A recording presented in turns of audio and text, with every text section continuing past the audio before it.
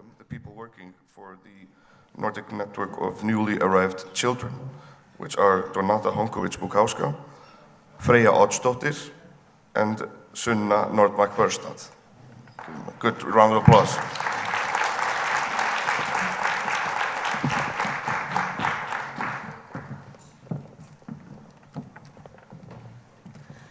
Dear Permanent Secretary, dear guests, ladies and gentlemen, we are so pleased to see so many of you gathered here today with us to discuss the Nordic approach to welcoming immigrant children. My name is Freyja Oddsdóttir. I'm a senior advisor at the Ministry of Children and Education. When we face shared challenges, Nordic cooperation is essential. We believe the Nordic model of social welfare and inclusivity is reinforced through cooperation. Iceland welcomes the opportunity to learn from its bigger neighbors, who often see trends such as migration before we do. By coming together today to exchange good case practices and lessons from one another, we can build systems where immigrant children have the opportunity to thrive on their own terms. The result is a collective commitment to equality, social justice, and high quality of life for all citizens.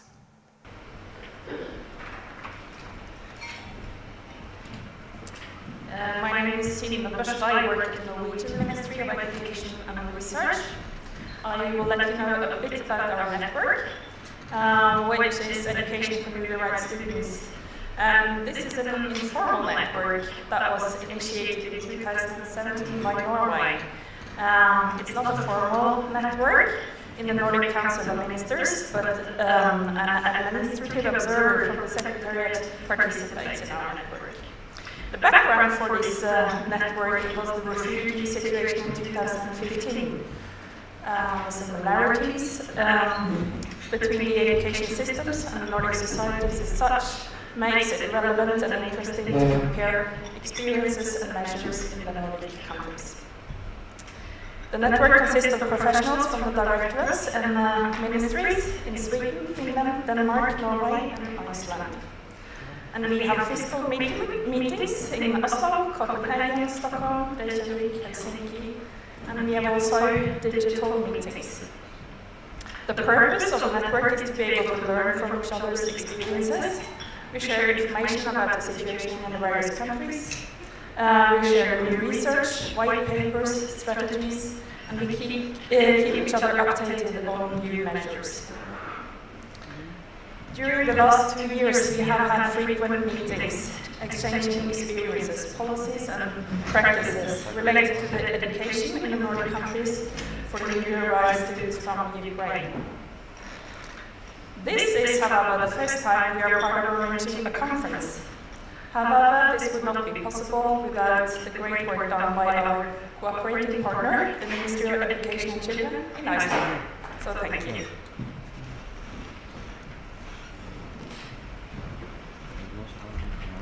My name is Donata and I'm a senior advisor at the Ministry of Education.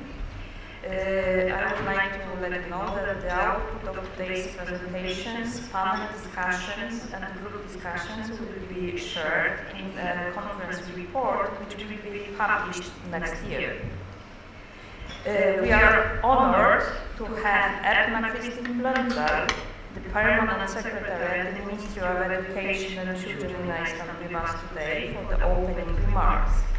Erna has years of high-level experience of working on the issue of inclusion of immigrant and refugee children in the Icelandic government, including the Ministry of Interior, Ministry of Justice, and Ministry of Social Affairs. She has served as a chairperson of the board of directors at the UNICEF National Committee for Iceland and also as the managing director of Nordic Institute for Migration.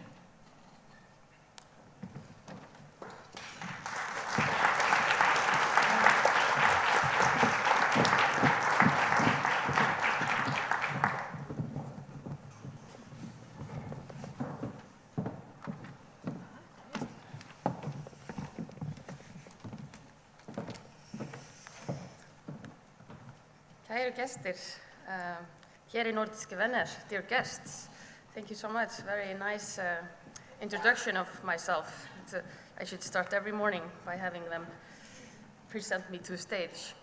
But it is very true. It is a topic very dear to my heart and should be to everyone's heart. And it's been a pleasure to follow the preparation of this meeting today. I also bring very good greetings from the minister himself, which is Ásmundur Einar Daðason. He is also very interested in the rights of children, as many of you maybe know. And he sends you all his best of luck for today. But we have a very interesting day ahead of us. And I can see the schedule and agenda is really exciting. And it is really important and relevant because we are seeing a big change in the Nordic. The population in the Nordic countries have continued to grow, but only due to immigration.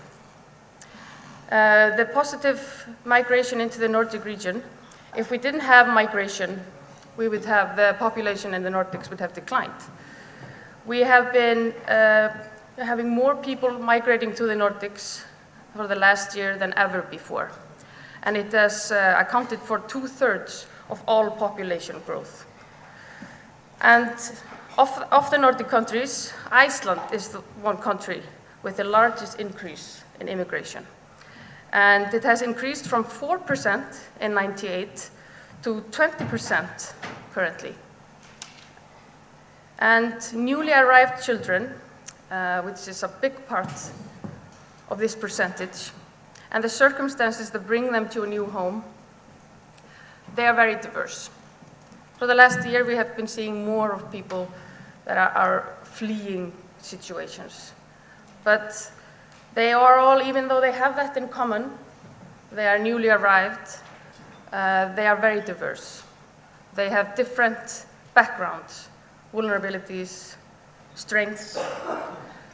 So we will always have to think about this as a common strategy, but taking into account that each person is different, even though we have that in common. And so you can see how relevant this is, what we're discussing here today. And it makes it even more complicated that many of the children that are arriving to the Nordics today have serious trauma. They have lost a lot and maybe had no chance but to leave. Others have perhaps made a choice, maybe out of necessity, but many also for opportunities. Either way, the move in itself and new home, new language, new friends is hard. The uncertainty and all of this change can lead to a potential disadvantage, serious long-term impact, and limiting possibilities and prosperity of the children to the future. In some cases, this can even create generational issues, as we can see already in trends. So this should be dear to anyone's heart in the Nordics.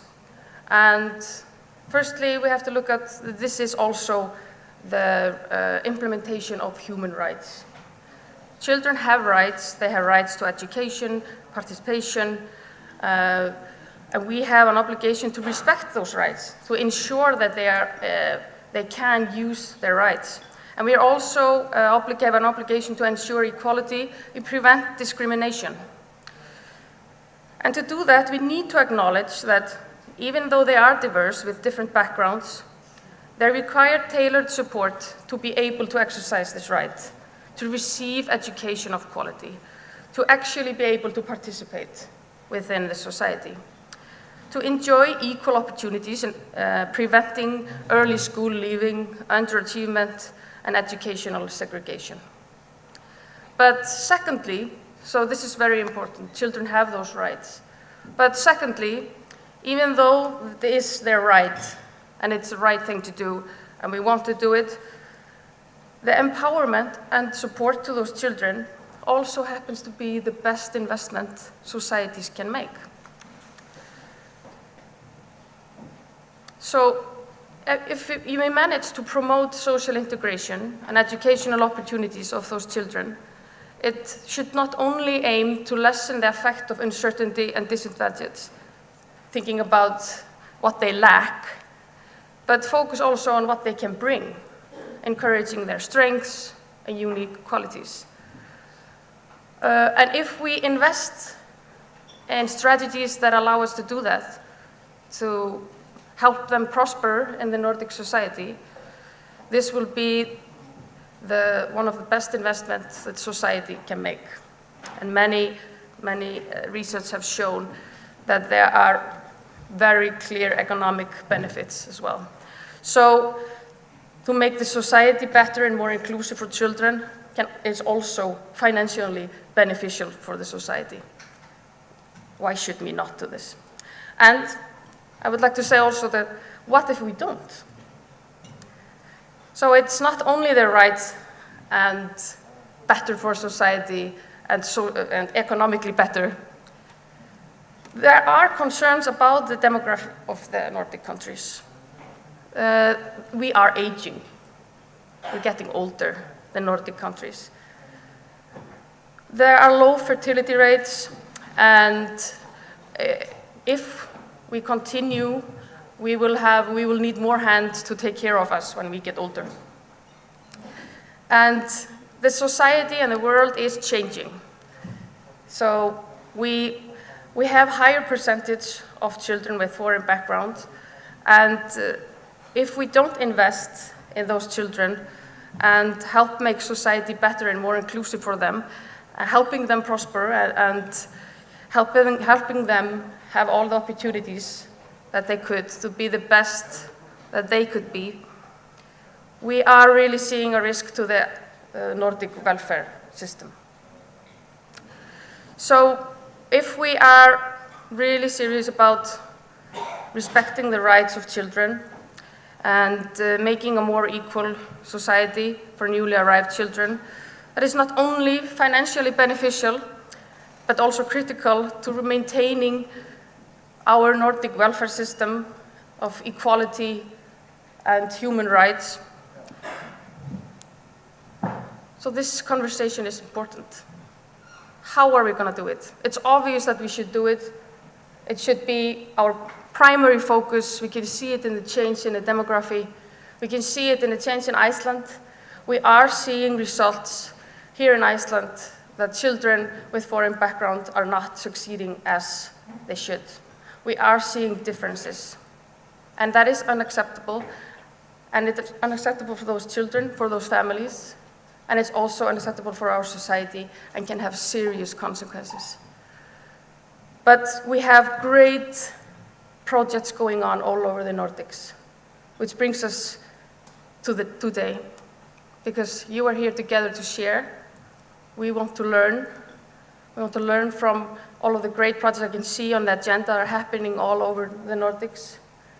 Because we really we stand on a point in time where the society is changing very fast. And we need to do the right thing, so after 10 years we can look back and we think we made a right decision, we made the right priorities at this time, and I think what we're discussing here today should be the main priority. How do we make an inclusive society for all?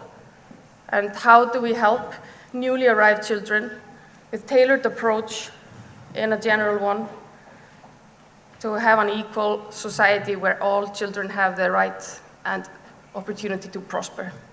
So, no pressure, but I wish you all the best of luck. I wish I could be with you here today, but I will be thinking and looking forward to seeing the results and hoping that we will together find the Nordic way to really embrace children and looking at their strengths. Thank you so much.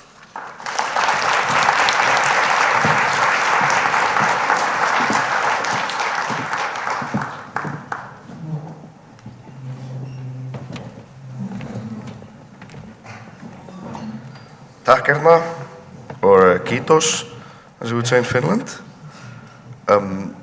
So we will keep going on now, and I have just like a few information points. You will get kind of a warning to stay on time.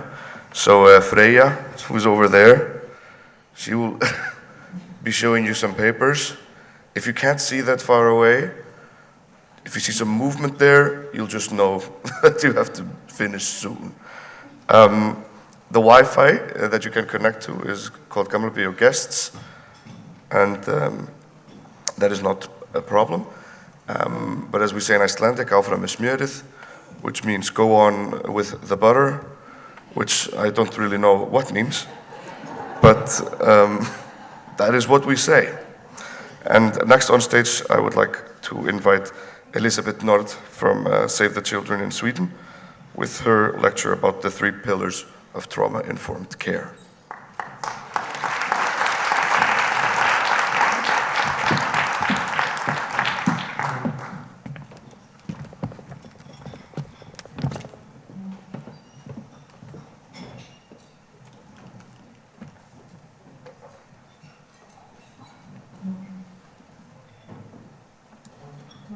Thank you very much for the nice introduction here, and so important. I'm happy to be here today, and I'm grateful for the invitation. It's an honor for me to be here and be able to talk with all of you at this conference. And I also want to say thank you to the Swedish National Agency of Education. It's because of our collaboration. The collaboration between Save the Children and us, I can be here today talking about the 3 pillars and transforming care and how to create a healing context for children who's been exposed to adversity and trauma. Yeah, there we go.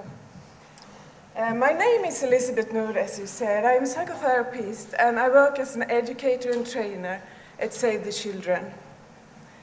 Do you hear me? Yeah, good. It's just good to check. As a children's rights organization, the subject we have here today, the topic we have here today, it's so urgent and important.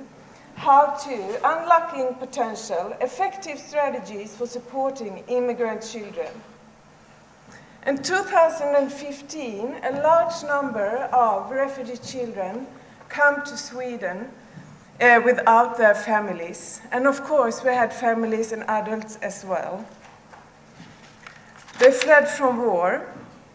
At Save the Children's Clinic, the Center of Treatment and Support, we had met some of these children because of the trauma symptoms.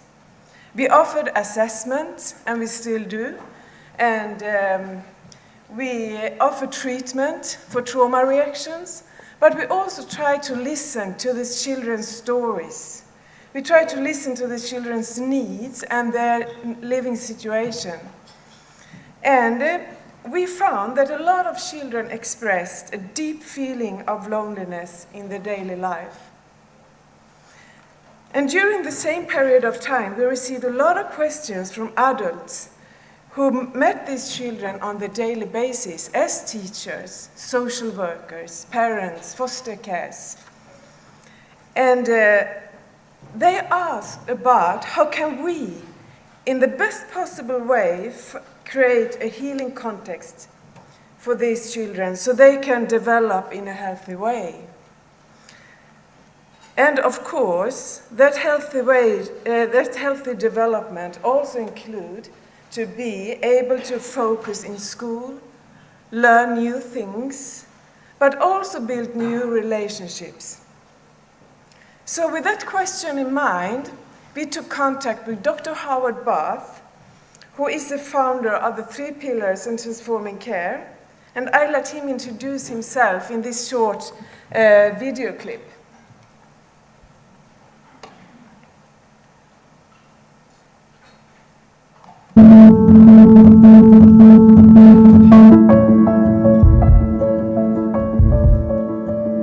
My name's Howard Barth, and I'm a psychologist by training and have worked most of my life in child protection services, but also in youth justice and mental health services around Australia, but I also did my training originally over in the USA.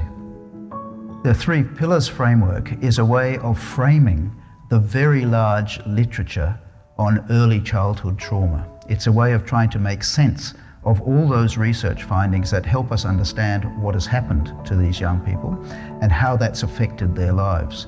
It also helps us understand how we work with these young people to bring about growth and healing. There's a very large research literature about working with kids who have been exposed to adversity and trauma. The problem is that it's such a large and complex body of work that it doesn't make a lot of sense for people who are actually working with these young people. The 3 pillars attempts to reduce this complex body of work into 3 clear propositions that make sense to those who are working with these young people. A lot of the literature in the field is directed at clinicians and psychotherapists. The 3 Pillars program is specifically designed for those who spend a lot of time with young people but aren't necessarily clinicians or therapists. These are people like parents, natural parents, like foster parents, like hostel workers, like teachers, like sporting coaches, who aren't specifically trained to work as therapists, but nevertheless spend a lot of time with these young people and are in the best position to provide support and healing. What we're aiming for with the 3 pillars is the creation of an environment that promotes growth and healing. That's an environment in which the child feels safe, that they feel able to relax and to let down their guard and get on with life. The second thing we're looking for is that they're able to connect with the people they're working with and living with. That might mean the adults that are providing support, but it also means the peers that they're with, because everyone needs a supportive social environment to grow and heal. The third thing we're looking for is that the young people feel that they're able to cope. They're able to cope with their external circumstances, but they're also able to cope with the emotions and the inner turbulence that so many of these young people have a hard time coping with.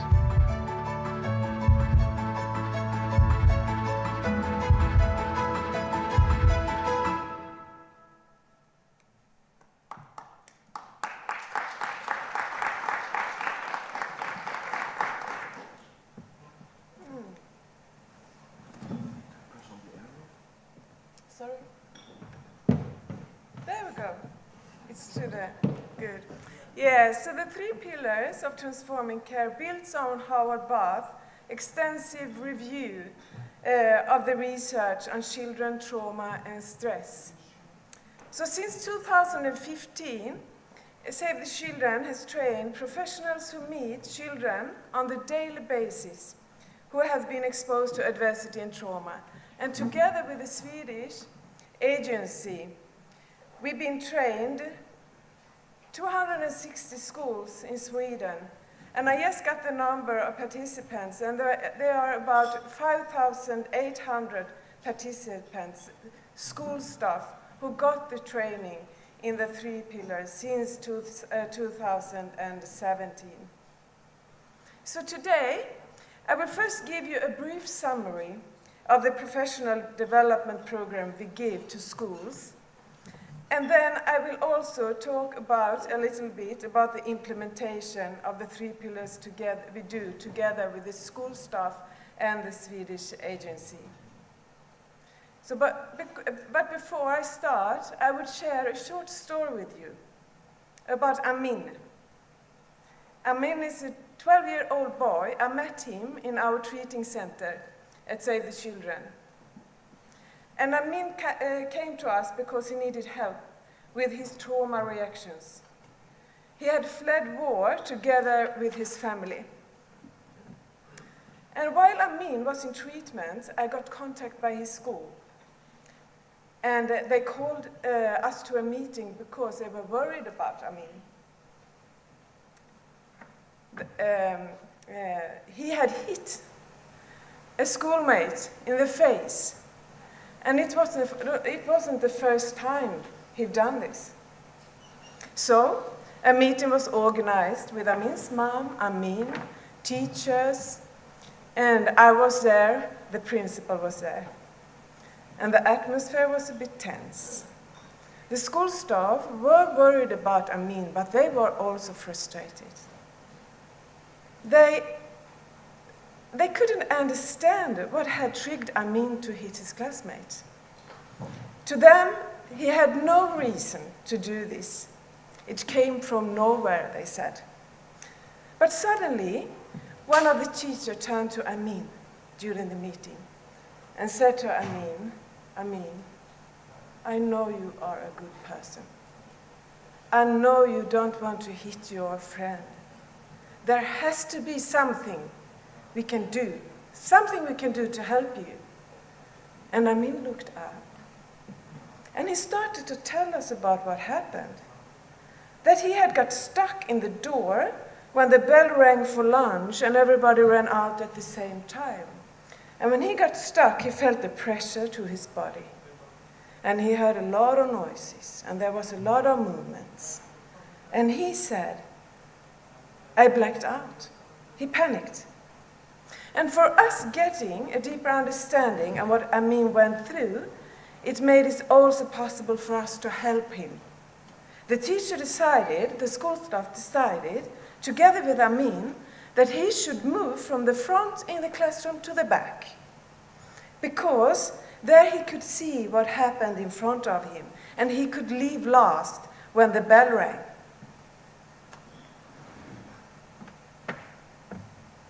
They also decided that the students should leave at the same time from the classroom, two at a time when the bell rang. And of course, this didn't solve all problems, but Amin, he didn't hit anybody anymore in the school after this. So with Amin in our mind, I'm going to give you a short summary of the program we give to schools in the 3 pillars. And here, at the slide, you can see the 3 pillars, who research has identified as the 3 basic needs that have to be met for a child to heal from psychological trauma, so-called trauma-related needs. And these 3 pillars are based on a fundament of understanding of trauma. And you can see here. And to be able to respond in a helpful way to these needs, often expressed in a problematic or challenging behavior, we need to understand what trauma is. And children who have fled, I'm just going to change the picture. Yeah. So the children who have fled from war can be exposed to many difficult situations, both in the home country, during the escape, but also in the new country. And here is some of the challenges they might have to face. Loss and separations from loved ones, friends, families, places, culture, countries. A lot of children we meet tell us about grief and an identity crisis. Who am I? Who should I behave in the new country? And trauma. And trauma experience can include abandonment, sexual, physical, emotional abuse, and family violence, or a combination of these. And lack of care. It's not unusual for children's parents to be exposed to trauma if they need to flee the war, and which can affect their parenting skills. Even if they have good parenting skills before, it can affect the parents, so it affects the relationship between the child and parent. And the research finds that early adversity and trauma from war is often an underlying reason why many children develop social, physical, emotional difficulties, and also problematic and maybe challenging behavior.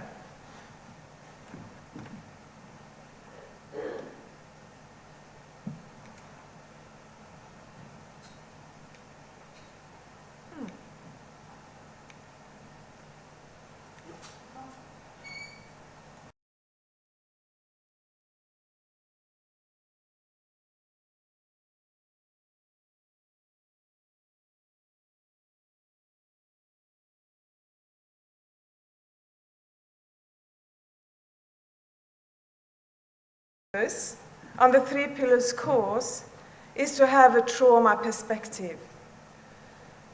And the trauma perspective is to change the question from what is wrong with you to what has happened to you.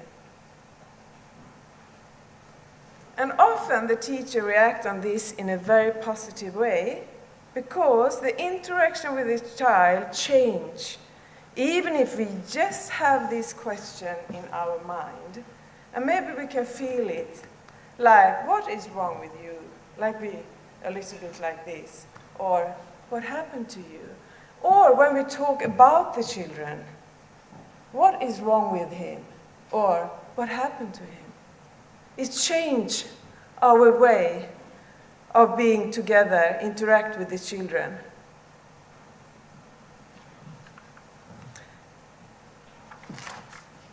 So,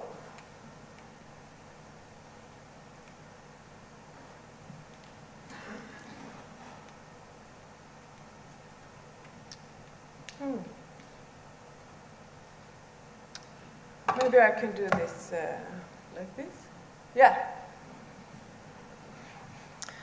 So the goal of the Three Pillars is to provide, positively transform the way care providers understand and respond to the needs of the children and young people who have been exposed to adversity and trauma, and to promote the development of a healing context which enables personal growth and a positive relationships. And we can see here that this is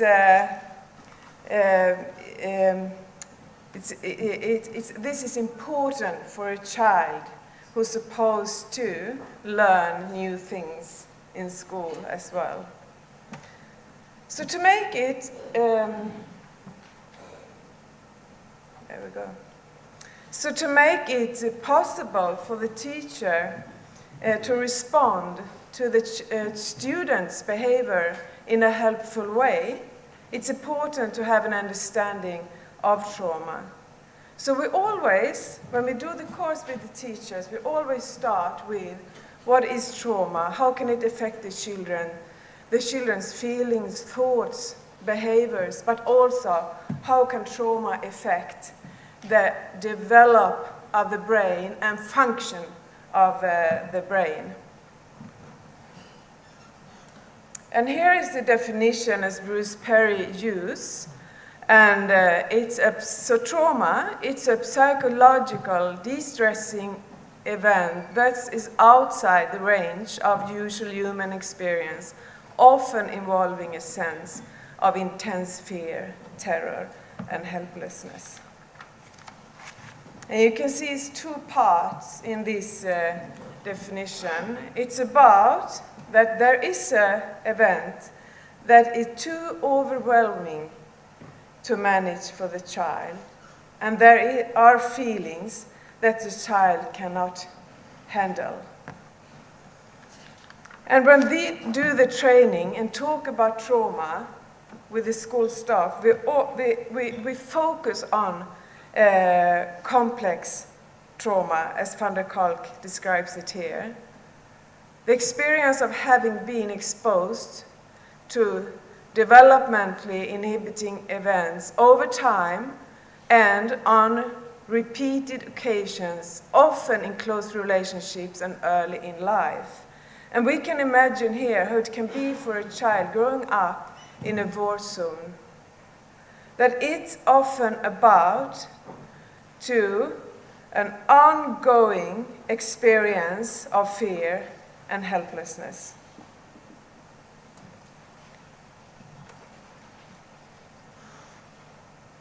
And here you can see some trauma reactions,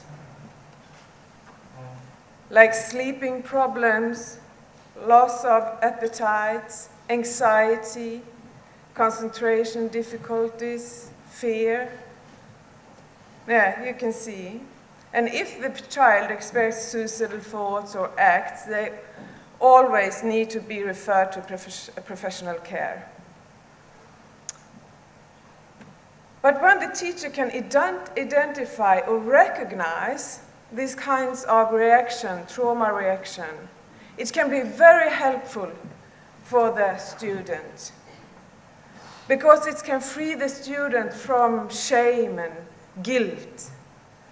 Because it's not about that the student don't want to focus in school. It's about that the student is not able to focus.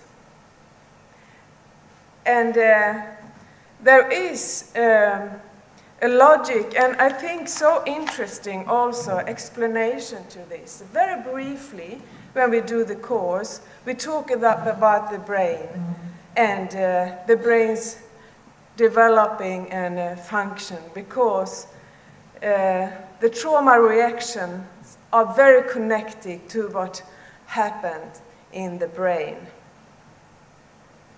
A brain that has been exposed to complex trauma has a very high active alarm system, but also an underactivated regulating system. So if we have this kind of understanding of trauma, we can also understand a little bit more what happened with Amin when he got stuck in the door. As it says here, sorry, I'm going to change. There, you can see. So an overactivated alarm system, an underactivated regulating system, and the overactivated alarm system of the brain of traumatized young people loses the ability to discriminate between safety and danger. It falsely signals danger and hostility everywhere. So I think we can understand Amin a little bit more. His brain registered a threat when he got stuck. He felt pressure to his body, he heard loud noises and noticed movements, and all these reactions were connected to his experience of trauma. So his brain turned into fight. When the alarm system goes off, all of us, it can happen to all of us, the alarm system turns into fight, flight, or freeze. And for Amin, it turned into fight related to this situation. And often, when the alarm system goes off, the children often feels a bit after the same feelings as they did connected to the trauma they've been through, like shame, afterwards, sadness, not being good enough, and so on. So if adults who are close to the children can help them to regulate, they get new experience and the brain gets the change to develop in a healthy way. And that is the big hope to working with children and young people, and also, of course, adults. That the brain still develop if we can help the child to regulate. The child and the brain get new experience and can change in a healthy way.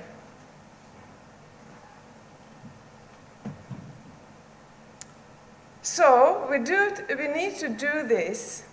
We need to take the theory of this into practice. How can we help the child to regulate?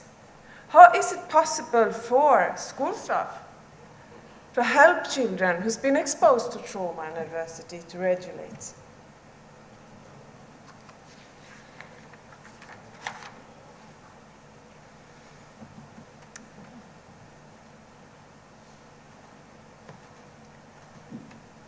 So the next step, when we have the understanding of trauma, we go to the 3 trauma-related needs. And the first pillar is safety. The feeling to be safe and protected is a basic need for us all. And for children who have been exposed to trauma, it can be a challenge, since the fear and helplessness can be re-experienced, even in, for us, a safety environment or situation, as we saw with Amin. So the big question here for the school staff is, how can we increase these students' feeling of safety?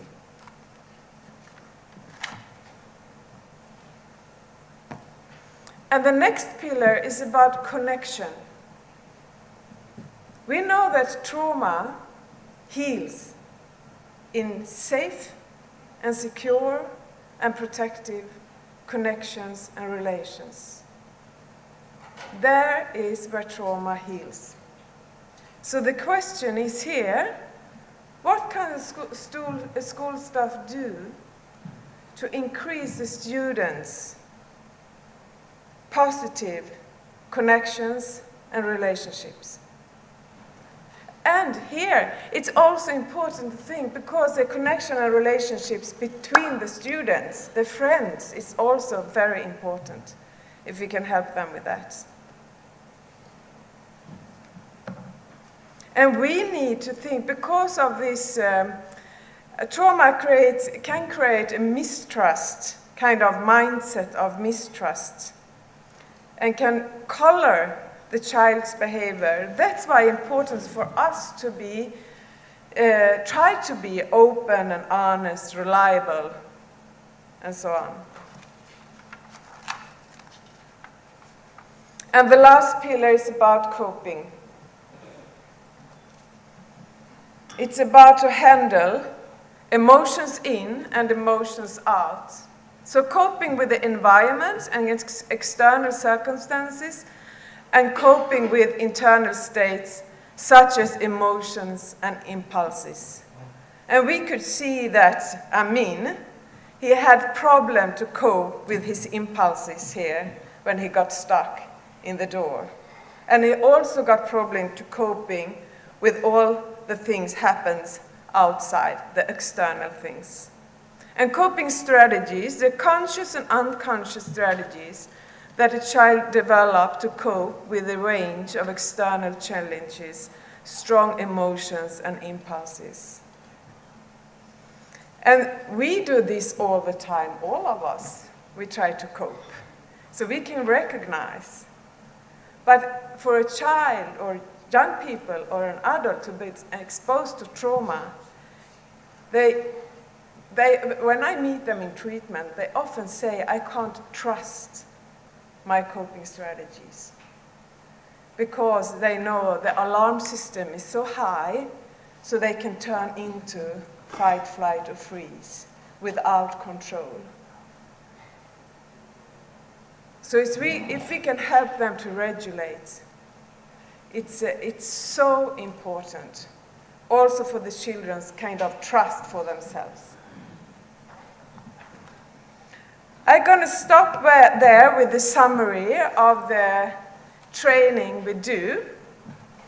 And I want to give you a brief overview of the plan we use to implement the 3 pillars and transforming care in schools.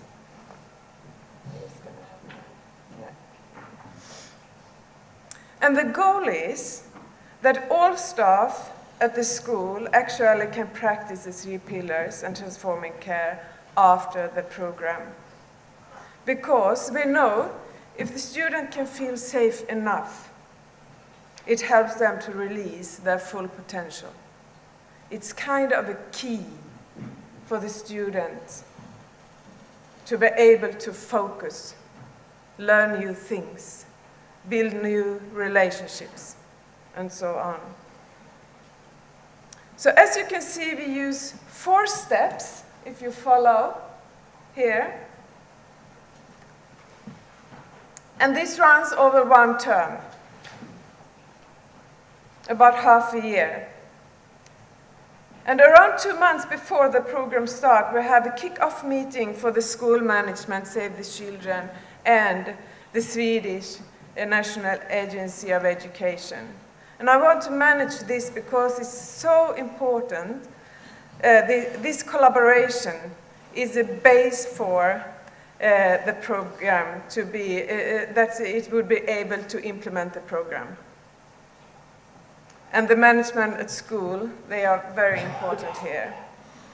And then 6 months after, we also finished the program with a boost with the same participants, just to follow up how the work is going. And different schools here can share experiences. And more closely, the first step runs over 2 days, and there we do the training as I gave you a summary of now. And the second step, we move on to implementation, where we apply the theory into practice. And the third step, we turn the focus to teachers and provide them with training in compassion fatigue. And this part is about how important it is for the school staff to take care of themselves and their own needs. Because when they meet vulnerable children on their daily basis, it's a risk too that they get affected, their own health and their own well-being get affected. And here it's so important that they can recognize their reaction or the signs to just compassion fatigue.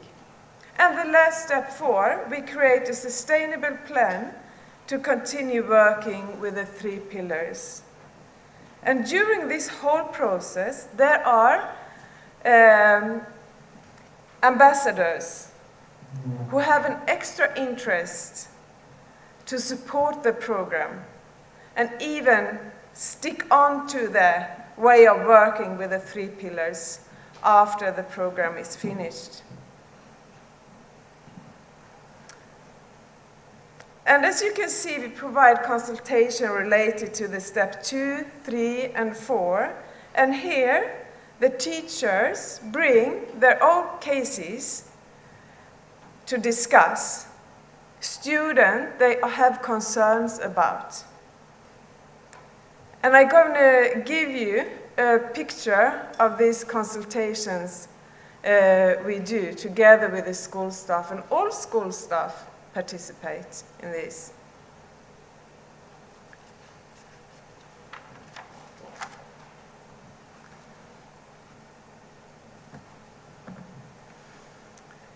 Mainly we use 2 figures or diagrams in the consultation model. And the first is the iceberg. And on top of the iceberg, there is children and young people's behavior. So when the teacher is sitting together talking about a student they are worried or have concern about, they share, okay, what do we see? What kind of behavior do we see? Does the student skip school? Do they fight? Do they become aggressive? Or are they maybe withdrawn? In Amin's case, you could see he got angry and violent. But then we need to go under the surface. To understand this behavior, we need to go under the surface. And how can we understand the need? What kind of feelings, thoughts, expectations does the children have? And here we can find feelings like sadness, loneliness, not to be good enough, fear, horror, anger, we can find here. And we have this trauma perspective and have this question in our mind, what happened to you? We try to get under the surface and respond on the child's behavior. And how can we do that? We need to take the next step to the 3 pillars.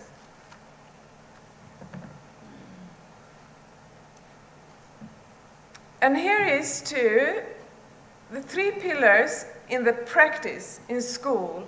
It's about the first pillar, to increase this child's feeling of safety.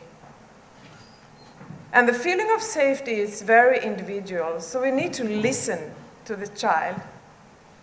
Yes, like the teacher did when he said, I think you're a good person. I know you're a good person. But to increase Amin's feeling of safety, it was about he could sit in the back of the classroom. They left the classroom 2 by 2 when the bell rang, etc., etc. Increase his feeling of safety. The second pillar is about how to strengthen the child's secure and positive connections. And back again to Amin, just to make it clear. I think when the teachers saw something good in Amin at the meeting, that made it possible for Amin to talk and tell us what happens. And the third pillar is about coping. To strengthen the child's positive coping strategies and help them develop new ones. Try to help the student to develop new coping strategies. Because Amin's intention when he hit was to survive. But the result is so problematic. It is. So we need to try to help him with new coping strategies here. And what is very important is you see the question under every pillar here is who will do what and when. So we need to do a plan that we can follow up. So we know what we do is helpful for the students to increase safety, connections, and coping. And often, when we come back the third time and the school staff working with this on focus on special children, it's not uncommon that several students' behavior have changed. And they are able to focus in a new way, and the challenging behavior have been settled or decreased.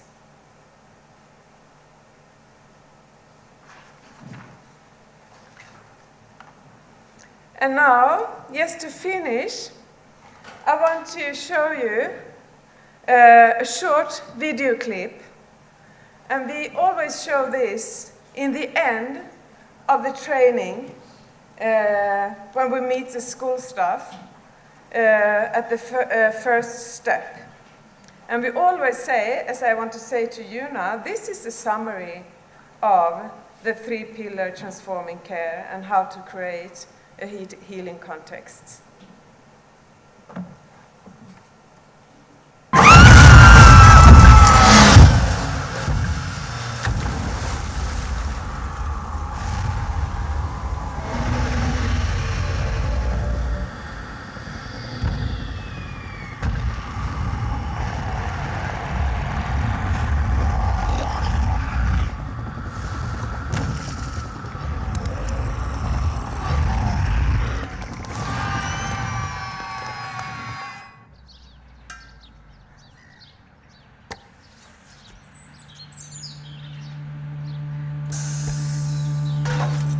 Watch my back so I'll make sure you're right behind me as before.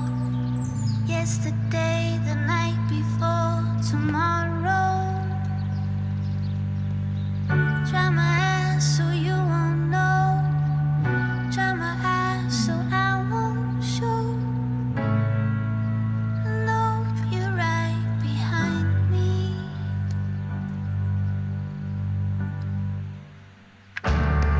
Don't you let me go tonight.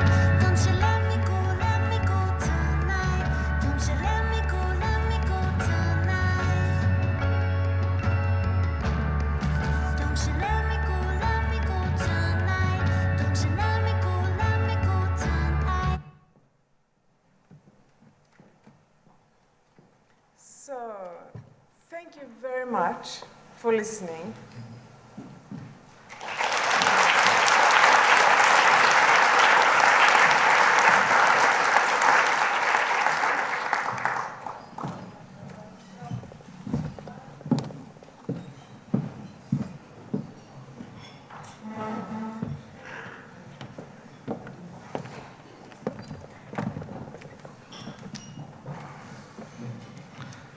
Elisabet. Next up, we will have a lecture from the Nordic Institute for Studies of Innovation, Research and Education, and that will be Berit that will come on stage. So I would like to welcome her on stage right now. And yeah.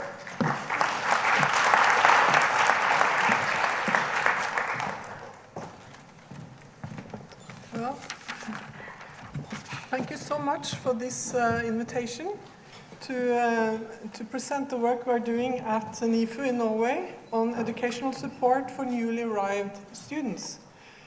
The subtitle of this conference asks for effective strategies for supporting immigrant children, which is an important question. However, my starting point will be the lack of causal evidence about which introductory arrangements in the schools that work well for newly arrived children and young people. Several Norwegian governments have put this question on the agenda. The quest for effect studies in the field of language minority students has been on the agenda for a long time in white papers and in integration strategies of different governments, at least for the past 10 or 15 years. And the answers from systematic literature reviews have been inconclusive of what is the best model. Let me just mention one of these, that is the literature review led by my colleague at NIFU, Sabine Wolscheid. Her team concluded that the evidence is weak, there is too little knowledge about what works. Then the Norwegian Ministry of Education and Research commissioned a project aimed at finding out if effect evaluation is even possible in a Norwegian setting. NIFU, together with FAFO, which is another research institute, carried out the task, and we concluded that the randomized controlled trial, an RCT, which is referred to as the golden standard of effect evaluation, was not to be recommended. The reasons for this were lack of proper information, lack of well-suited quantitative data, ethical issues, and a small number of newly arrived students.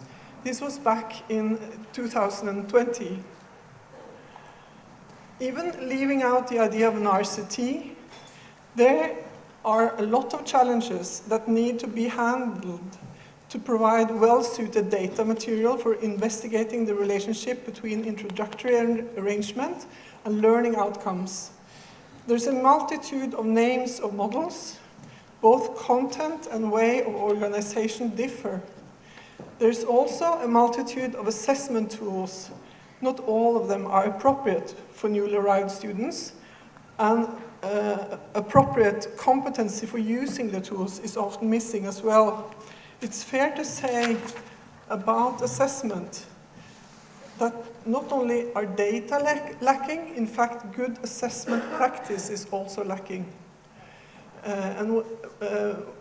When I say assessment, initially and regularly, I mean initially, to find out how the knowledge of the student is, what the student carries with him or her from previous schooling, and regularly as to find out if they are progressing, how are they developing in the subjects.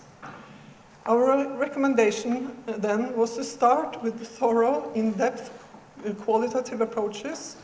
The first aim was to provide good descriptions of many types of arrangements and also of the sorting process by which students are aligned to different types of classes.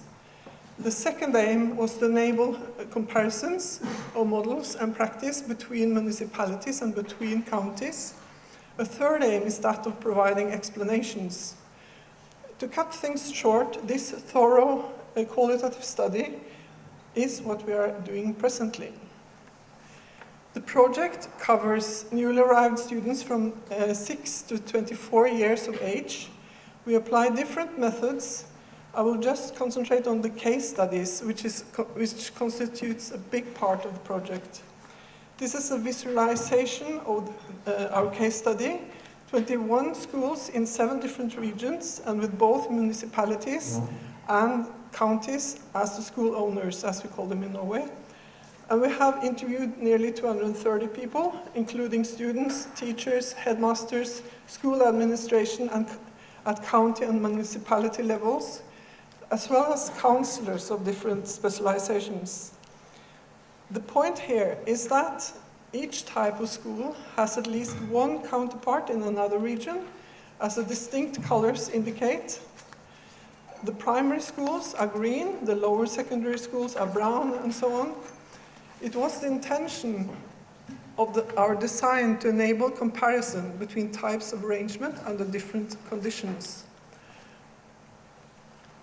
These are the first 10 schools described in our first report, which was published earlier this year. At this point in time, we have visited 11 more schools, but they are not included in this picture. There are 2 dimensions to this picture, which I will explain.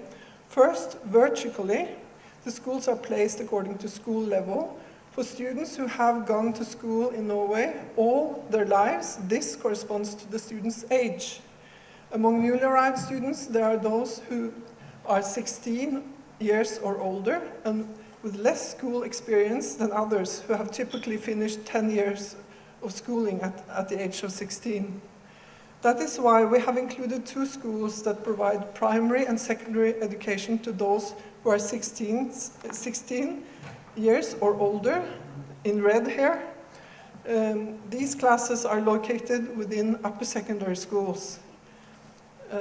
Then, second, horizontally, the schools are placed on a scale from immersion of newly arrived students in mainstream classes from day 1, on the left side, to on the right side, those who offer introductory program from day 1 in separate class or even separate school, only for newly arrived pupils, as this one in yellow, inset, illustrates. All the school names are made up, by the way.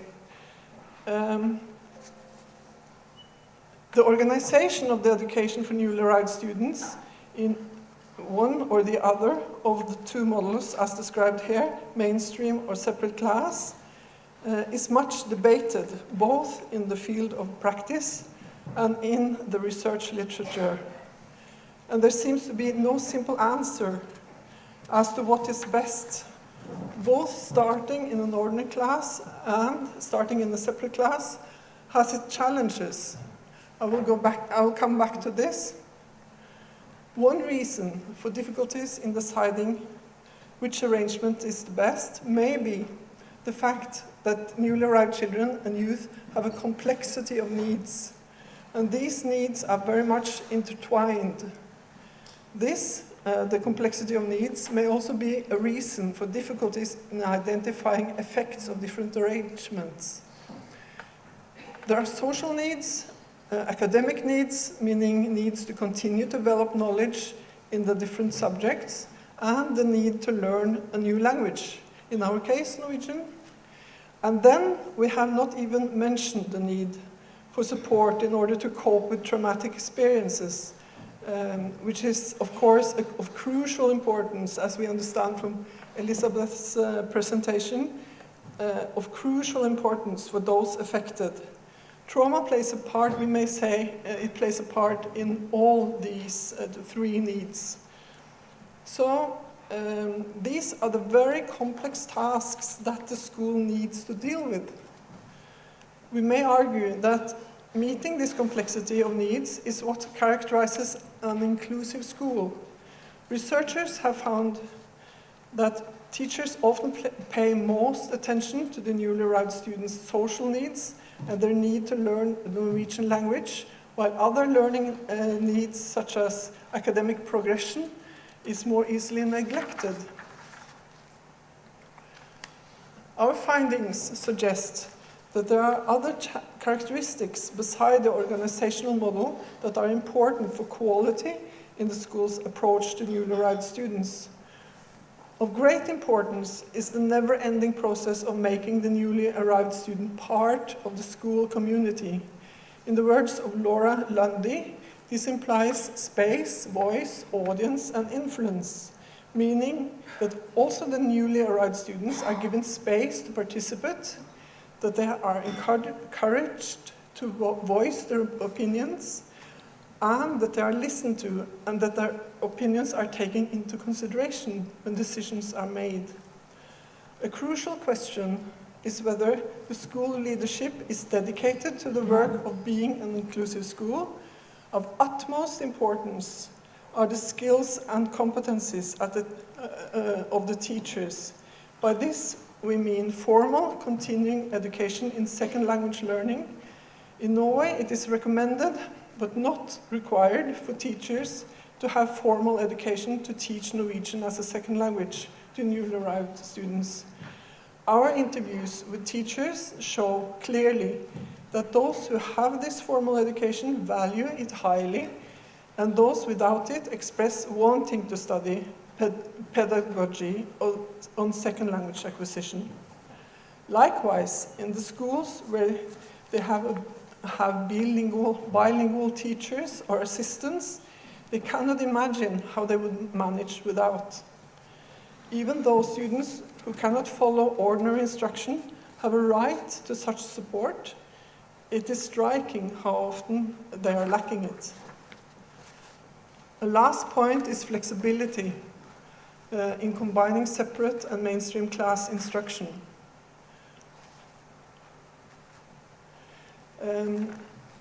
Let us have a look at the two models, starting with direct placement in mainstream classes. Here, there is a striking difference between what is intended, often by headmasters and school owners, and what the experiences of the students and teachers are. Let me just mention that according to Norwegian legislation, a newly arrived child or young person is entitled to special language education until she or he can follow the ordinary instruction. How this special language education is provided within the main class or in smaller groups varies. They are not to be put in a mainstream class and expected to sink or swim as best they can. This is according to the law. I will move back and forward between intentions and experiences. The advocates of mainstream arrangements often believe that this makes it easier for the newly arrived to get to know Norwegian-speaking students and to make friends with the natives, so to speak. In fact, a widely held opinion is that newly arrived will more easily learn Norwegian from other young people. According to research on second language learning, however, there is a difference between everyday language and the academic language that is learned in school with the help of skilled teachers. Age is an important factor, however, as children may interact without very advanced language, while language skills are more important between older children and young people. In interviews with newly arrived youth, some have expressed frustration that the mainstream classmates can be impatient with their trying to speak Norwegian. Speak English, I can't understand what you're saying, is one reported reaction. It is the experience of both teachers and newly arrived youth that they may easily become invisible in a mainstream classroom. Young people may be overwhelmed by the difficulties of keeping up, and teachers have admitted a constant feeling of failure and bad consciousness for not being able to give the newly arrived students the support and attention that they actually need. The last belief that there is more emphasis on learning subjects and pressure for academic progress can be contrasted to beliefs that low expectations are dominating in the introductory classes. It is the experience of many teachers and students, too, that separate class is the best arrangement for learning Norwegian. As the students are in the same situation, it is a safer environment for learning Norwegian in interaction with others who are also learning. Another experience among teachers is that it is easier to provide support for each individual child or young person in a separate setting with a smaller number of students. However, the task of differentiated instruction may be difficult if third graders and seventh graders are to share a classroom, as may in fact be the case. A tendency in our case material is that the introductory class can become a separate unit within the school, that the class is left out of important information channels or common activities for the whole school. The location of the introductory classroom in the school building is important, but not the only issue concerning inclusion of newly arrived students. We also detect a notion that it may be difficult to build relations between students in the introductory class and those of mainstream classes. In some schools, this is left to the initiative of the newly arrived students themselves or their teacher. What we have noted is that newly arrived students express a wish for having friends among the Norwegians, as they say, or they may ask their teacher how they should go about to accomplish this. Many express a desire for a stronger initiative from the school in this regard. Finally, many students consider the introductory class to be dull academically, or to have low expectations, or to have childish content. This points to the importance of having skilled and dedicated teachers who can teach subjects and take advantage of opportunities to highlight a linguistic or grammatical point. We have observed excellent teaching by well-qualified teachers. A whole chapter in our report, our first report, is dedicated to this, written by Gunhild Randen, who is in the project team. And it is our most important recommendation so far in this project to strengthen teachers' competency for teaching second language learners. Rather than discuss which model or arrangement is the most effective for newly arrived students, the literature points in another direction, to the school itself and to the idea of inclusion and what it implies. Our case studies indicate that a flexible use of introductory and mainstream arrangements may be more suited than any single one of the models. This is the case with one of the primary schools. There's here, the newly arrived pupils attend both the welcome class, as they call it, and a mainstream class. What we observed and learned here impressed us. We see that for this school, there are favorable conditions on several levels. The municipality supports the use of bilingual teachers and bilingual assistants to teach and participate in classrooms. The headmaster is dedicated to the task of including newly arrived pupils in the school community. This means consolidating this vision among the staff and encouraging a practice of self-reflection on whether former decisions work as intended or need to be changed. The use of two arenas, the welcome classroom and the mainstream classroom, requires a lot of coordination between teachers. Especially the teacher of the welcome class needs to know where each pupil is supposed to be at any time. We observed how pupils from mainstream classes came to the welcome class to meet and accompany a newly arrived pupil to have lunch together with them in the mainstream class. These children were obviously proud to carry out this task. This is what I mean by task-based interaction between pupils. The welcome class teacher was also involved in other commitments, such as communicating with the newly arrived parents, contributing to strengthening their authority as parents in a new country, and empowering them with knowledge about about the child's homework. And seeing to it that the pupils should not feel bored in the welcome class, but always engage in meaningful learning activities. The final point is that this teacher was relieved of other types of work tasks, which were shared among the colleagues. In this way, supporting the newly arrived pupils is a shared responsibility. We believe that this school exemplifies what it takes to be an inclusive school It means that the school is continually working to improve for the benefit of all pupils. It means that the newly arrived students are considered full members of the school community, not as members to be when they have learned Norwegian. This requires skills and dedication at many levels: school owner, headmaster, teachers, and even pupils. The fellow pupils need instruction and guidance as to work towards a democratic and just society. They are taught that knowledge of other languages is a good thing. And at this school, the task of making friends is not the responsibility of the newly arrived pupils or of the introductory class alone. One important point, however, is that the design that is developed at this school may not that easily be adopted by another school. One obvious reason is the age of the pupils. What is possible to achieve among smaller children cannot be directly applied among older students. The school day is academically easier at primary level, whereas in secondary it turns increasingly advanced and cognitively demanding. Furthermore, the issue of identity and acceptance for who one wants to be among the young people becomes more urgent and pressing.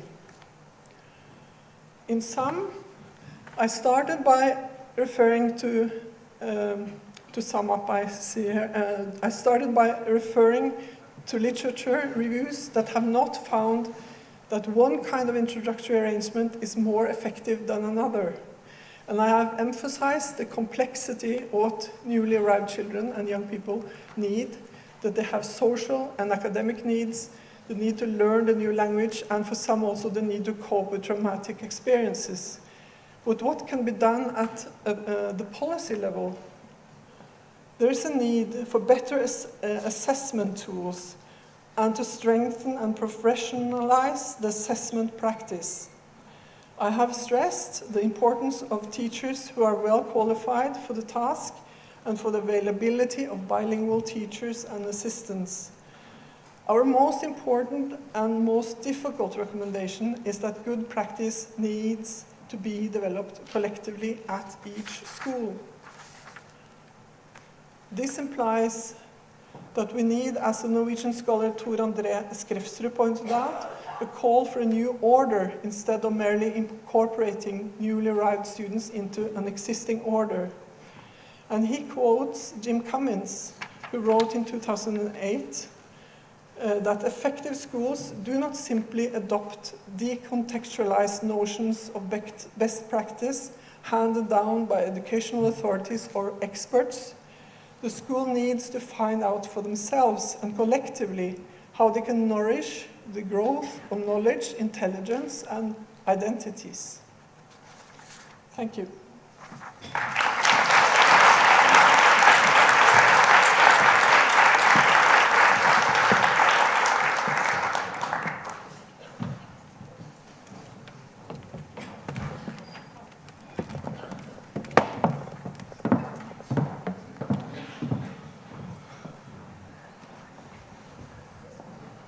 It is time for the first coffee break.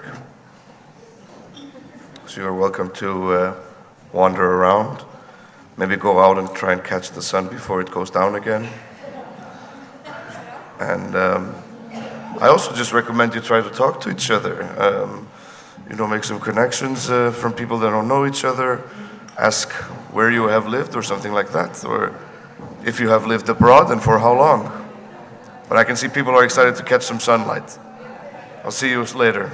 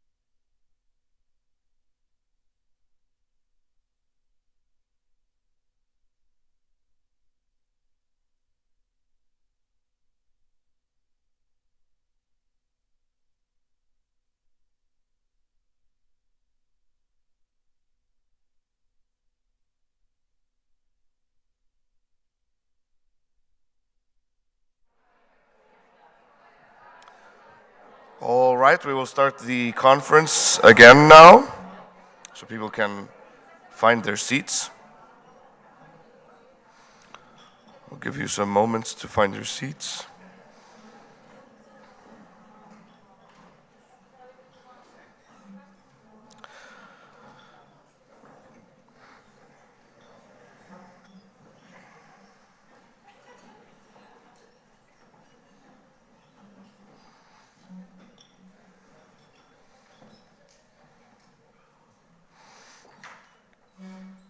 All right, I would like to invite on stage youth worker and inclusion expert Mohammed Omar.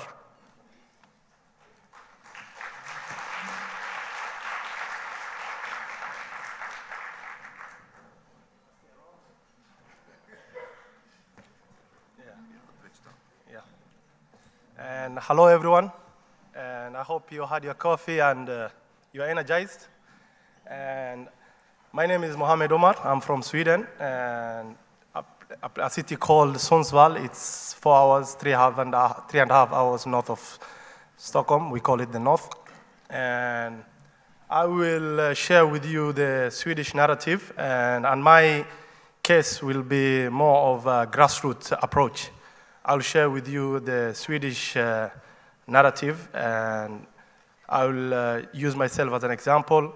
And today I work as a youth worker, and football coach, and mentor. So I'll use myself, and it feels like it was really interesting when the presenter before me, when she presented about factors that make a good school and factors that doesn't make a good school. I felt I could relate to it because. And I'll start with my story first. And as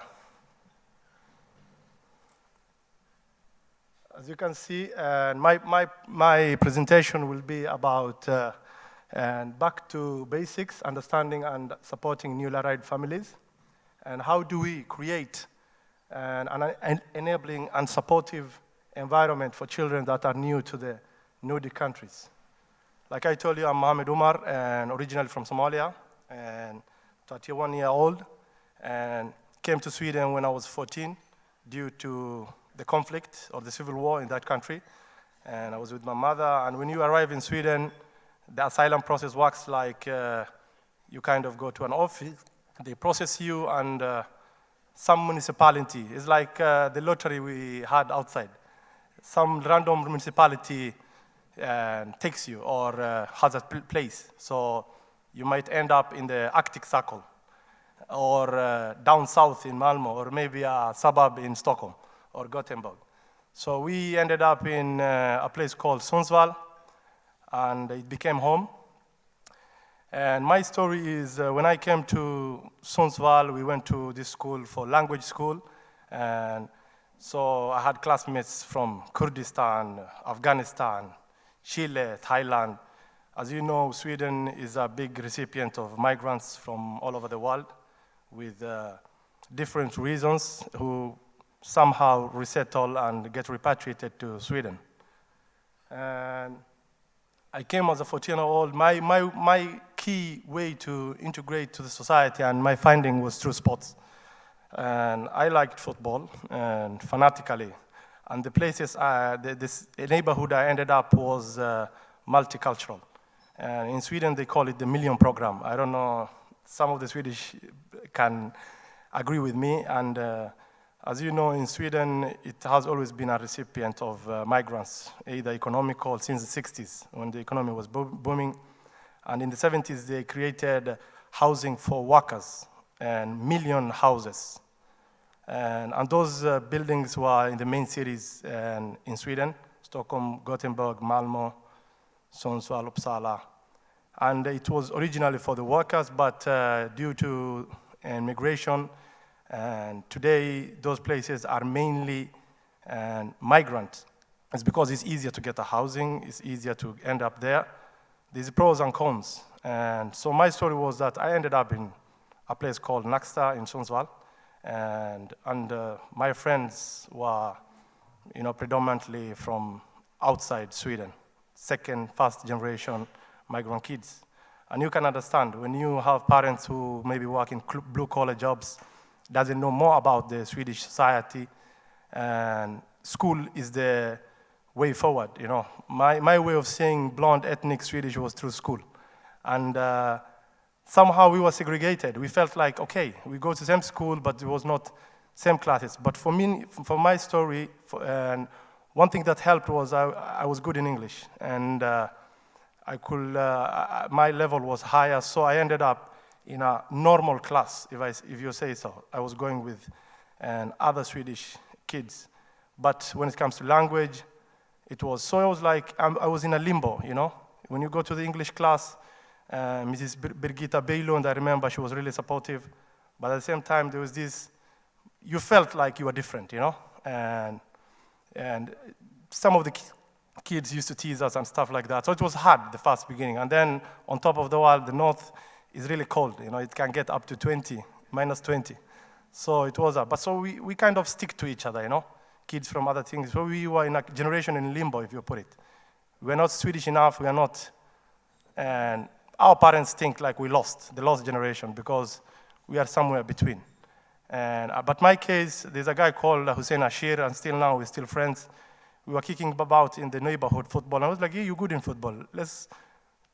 He played in a team called IFK Sundsvall. And he was like, I'll talk to the coach, you follow me.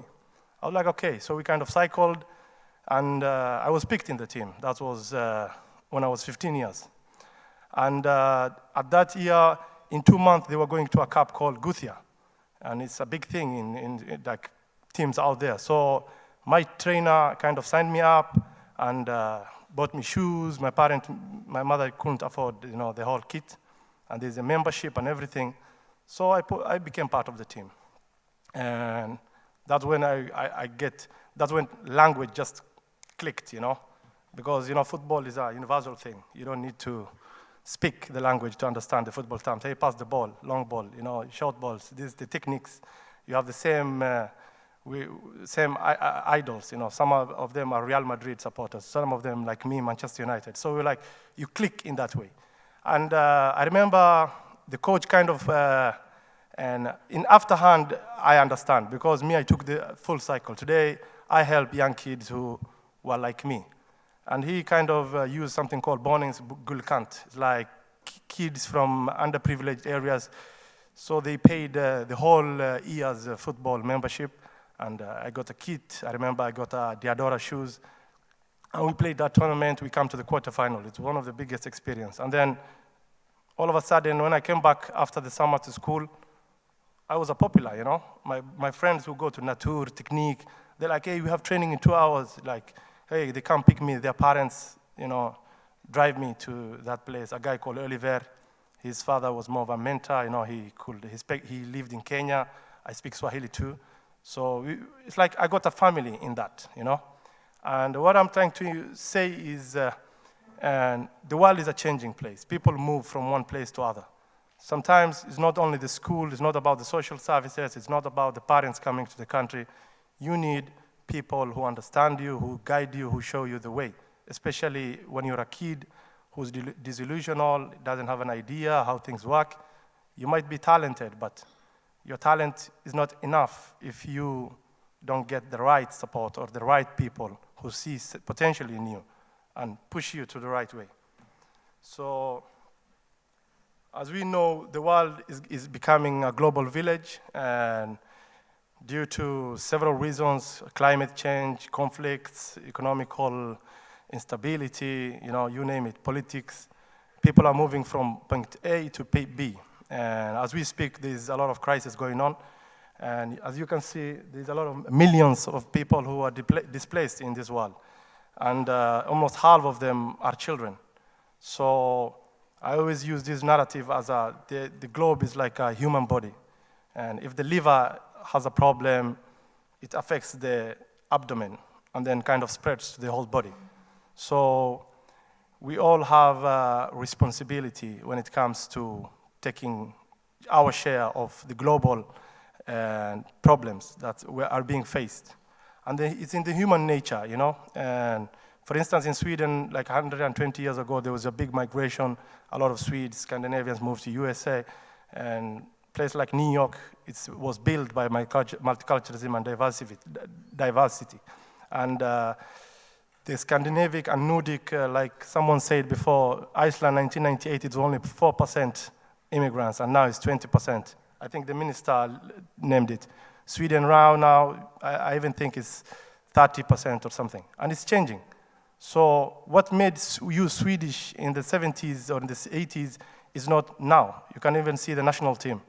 We have Alexander Isak. It's just like a guy like me who's there. Zlatan Ibrahimovic. You know, in Sweden we say the Zlatan generation. You know, he kind of changed the approach of why being a Swedish. And when you go outside and travel and then say you're from Sweden, people kind of confuse it with Switzerland. You know, but once you name Zlatan, okay, I know where you're from. You know, and so the world is changing. So what I wanted to emphasize and lift are the initiative, the grassroots initiative that really worked in Sundsvall. And I myself, I was active in the youth center, and our leader, Maria Strålen, we did a lot of Erasmus and exchanges. And the programs that we started today kind of became a tradition. And for us, my generation, there is a lot of success stories that I want to share, because it's easy to write narratives that are negative. The media, we all know Sweden now, everybody's talking about the gang violence, the cavalries, the guy who's going around and banning the Quran. And that's what the media portrays. But there's a lot of positive grassroots initiatives that are working and are really making a change. And I want to really, really emphasize on it. As you can see, this is my city. This local is a place where I grew up. It's called Nacksta. It's actually the youth center. So they kind of gave us the main hall, and it became more of a meeting point. And this initiative was taken by the youth. What do you want to do? Mona was kind of, okay, sometimes it's good to have initiatives from the people you are working with, you know, the community feeling. And this initiative today is big, and these are university students who volunteer.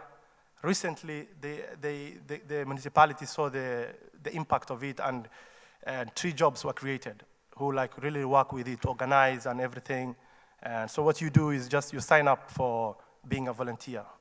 You can work in the school, you can work in the department, social department, whoever. You just come, you interact, and these kids, they don't even bring their homeworks and extracurricular activity. It became like more of, they bring their problems, you know, girlfriend, boyfriend stuff, they're growing, they are teenagers, and the parents come there, and there's another room, the kids who are under 13, we cater for them, you know, there's afternoon activities, fika, in Sweden fika is really fun, and we started with something called skills learning sessions, because the world is changing, and there's these kids that are always, their parents kind of force them to go out, because they play Fortnite, you know, PlayStation, and GTA and stuff like that. They're interested in and technology. So what we did, our city is an IT state, so we kind of invite people who are good in coding and, you know, the programmers, just, you know, teach them basic stuff, you know, to get that aha feeling, you know, because it takes only a person to see potential and light your candle, and then you get your calling. And these sessions is not about only IT. We sometimes bring competence, because there's a lot of kids who are active, you know. Maybe schoolwork is not their thing. They will not go the traditional, you know, the 9 years in primary school and then go high school and university.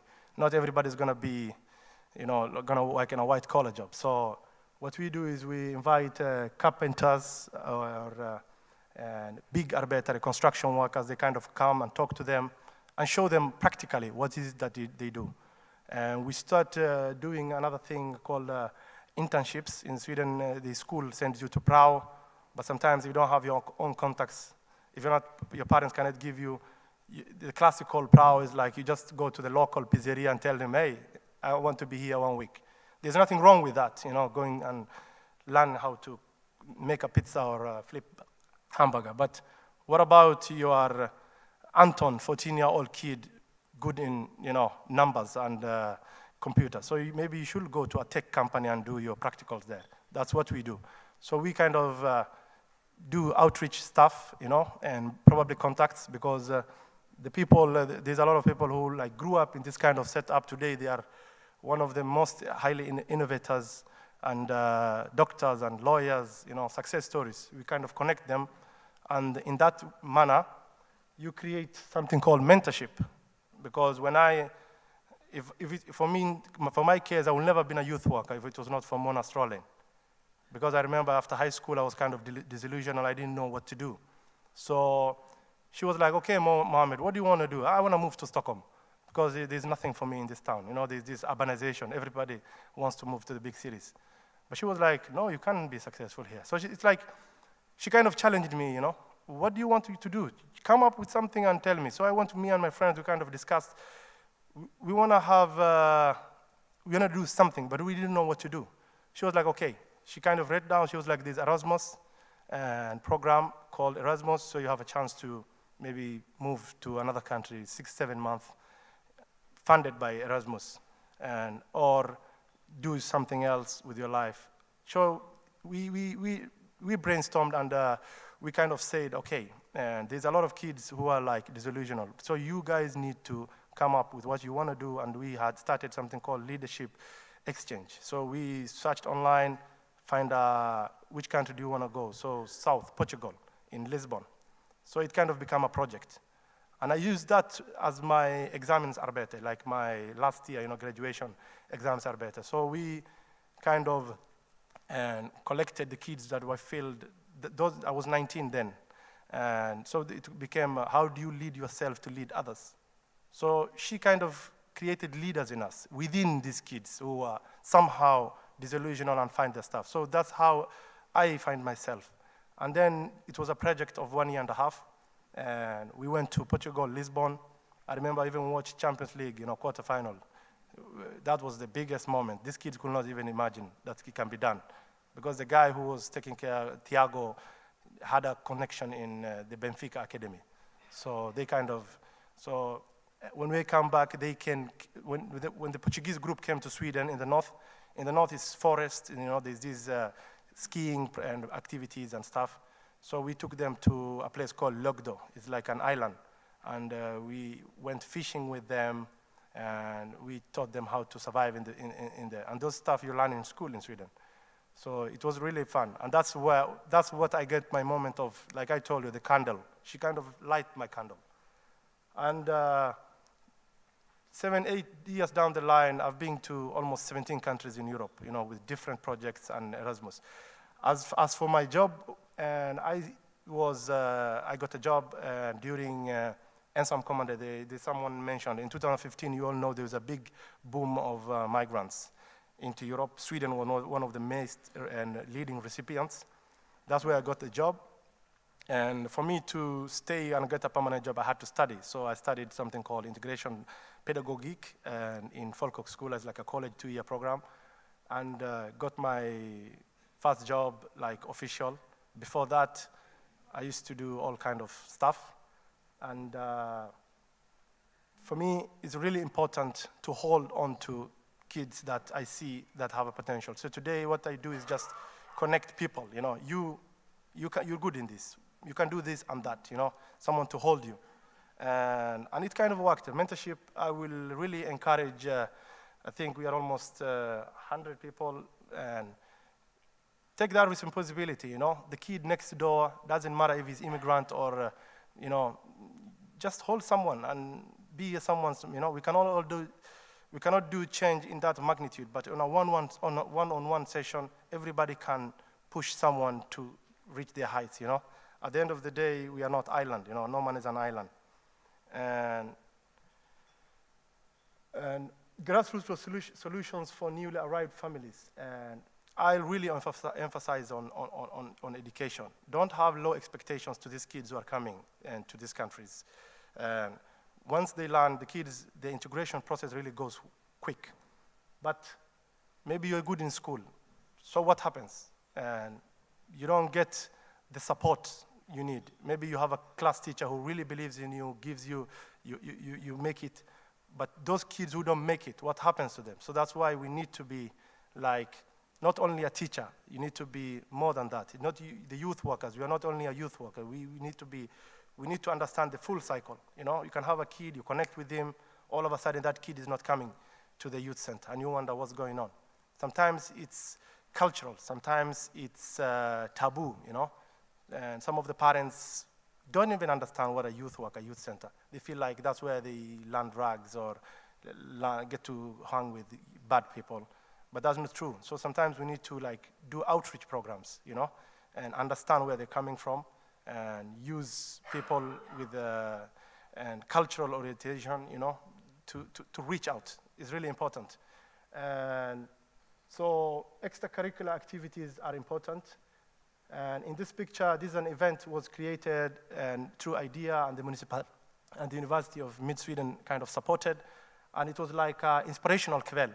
And a lot of people were invited who really used to live. This is one of the main TV personalities came from our area, Gina Derawi. She's a presenter of Melody Festival. And another guy, doctors who grew up in this neighborhood were invited to tell their stories, you know. Like, I was once like you. I came here in the 70s. My parents are from Lebanon. I came here from Palestine. I came here from Somalia, Kenya, Gambia, you know, you name it. And it created, it was a cultural poesy kvällar. It's like a poetic. Some kids created some stuff, and they would get the limelight to shine. And it was more of an interactional basis. And this kind of initiatives is more of a grassroots initiative. Someone has it, and everybody came in mainstream. And I think it's going to be traditional now. It's like more of a TED, you know, like everybody meets everybody. The social services were there, and the schools, the university gave us their beautiful avenue and hall. And another thing that was created too, that I really like to highlight the municipality of Sundsvall that I used to work with, is that they created something called Brobyggarverksamhet. Verksamhet. So it's actually every school has almost 5 people with different language backgrounds who act as a bridge. A teacher has a problem getting to reach Fatima, who's 14 due to different reasons. So they kind of reach out to these, and the parents are brought on board, the social services, the police department, a young kid who's maybe getting out of hand, starting to do drugs or maybe sell drugs. You know, the guys at the corner are not giving this kid easy time. You know, they will be recruited to this movement, gang violence. You know, they all of a sudden, they belong to a gang. And what a mother who is a single mother who has 70, how is she gonna support her kid? When she reach out, that's really important to bring the police on board, to bring the social department, trauma, and everybody, so that she gets the kind of help. And what they do, they act like a bridge, and it doesn't matter. So to find a solution, the sport clubs, they do a big difference too, because these kids need to be active, healthy. And so the Brobyggarverksamhet, and I think I can share with you more about them, what they do, and I hope that a lot of municipalities take after that, because it's really making the difference. And serving and connecting newly arrived families with the Swedish society, that's what they do, and linking different local and governmental departments and working towards a common goal to create an all-inclusive society. And Next Club is another initiative called Back to Basics, and it was started in conjunction with the local football team, GIF Sundsvall. They play second league, and supported by the municipality. So what they do is, you see the picture, you can see this is the captain of GIF Sundsvall, Linus Hallenius. He's a famous guy. He played professional football, and he always comes there and plays with these kids in the local gymnasium after school. And there's a homework session, you know, and book reading, and they kind of make fika just for kids who didn't have to be on board. I see I'm getting overboard. I got 2 minutes remaining. I'll try to summarize. And this program caters for children from underprivileged areas through sports education and awareness. And the good thing is they opened up in every area. So you can go to a well-off area and you are here, and they create football tournaments. And it's important to integrate, you know, kids from different places with the local kids, and it creates better we instead of we and them. This is like more of, everybody is into the same boat. And as a final words is the program is highly successful. For us to create a better society, we should see migrant families and children as a human resource. For us to create a progressive, dynamic, and all-inclusive multicultural society. Thank you.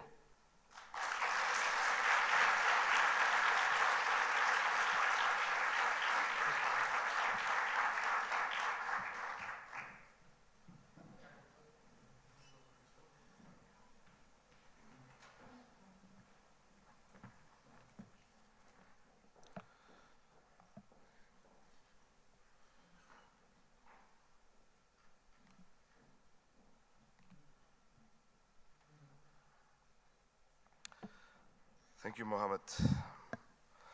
I am also a Benfica supporter, so. Next up, I would like to invite on stage Renata Emilsson-Peskova, Anna Katrín Eiríksdóttir, and Chriselle Lou Susan Jónsdóttir with their lecture on language policies and practices of diverse immigrant families in Iceland. Opportunities and challenges.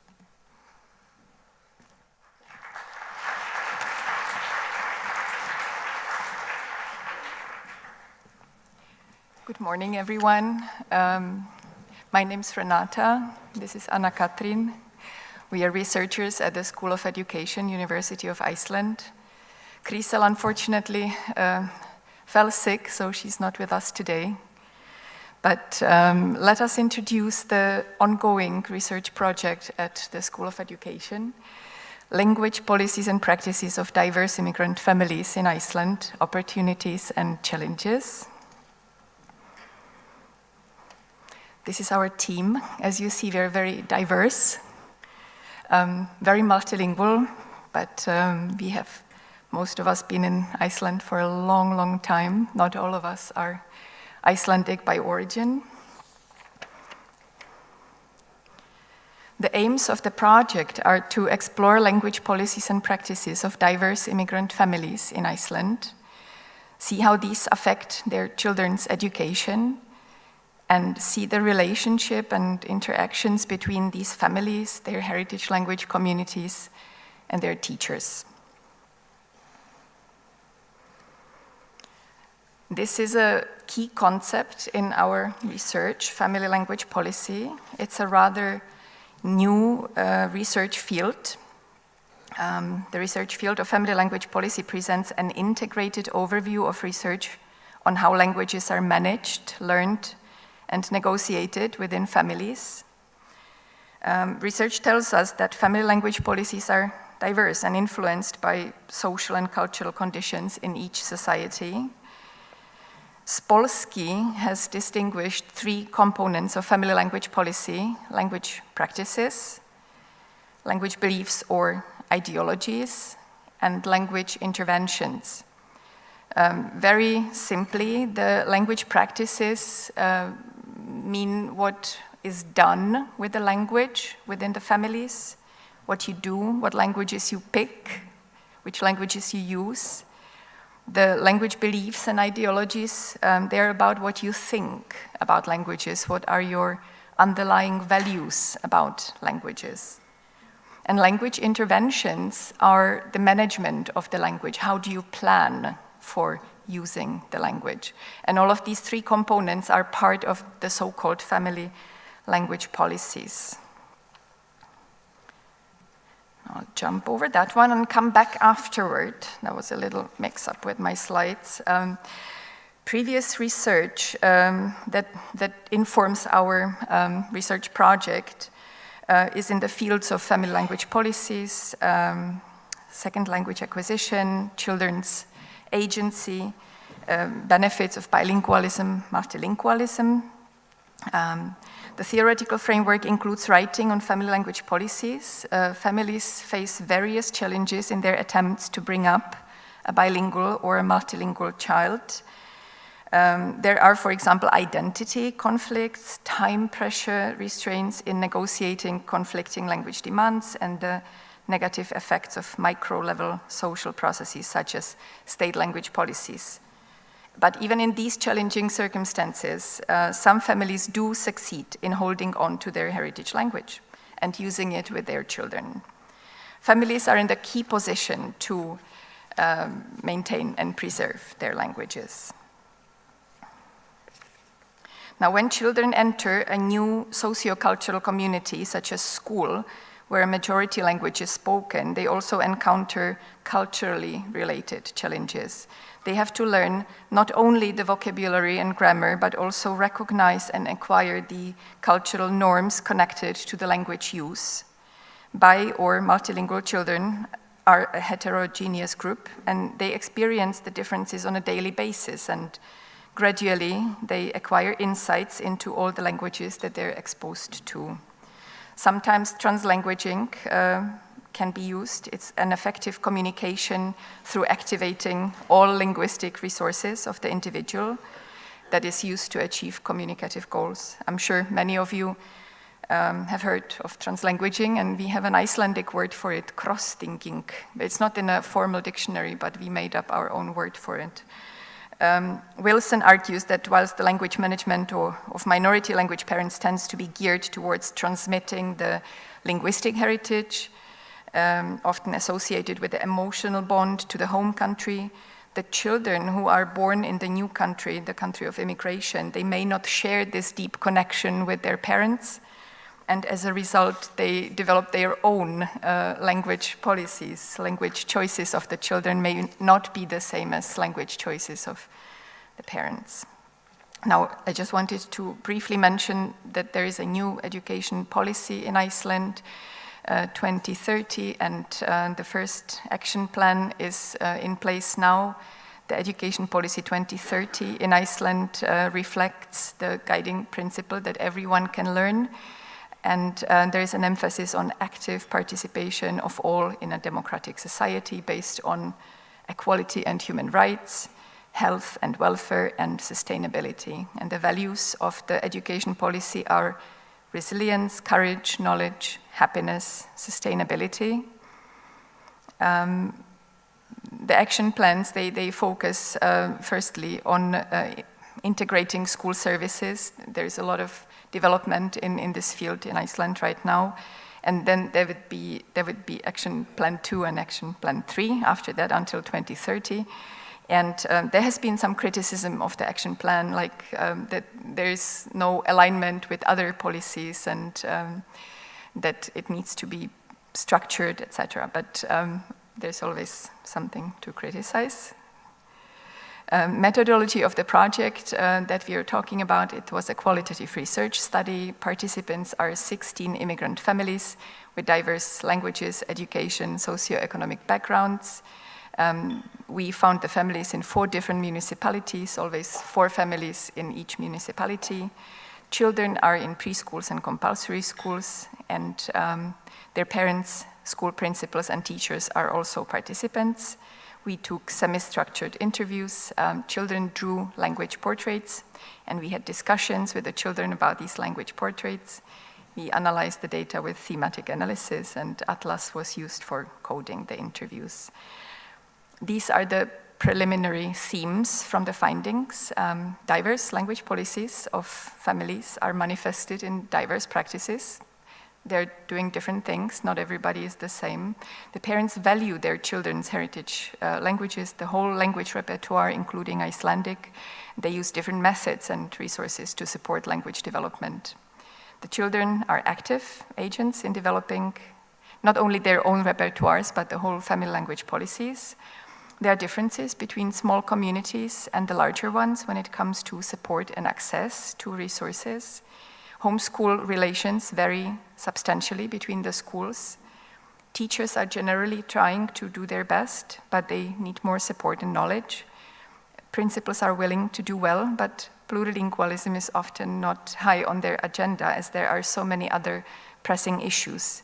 The priority is always to the burning issues at hand, to fulfill the very basic needs and provide the very basic services. They are always the first thing to tend to. Now, Katrín will present some of the findings. I feel very lucky this is my part because I think it's always the most fun. In the next slides, we want to highlight some of the opportunities and challenges for each of the 4 groups in our research. On the left, we have the quotes, direct quotes from the participants, and in the yellow box, we have summed up some of the key issues for this conference, for what we find important here. Although there are policies being introduced that people are happy to have, the principles call for better implementations for that policy. They want the policies to be clear and have general, not a general wording, but step by step how to do it. As in the top quote there. And also the principles talk about finding it difficult, even though they know there are some things that exist, they cannot find them. There was a principal who was looking for the municipality's policy on multilingualism that she knew existed but couldn't find. So getting access, locating the things that we know exist is also something they call for being better. They also say that their teachers need more practical and focused materials to use with their students. And some of them call for more support and talk about the support that they know the city of Reykjavik has, because they're in a league of their own regarding the support. For the teachers, we want to emphasize that they realize that they have students with very different needs and that need individual attention. Each student is different and they need different help and support. Some don't need any assistance, one of the teachers says, and then there are others who need a lot of support. And one of the teachers says, I want us to find ways for every single child so they can get opportunities like everyone else. And yes, support them and let them enjoy having 2 mother tongues or languages. That is, of course, just incredibly precious for them to have in the future and now. So they really care about their students' successes, and they realize that they have strengths, they have languages that they can use and build on. The challenges have a lot to do with the fear of the teacher not being able to meet the child as the child needs to be met. I knew we could definitely meet her needs and do better, they say. And one of the things they also mention is having co-workers who are knowledgeable, that they can talk to and ask for help is extremely important to them.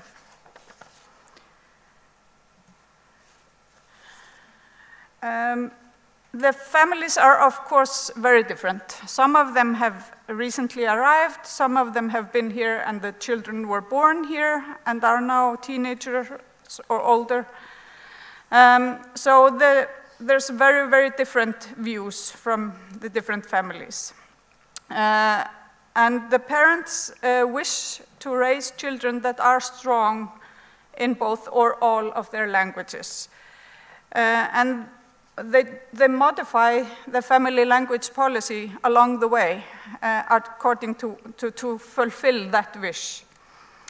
They also mention that they feel a bit lost in how to raise multilingual children, and they could use more support and advice on how best to do that.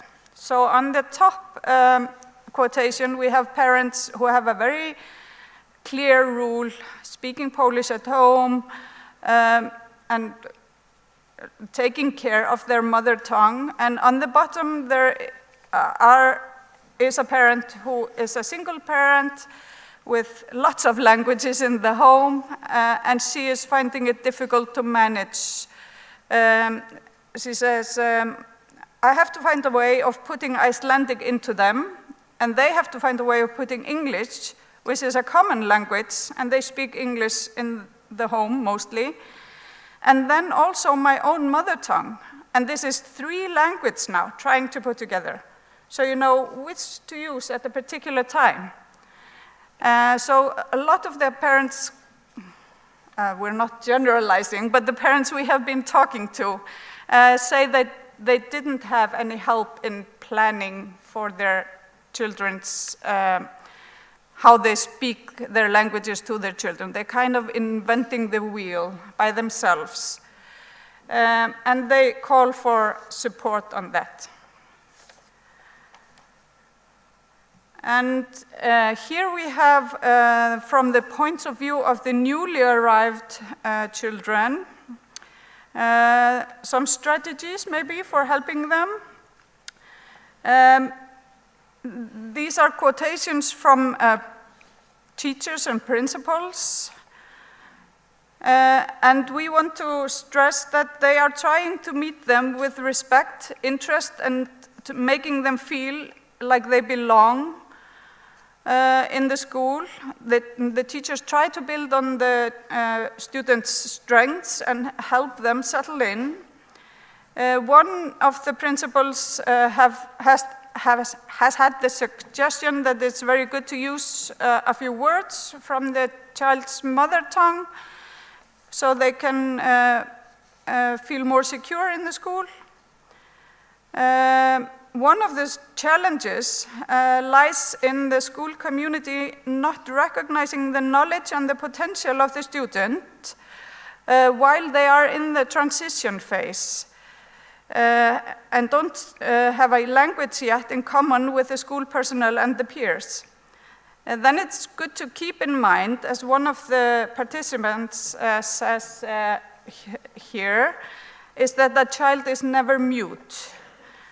She says, I emphasize in this that the child is never mute. The child is ingesting, it is gathering.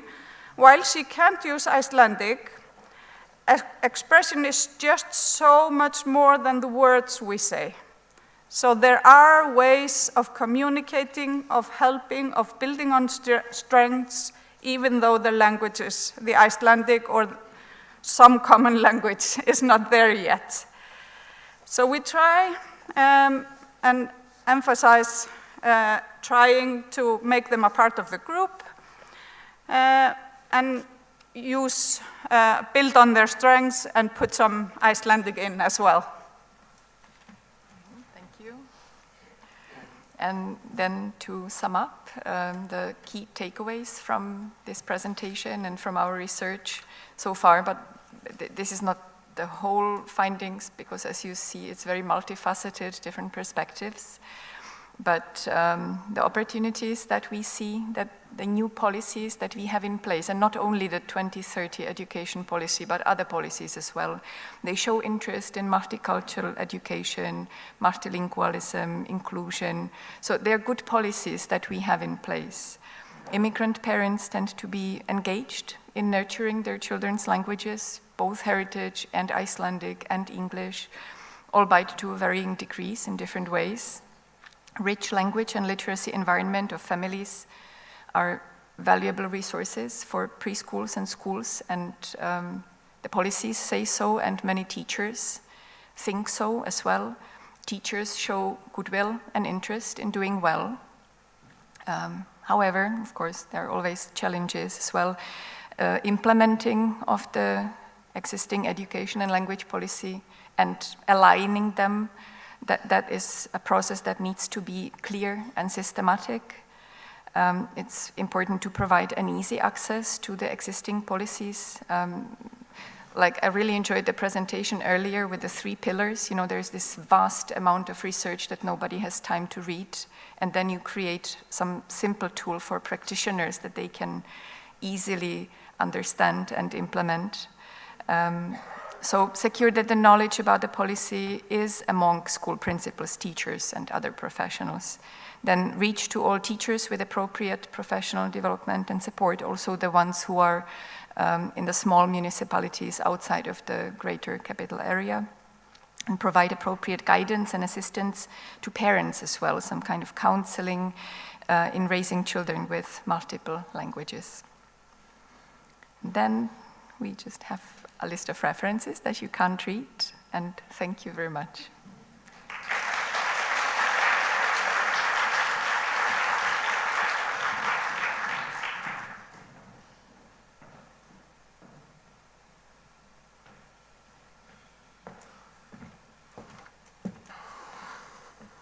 We will now be going online, so I don't know how that will work quite, but we will be going to Denmark now to talk to Mette Vedskov Christensen or Line Møller Daugaard, talking about newly arrived youth in Denmark and experiences from recent research. I don't know if I should make a call on Microsoft Teams or... We are here.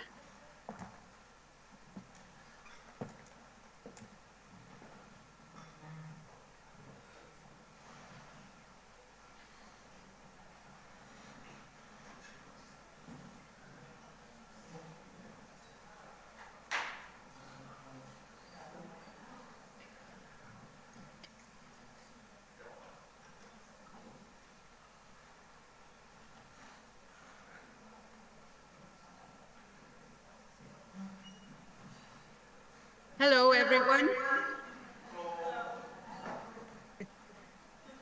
Can you hear us all right? Good. Just want to make sure the slides are good. Can you see our slides too?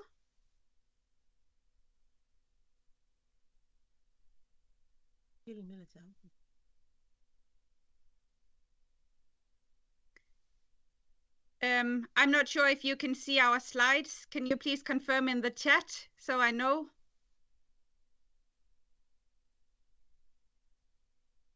Yes, okay.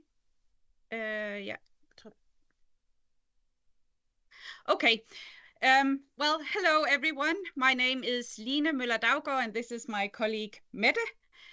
We would have loved to been with you in Iceland now, but Iceland Air didn't really cooperate, so we ended up only coming to Copenhagen and then going back to Aarhus, so this is why we are with you online instead. But thank you anyway for the opportunity to share some Danish experiences and perspectives. We will be talking about newly arrived youth in our presentation today, and finding themselves in a specific educational space, namely the transition between lower secondary and upper secondary education. And to be more precise, young people in some kind of in-between space between reception classes or the separate introductory classes that we heard about before, and then a specific part of the upper secondary educational system, namely vocational education and training, which I will just refer to as VET from now on. Now, this relation between the newly arrived youth and VET can be considered either a match made in heaven or the opposite, depending on your perspective. But the newly arrived youth are often discursively constructed as particularly vulnerable or at risk in the educational system. And at the same time, VET education is in Denmark often described as crisis-ridden and experiencing a fatal combination of low interest among young people, low enrollment rates, and high dropout rates in a time where we also have an acute shortage of skilled workers in the vet fields in the labor market. So it's safe to say that at least it's a potentially tension-filled relation. We will draw on 3 consecutive research projects that we have been engaged in, along with great colleagues, over the past years, all taking place in the Aarhus region of Denmark. The first one was a linguistic ethnography, where we did field work in different reception classes for students in different age groups. In the second project, we made a qualitative investigation of a special model or organization of the reception classes for 16 to 18-year-olds, including both separate reception classes and short-term vet courses designed specifically for this group of students. And then in the third project, we zoomed in on these vet courses and brought together researchers, vet teachers, and reception class teachers to qualify and develop these short-term courses. I will begin by providing some background and contextualization, and then we have 2 analytical themes, one where we look at the young people's perspectives on the Danish educational system, and the other one describing language-sensitive teaching practices in vet, and then we'll wrap up by summarizing the main takeaway messages. But let's start by situating the newly arrived youth in the Danish educational system. We use the term newly arrived youth to refer to a group of students that are also known by a lot of other labels and names. But the important thing is to know that we refer to young people between 15 and 20-year-old who have come to Denmark during the late years of lower secondary schooling, either with their family or relatives, or for some of them on their own as unaccompanied minors. But apart from that, they are a very heterogeneous group, as we have heard before, with a variety of both linguistic and cultural backgrounds and life trajectories and current life situations. Let me provide just a few examples drawing on the first research project. As the title page of the book based on the project suggests, the young people made language portraits, as we heard about in the presentation just before, as part of this project. And here you see one of the language portraits. This is made by Rahim, a young man with a Kurdish background. And you can see, even if it's in Danish, I'm sure you can see that it contains a lot of known national languages that are symbolized by national flags. There's Kurdish, because my family speaks Kurdish, Arabic, because I lived in a country where most people spoke Arabic, Danish, because I live in Denmark right now, and then a little Turkish, because he stayed in Turkey for a few months on his way to Denmark. There's English, which he understands, but would like to know more of, because you can use it all over the globe, as he says. But maybe you have noticed that Rahim's language portrait also involves some less well-known varieties. One of them he calls supermarket language. This is represented by red and blue stripes. It's placed in one of his legs. And in the commentaries, Rahim explains that he works at Rema 1000, which maybe explains the choice of colors, and that he here uses a specialized register of Danish in his communication with customers, colleagues, and the boss. And then finally, Rahim has listed human being language. And this is connected to a perceived ability to see what other people feel, to talk about people, about their problems, and in this way be able to help them. So you can see that in this language portrait, Rahim, with both creativity and sensibility, represents himself as a multilingual subject, drawing on a range of languages and registers, not only to fulfill everyday communicative needs, but also to be able to be the person he is, can be, and wishes to be in his current life situation. Here you see his Arabic-speaking classmate Shala's language portrait. Here, Spanish and Turkish take up prominent places. Spanish because of Spanish music and films. It was in the Despacito era that she made her language portrait. And Turkish, not because she has been in transit in Turkey, but because she has a special relation to a Turkish-speaking young man. And finally, Gloria's language portrait also has lots of different registers. You will see sheet music, mathematical symbols, emojis, all registers that she uses in her everyday life in and out of school. And then finally, doctor's language, referring to her dream of one day maybe becoming a doctor and therefore having to learn some Greek and Latin. So the language portraits tell stories about multilingualism, but also about young people's lives, young people who go to school, to work, to the gym, listen to music, watch movies, make friends, make love, and who dream and dare to dream about their future. And part of that future is education. And for the newly arrived youth, this is in an educational system which is new to most of them and challenging to many. This is an official graphic of the Danish educational system in its entirety, spanning from early childhood education and care to PhD level. And we will quickly zoom in on the part that is relevant here, namely the transition between compulsory lower secondary education and non-compulsory upper secondary education. And as the graphic here shows, there are two separate upper secondary tracks in Denmark, the general track and VET.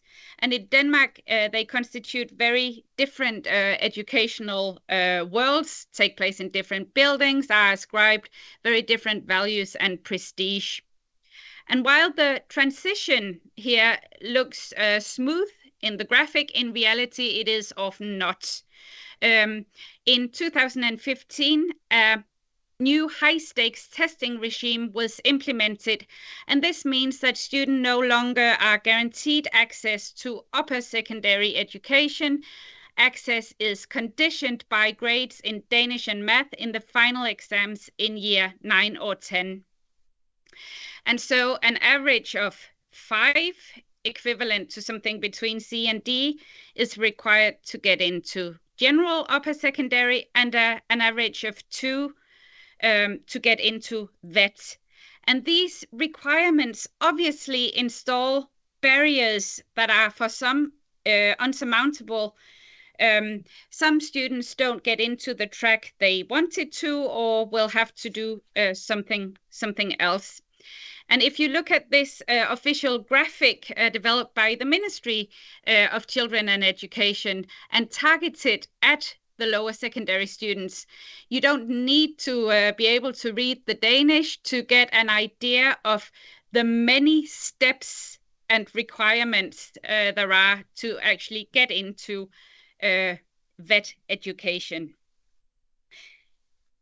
This obviously affects many young people, not only the newly arrived with Danish as a second language, but the newcomer youth are arguably affected even harder than the rest of the students because they have arrived in Denmark in the late years of lower secondary school, many of them with no previous knowledge of Danish or the Danish educational system, and with very little time to acquire the Danish language competences, the subject matter, and the personal competences needed to proceed to upper secondary.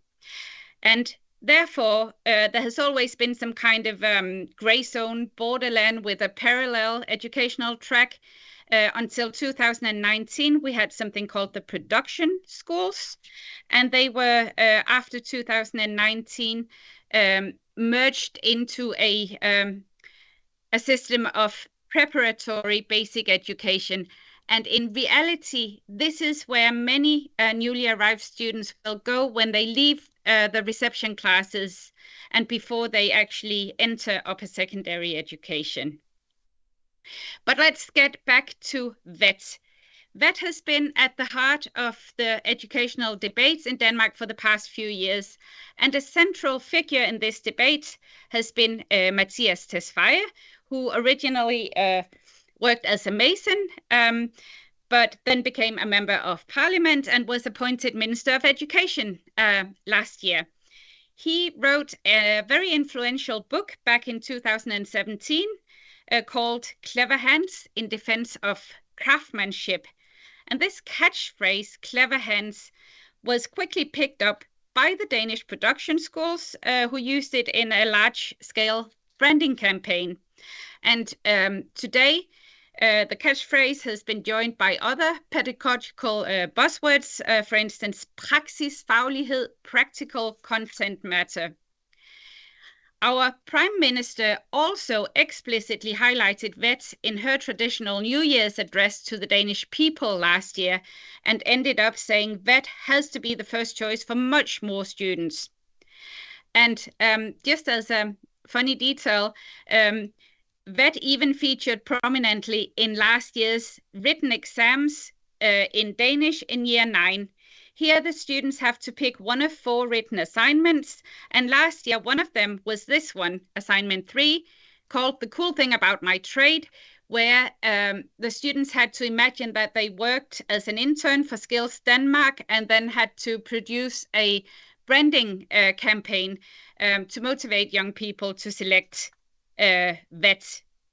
Now, these examples are just to illustrate the very strong attention to VET in the educational debate in Denmark. And the interesting question is, of course, who has the clever hands that Denmark so desperately needs? And one possible answer would be the newly arrived youth, of course. So let's get back to them. In this first analytical theme, we will focus on the newly arrived youth themselves and their encounter and perceptions of the educational system in Denmark. And we will first take you to the reception class in the production school back in 2017. In this reception class, the students received basic teaching in Danish as a second language, math, social sciences, and also English after a while, but they also regularly attended different practically oriented workshops where they met the regular students from the production school. At the time of fieldwork, these were the available workshops, and I will take you to the kitchen workshop where you will meet Mustafa, one of the young people. The workshops are not just different classrooms. They are very different learning environments, and they also require different outfits. So on kitchen workshop days, Mustafa would get in early, go to the clothes depot, pick up his uniform, and enter the dressing room. He would walk into the dressing room as a regular student in skinny jeans and hoodie, and come out transformed to a professional-looking, aspiring chef dressed in a classy black uniform. Unfortunately, I can't show you a photo of Mustafa dressed for success, but here's one of me, and I can assure you that if I look happy here, Mustafa looked 100 times as proud and excited when he put on his chef's uniform for the first time. Mustafa was an 18-year-old young man who came to Denmark from Syria. He had come to Denmark with his family, had a strong school background from Syria, but even with this strong school background and a great base in math, for instance, he did not meet the requirements to get into upper secondary yet, so he was at the production school to get his final year 9 or 10 exams with sufficiently high grades to move on in the educational system.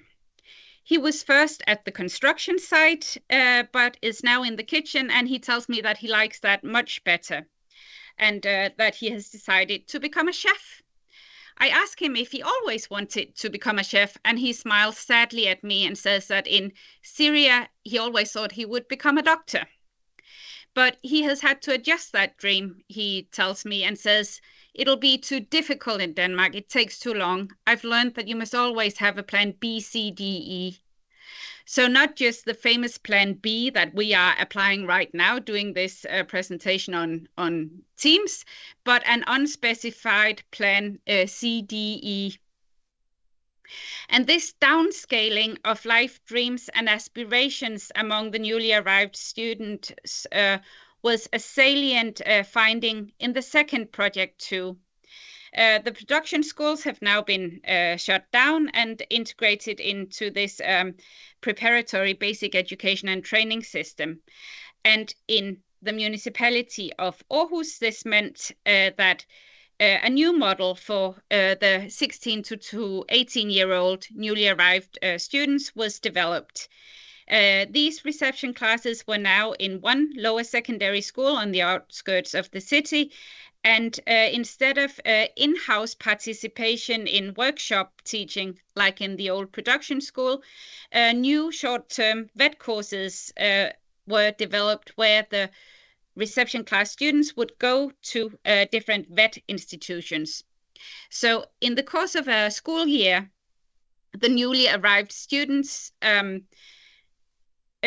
have the opportunity to participate in up to 4 different courses in selected VET institutions.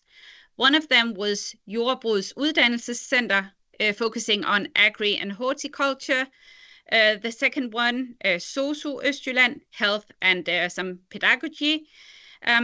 They could also go to Aarhus Business College or to Aarhus Tech.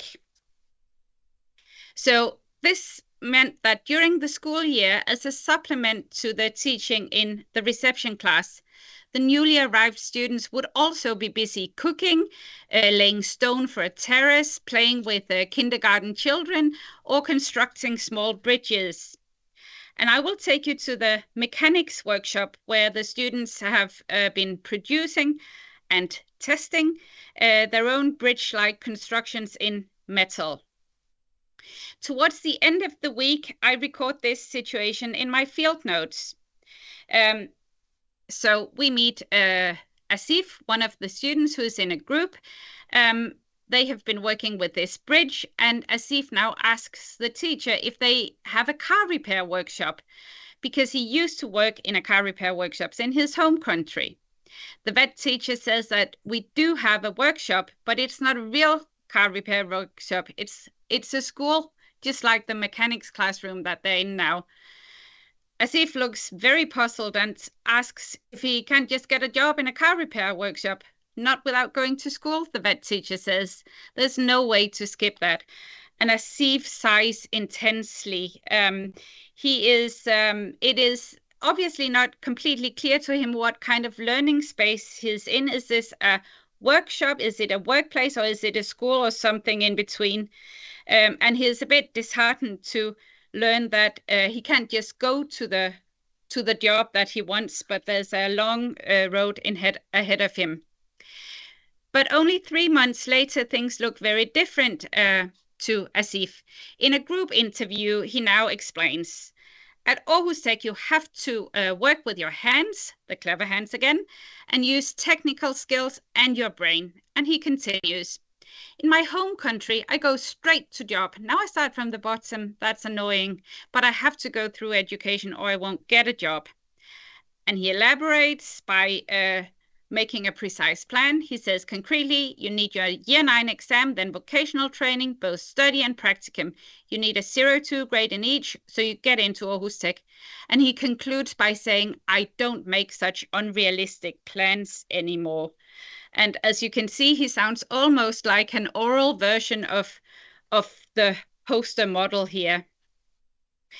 Now, this verification process comes with a price in terms of profound adjustment of life dreams, and we saw that among many of the students.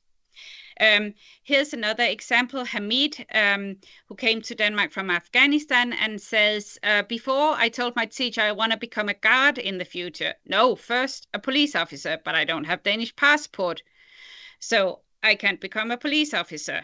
God is almost the same, but now I'm thinking landscape gardener, because it turns out I was good at this. So you can see he had an original dream, but had to downscale and change his plans, not because of time, as Mustafa pointed to, but here based in his unsecure legal status. Sumaya, a young girl with a Somali background, has also had to adjust her life dreams. She says, I would like to become a professor. So originally she thought that she would be a professor in natural sciences. But she says, if I can't become a professor, I can become a doctor. You can have several dreams. Dream 1, professor. Dream 2, doctor. Dream 3, nurse. And dream 4, that's what I'll become. And then she laughs.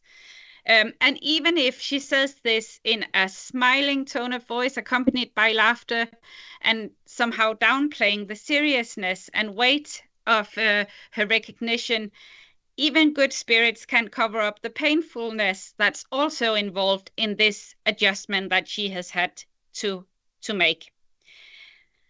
Adjustment of life dreams is both a necessary and somewhat natural process for young people, but obviously for the newly arrived students, this can be a very dramatic downscaling process. And we have to remember that the newly arrived students are not only new to the Danish language, but also to the Danish educational system and societal organization. And therefore, many of them broadly appreciate the insights into the educational system that they gain through the VET courses. And they say things like this: it shows us what we like because it was different in the home country, and now they have to see if they still like it here. Another student says, when I came to Denmark, I didn't understand a lot about education, what you can become in Denmark. We actually have a lot of different educations in Denmark. And I would like you to notice this little we that possibly signals both some kind of sense of belonging and identification with the Danish community. This is not a given for young people in this situation, and it's not a small thing, we believe. In the second analytical theme, we will take a closer look at these VET courses that the young people have been talking about. And here we draw on the last project, where researchers, reception class teachers, and VET teachers worked together closely to plan, implement, and evaluate VET courses. As I already mentioned, we had in the second research project described a lot of potential in these courses. However, we also noticed a somehow unfulfilled language and literacy potential. Let me provide just a quick example. As part of a pilot course in carpentry during the Corona period, the reception class students were given the task to produce their own tapas board, like this one. And while this task at first glance worked fine, at least on a practical level, it also left some questions. One day I had been observing a young girl with a Somali background who clearly had no previous experience with sewing, but who undauntedly worked her way through the wood and seemed very satisfied with herself and her efforts when she put her new tapas board in her backpack and went home at the end of the day. However, I found myself wondering what she would do with this tapas board when she got home. Would she actually ever serve tapas or any other kind of food on it, or might it end up as a ball bat or something completely different? The point here is, of course, we were left unsure if the students actually knew what tapas board or a tapas board was. And while we were pretty sure that the students had gotten very useful and valuable practical experiences on a material level, we were unsure if they ever knew what the tools were called, what the processes were called, because they hadn't been involved in any kind of use of the practical language themselves. They had been listening and doing so.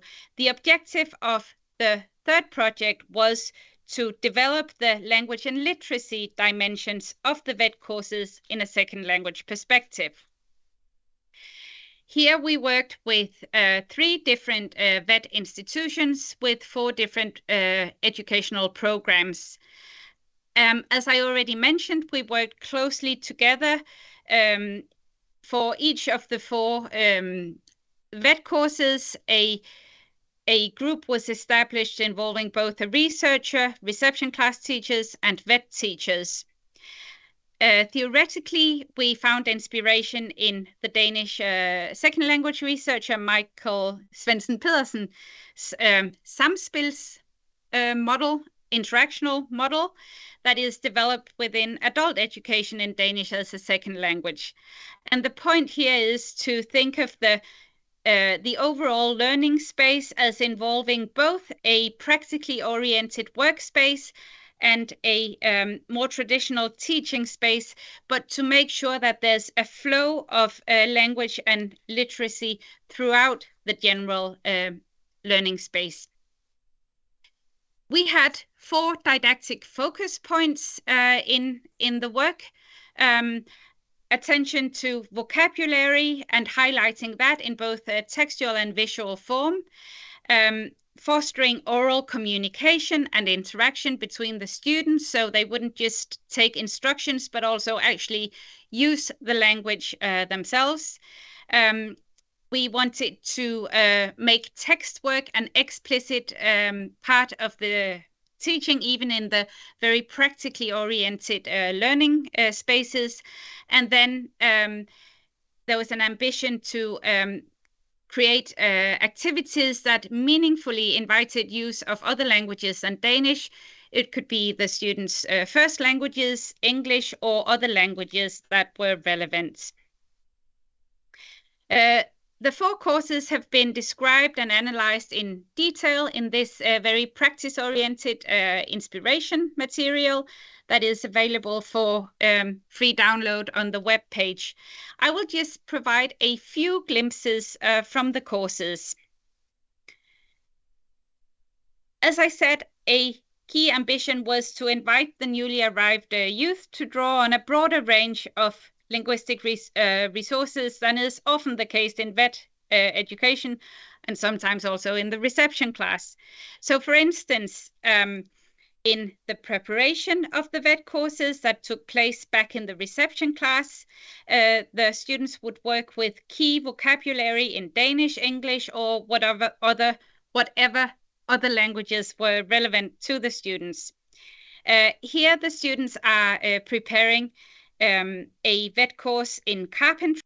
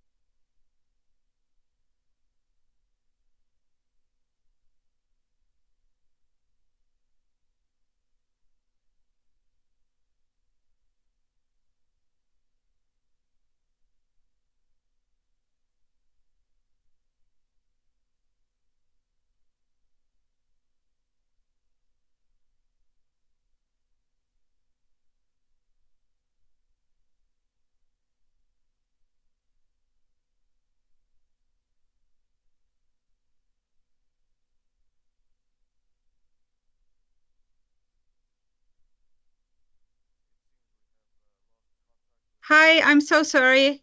I think I'm back on track now, right?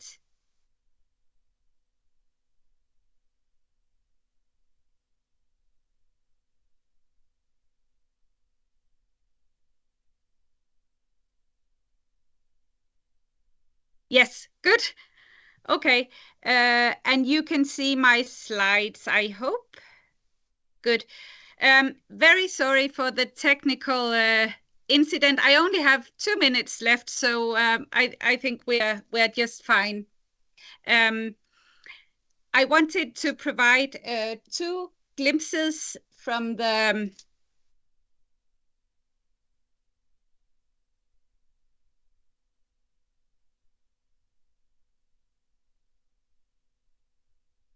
I'm not quite sure what happens, but I will keep talking until I'm told that it doesn't work.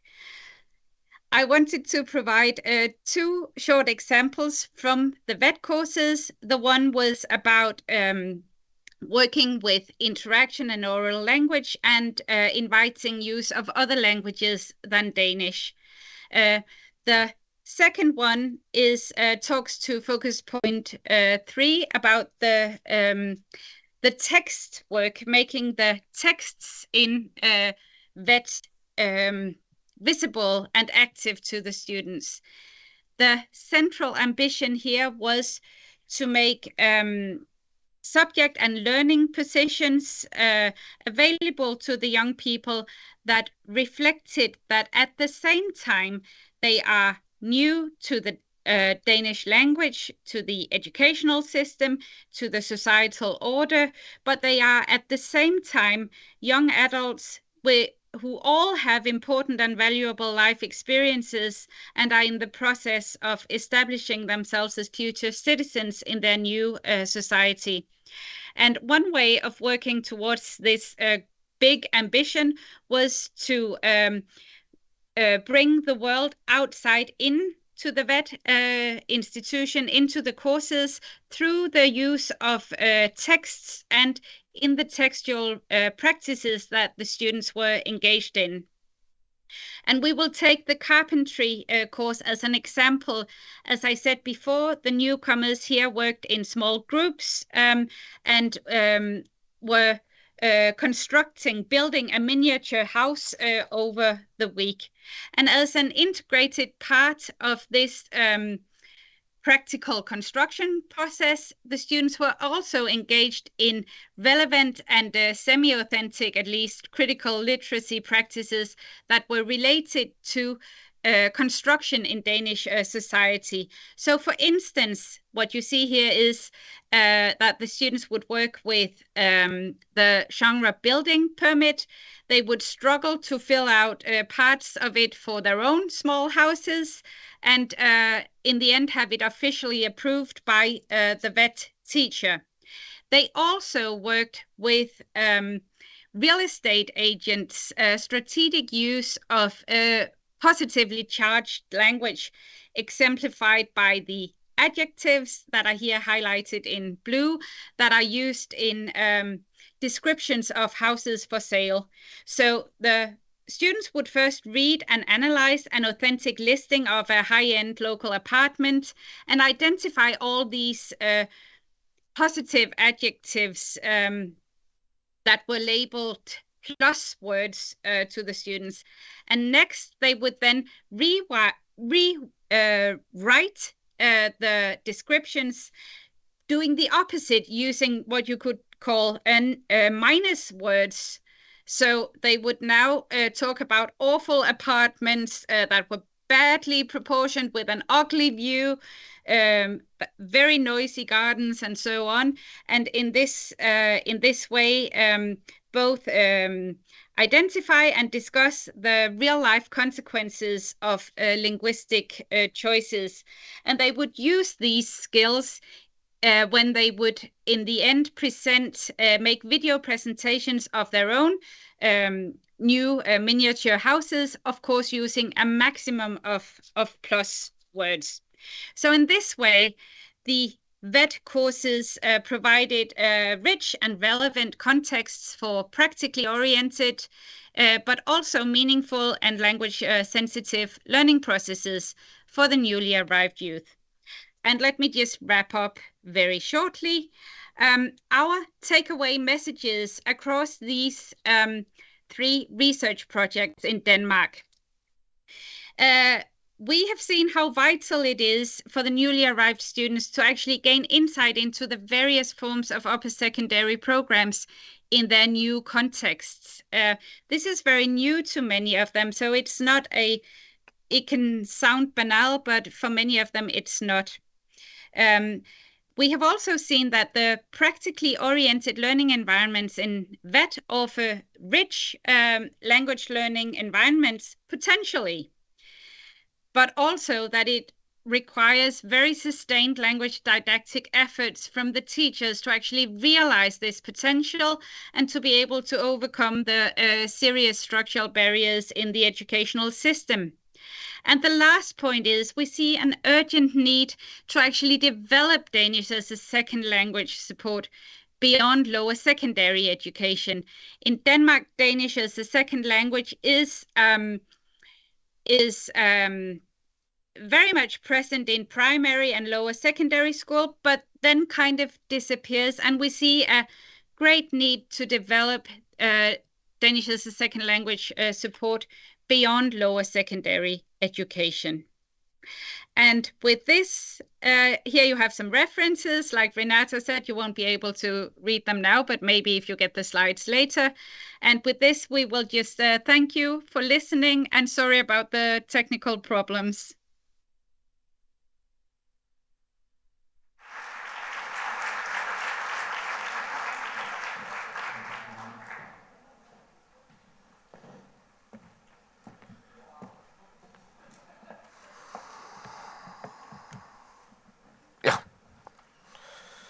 Tusind tak, Mette og Lina.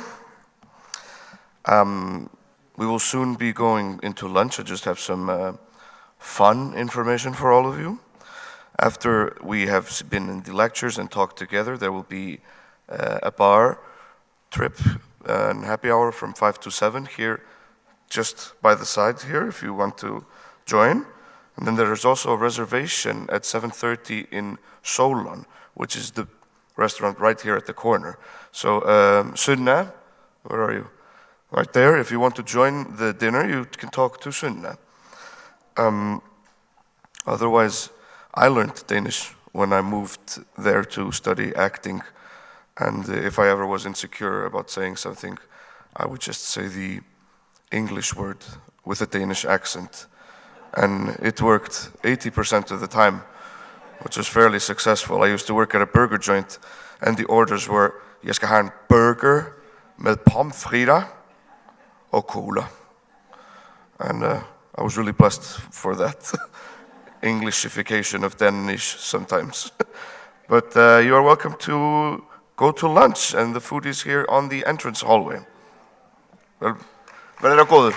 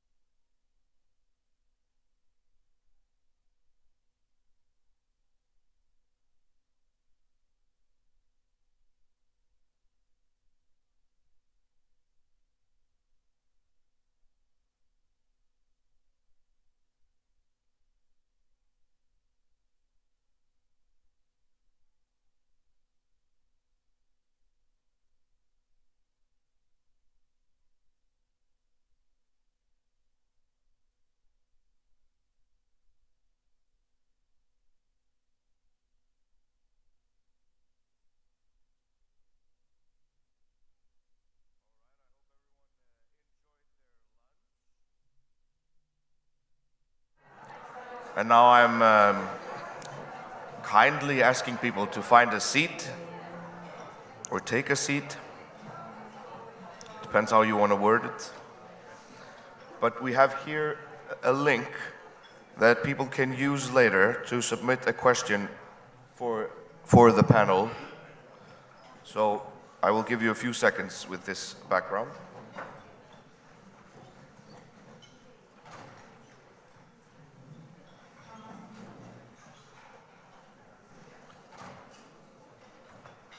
Did everyone enjoy their fish? Yes, yeah, good. Is there a word for like takk fyrir mig in the other Nordic languages? Because in Iceland we usually say it like after food, like takk, thank you for having me. I know in Danish it's takk for mad. Is there something in Norwegian? Takk for maten. What about Finnish? Yeah, I wouldn't be able to say it probably. But I've given a few moments. We will also open the link later if people want to submit questions and don't have time to write down the link. But next on stage is from Norway, the National Center for Multicultural Education, Martin Lunde. If you would welcome him on stage.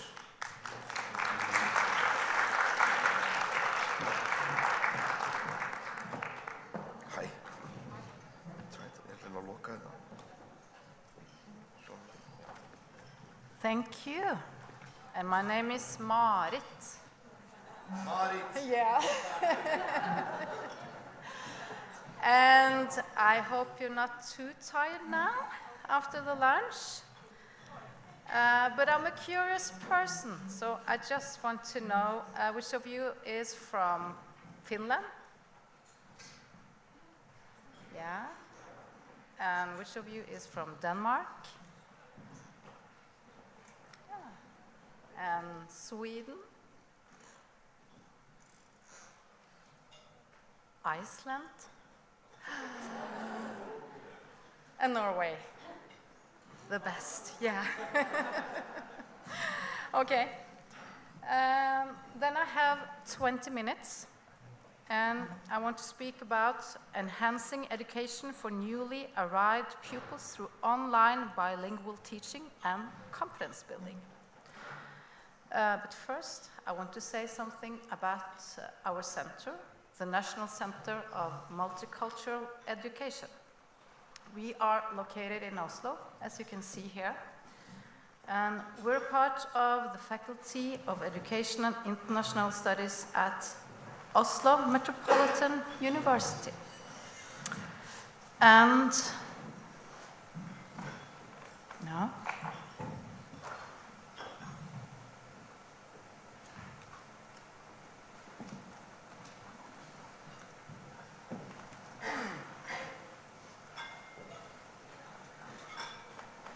Somebody help me?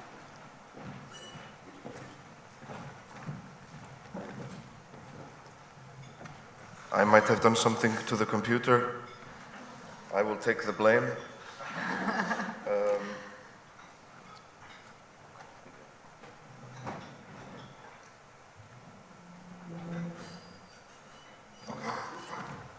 Okay? Yeah. And this is our center. And we were established in 2004 by the Ministry of Education and Research in Norway. And NAFO's objective is to contribute to the protection of multilingual and multicultural aspects at all levels of education from kindergarten to college and university. And back in 2004, the center had 4 persons, and now in 2023 we have 36 in our staff.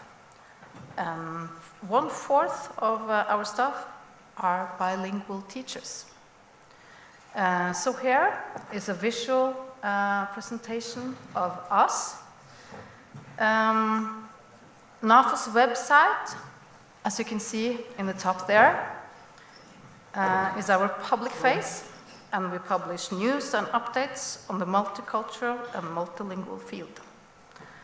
And NAFO is also operating many networks, but I will talk about that later in the presentation. An important part of the center work is the development and promotion of multilingual resources.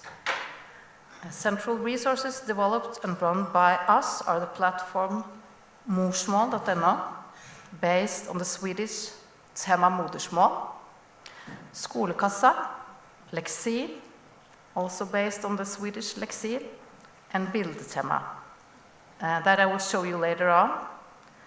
But now I will tell you about flexible education, and that is a strategy for supporting immigrant pupils in Norway.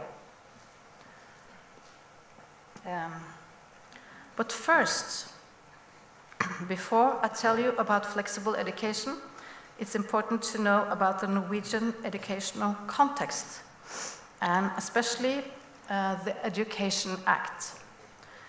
For in Norway, pupils from language minorities have special rights, and you can read it here. And it says in Education Act, Section 2.8 and 3.12, adapted language education for pupils from language minorities. And it says, pupils attending the primary, lower, and upper secondary school who have a mother tongue other than Norwegian or Sami have the right to adapted education in Norwegian until they are sufficiently proficient in Norwegian to follow the normal instruction of the school. If necessary, such pupils are also entitled to mother tongue instruction, bilingual subject teaching, or both. And it is bilingual subject teaching that I want to go into in more detail now. And what is bilingual subject teaching? Bilingual subject teaching is teaching of one or more subjects such as mathematics, science, social studies, and so on, in both Norwegian and the student's mother tongue, or another language that the students know. The instruction is provided by bilingual teachers using the curriculum of each subject. And the goal for bilingual education is to contribute to academic progress while students are in a phase of learning Norwegian. And that is the point. As a newly arrived, it can be challenging to learn Norwegian, but also developing skills in the subjects. It can be challenging to learn more in mathematics when all the teaching takes place in a language you do not understand. So, flexible education is online bilingual education, and it aims to assist schools and municipalities in fulfilling students' right to bilingual education in cases where they have not been able to recruit bilingual teachers. And flexible education started as a project to test how bilingual subject instruction could be provided via web-based solutions. And the testing started in January 2017 in the language Arabic, Somali, and Tigrinya. And from the school year 2020 to 21, the Ministry of Education and Research decided that flexible education should become a permanent arrangement, run and organized by NAFO. So, when the war began in Ukraine and many refugees began to come to Norway, flexible education was extended for the school year 22-23, and with also instruction in basic Norwegian with support in Ukrainian. The bilingual education is both a learning platform with bilingual course content but they have also weekly real-time teaching with bilingual teachers. And we now give support in Arabic, Somali, and Tigrinya, in the subject mathematics and science, and also English on a beginner level. And now we also have basic Norwegian with support in Ukrainian. And this year, 2023, we have had 580 pupils, and they are on 180 different schools around Norway.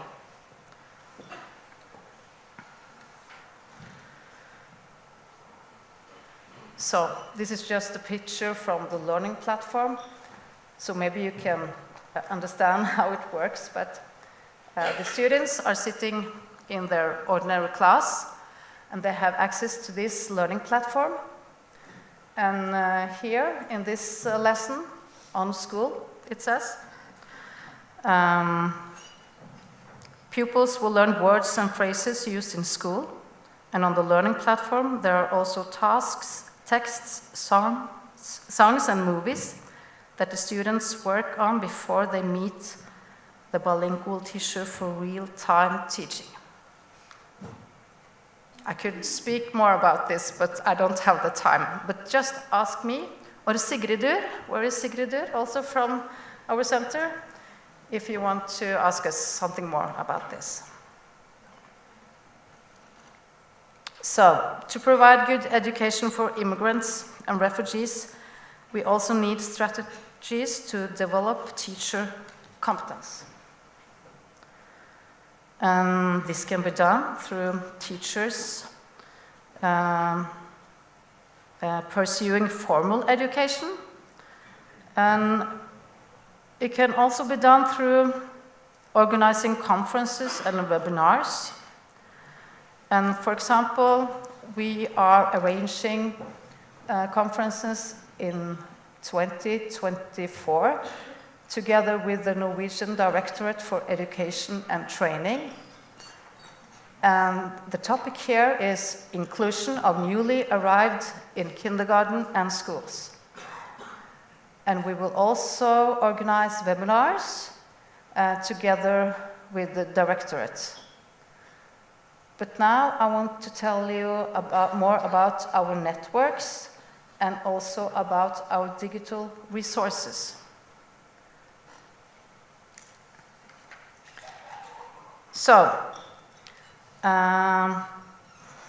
NAFO have two networks now, one for school owners in the municipalities and in the counties, and one for the network for educational psychological service in upper secondary education. And the goal for these two networks is to facilitate knowledge, exchange and collaboration between municipalities within Norway with a focus on multilingual and multicultural perspectives. But in 2024, we plan to establish 3 more networks.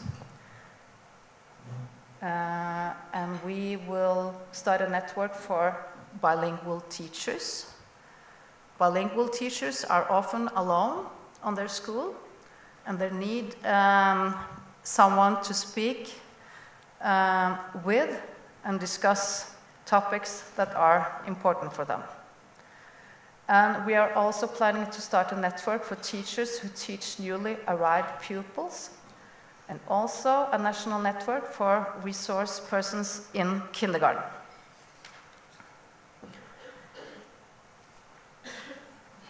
And NAFO also have some online courses that can be used for competence development at schools. And the courses cover various topics, as you can see here. You can read it: cultural diversity, multilingualism as a resource, reading education for newly arrived pupils and adults, and so on. And these courses consist of videos, reflection questions, mini lectures, and in-depth articles and practical tasks. And they are designed to encourage discussion and collaboration among the school staff. 3 minutes already? Oh, okay. We also have digital courses for those who work in the kindergarten. And I just go here.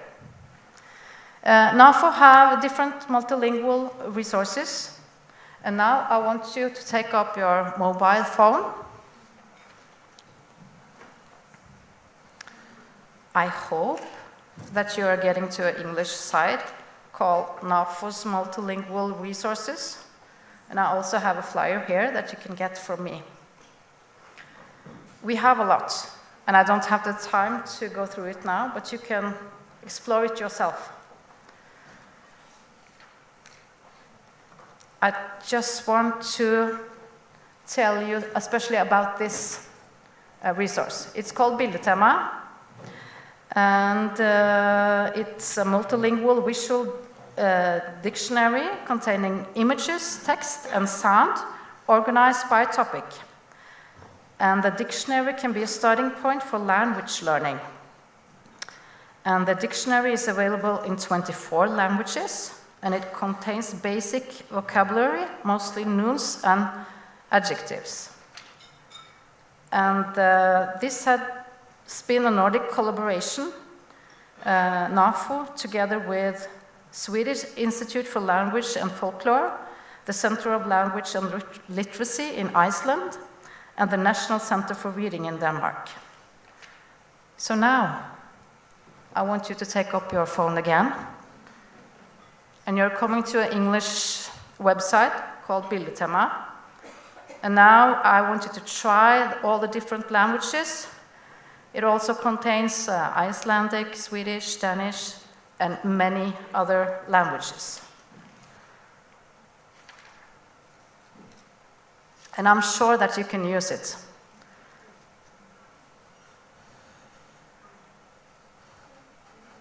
And you can choose a lot of languages in the top. And this is a good resource for the teachers who have many pupils from different language backgrounds. So, finally, I would like to remind you that NAFO is active on both Facebook and Instagram, so feel free to follow us there. And please don't hesitate to reach out to us here at the conference, Sigridur or me. Or if you want to take contact with us after the conference, you can write us a mail. Yeah, thank you.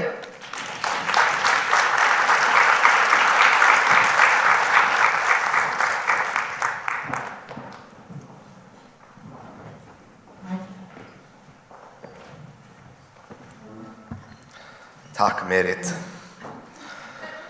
I'm sorry about the name confusion. I was raised in Portugal with an Icelandic name, so I was called everything except Wilhelm. Before we go into the next lecture, I would like to know how many are planning to joining the dinner at Solon, if I could see a show of hands. 1, 2, 3, 4. 1, 2, 3, 4, 5, 6, 7. Good to know. And next on stage, I would like to invite from Finland, senior researcher Jenni Alisaari.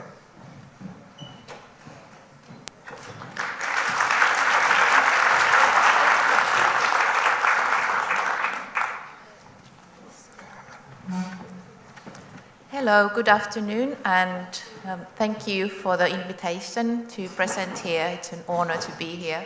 Thank you for all of you coming and all those who are behind the screen, so welcome. So, I work both in the University of Turku as a senior researcher in Finland and then as a university lecturer of Finnish language in the University of Stockholm, Sweden. And that gives me a wonderful perspective both on research and teaching when it comes to teaching multilingual learners.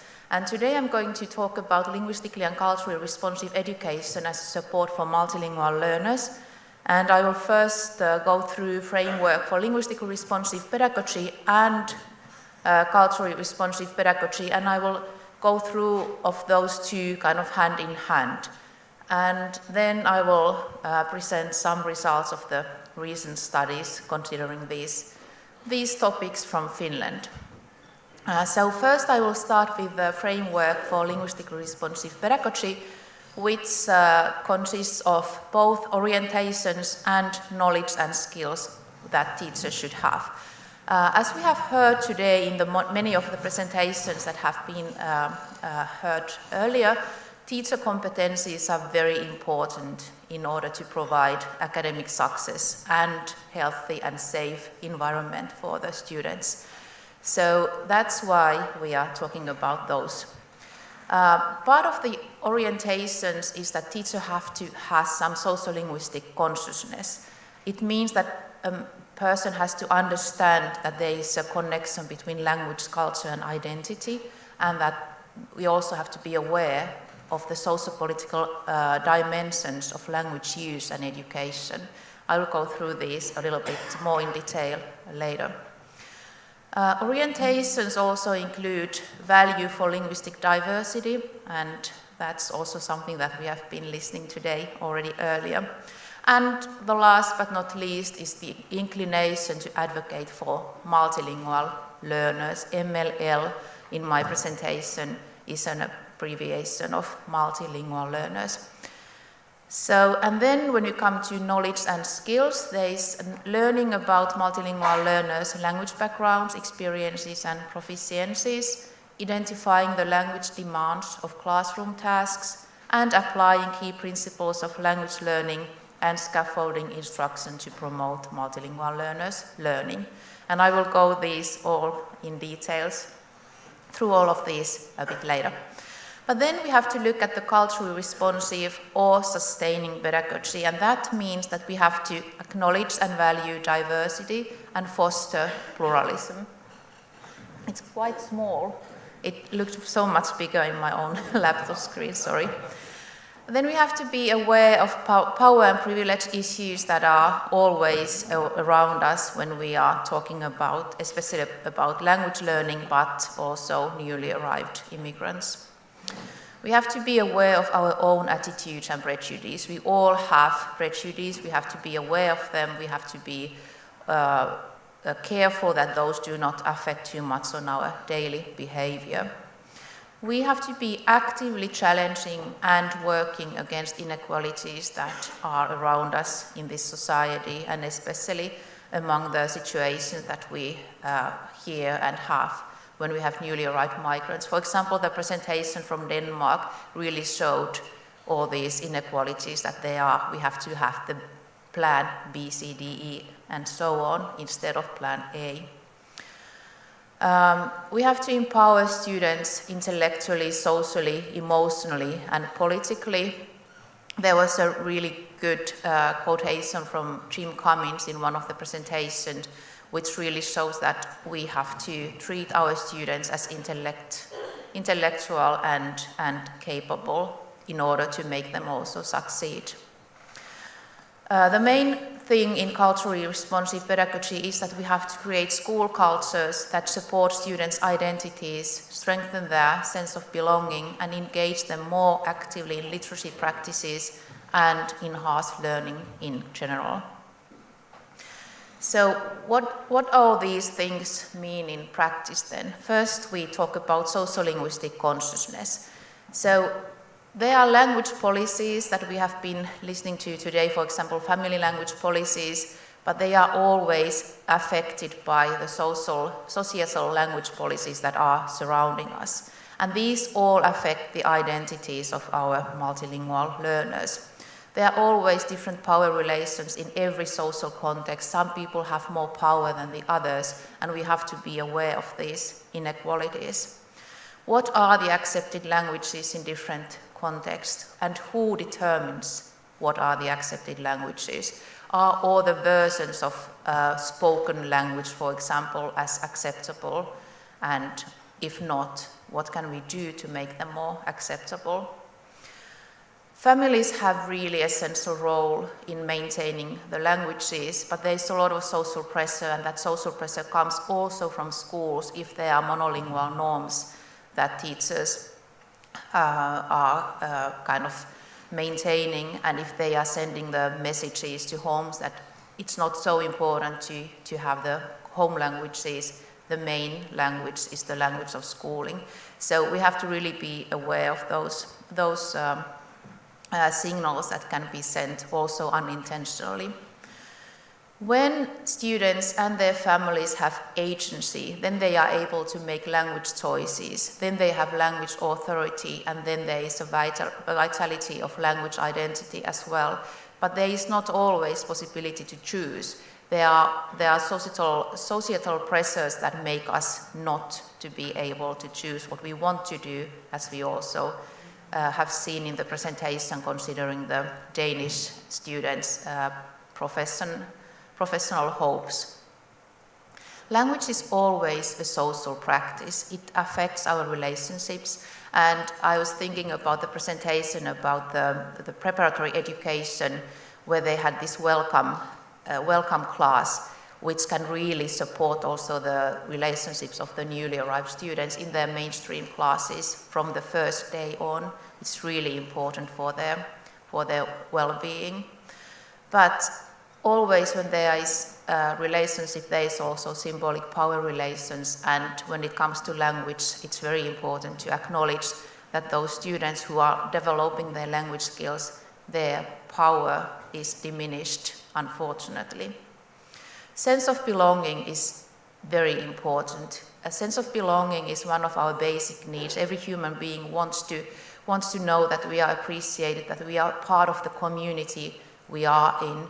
And we know that mostly the newly arrived migrants have a lower sense of belonging than the majority students. And we really have to make school communities to support sense of belonging of every student in order of them to both have good well-being, but also to have school success that enables them to succeed in world. Respect and value are also related to language as a social practice. We send unintentional messages with the words that we choose. For example, I choose to use a word multilingual learner instead of, for example, a second language speaker, because I want to acknowledge the linguistic potential that those multilingual learners have. Then we come to the value for linguistic diversity. We all know that first languages are very important. There is a lot of research also supporting this finding. We know that first languages are important for everybody's identity, but also well-being, both the family and individual well-being. We know that first languages are very important for learning, both the learning of the school language, but all the other subjects as well. There's a lot of studies saying that if the student has strong first language skills, they will learn also other subjects better. Maintaining one's first language is also very important in relation to integration. Positive integration happens when a person can both maintain their first language but also learn the language of the new society. In social networks, first languages are very important too. We know that it's a huge social capital to be able to communicate in the ethnic networks that people have in their new countries, and that supports well-being. And we also have studies saying that the persons who maintain their first languages, they have better employment success than those who change their home language to the language of the society. But it's all also related to attitudes. We have heard about family language policies today, and we have heard that parents and children's attitudes may differ from each other, and sometimes it causes some conflicts between parents and children. But we also know from research that if parents have flexible attitudes, for example, that they allow their students, their children to use both the family language and the language of the school, then the children will have better learning outcomes too. Whereas if the family language policies are very strict, then it has some negative outcomes. Children might have very negative language attitudes towards their own languages, and that's not, of course, good for identity. Parents have fears and worries because we know that in the new country, children very quickly start to use the language of the society, and parents are worried about what happens to their language, what happens to the connection between the family in the previous country and so on, which is of course understandable. But there are also somewhat outdated understandings about language use, and there was previously this idea that there has to be one person speaking only one language in the family, otherwise the children's language development is not optimal. But this is a bit outdated understanding, and now we know that also parents can be a little bit more flexible in their family language policies and language use. It doesn't harm the children. Of course, we know from the research that there has to be a lot of time also to use that home language, but there can be other languages too. We also know that if a child grows up in a multilingual environment, it doesn't increase learning difficulties. In fact, it's the opposite. If a child has some learning difficulties, then the multilingual learning environment might even decrease the learning difficulties because of the positive cognitive aspects that happens in the brains. But as we know, the family language policies are affected by the language policies and language attitudes at school, and that's why it's very important what kind of messages do teachers and school leaders send to the parents, that it's important that they strengthen the family's possibilities to maintain the first languages at home and support the multilingual language development of every child. Language can be seen as a right, resource or problem, and Tuve Skutnap-Kangas talked about linguistic human rights, and I think that's a very important concept to use. We all have our rights to use our own languages, and in the perfect situation, languages are also seen as resources for learning. But unfortunately, there are a lot of language hierarchies. There are a lot of prejudice against some languages, and there are also situations where there's a lot of discrimination towards different language users. And we know that even if the educational policies might support language as a right and resource, the practices might still be very monolingual, and they might see languages as problems when the languages are something else than the school language. But there is also some discrepancy in language in educational policies. In some language education documents from Nordic countries, we can see that there is both this that, okay, we value multiple languages, but at the same time, we really emphasize the role of the school language, which is of course important for the success in academic ways, but sometimes it kind of diminishes the value of the home languages too. Multilingual pedagogies are important because then we really appreciate and use the students' linguistic resources. We see that students can be powerful agents in their language use. If we have flexible attitudes for different languages and use different languages for learning, it results in better learning outcomes. If we see languages as valuable and not as competing with each other, we support language development of every child. But of course we know that language development requires time and effort, and we have some recent studies from Finland saying that 60% of the time that a child spends awake during the day is required for that language to develop optimally. And of course we can do our calculations, 60% plus 60% if we have bilingual children is 120%. So it tells us that, okay, there is one language that will be more dominant than the others. But there is a lot of studies about saying that if we have language hierarchies, if we have negative attitudes and low expectations, and if we use monolingual pedagogy, that will lead negative learning outcomes. When we have instead this mindset that we see all the languages as valuable, we scaffold language learning and we value and respect every student, then we have positive learning outcomes. And that leads us to inclination to advocate for multilingual learners.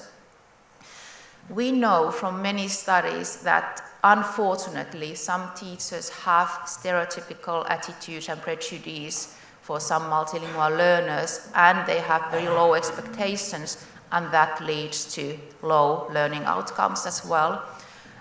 In the contrary, if we have positive attitudes, if we see all the students as capable and intellectual, if we have high expectations, then we have good positive learning outcomes as well.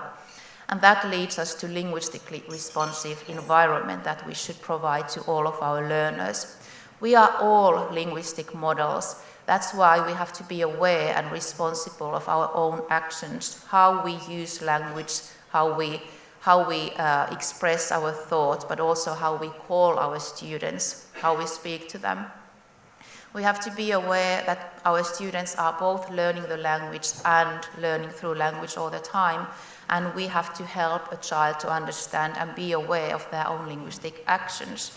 The same way as we were hearing today in the morning about how teachers can help also the child to understand their own actions when there is a trauma in the background, we also can help them to understand how the language is used.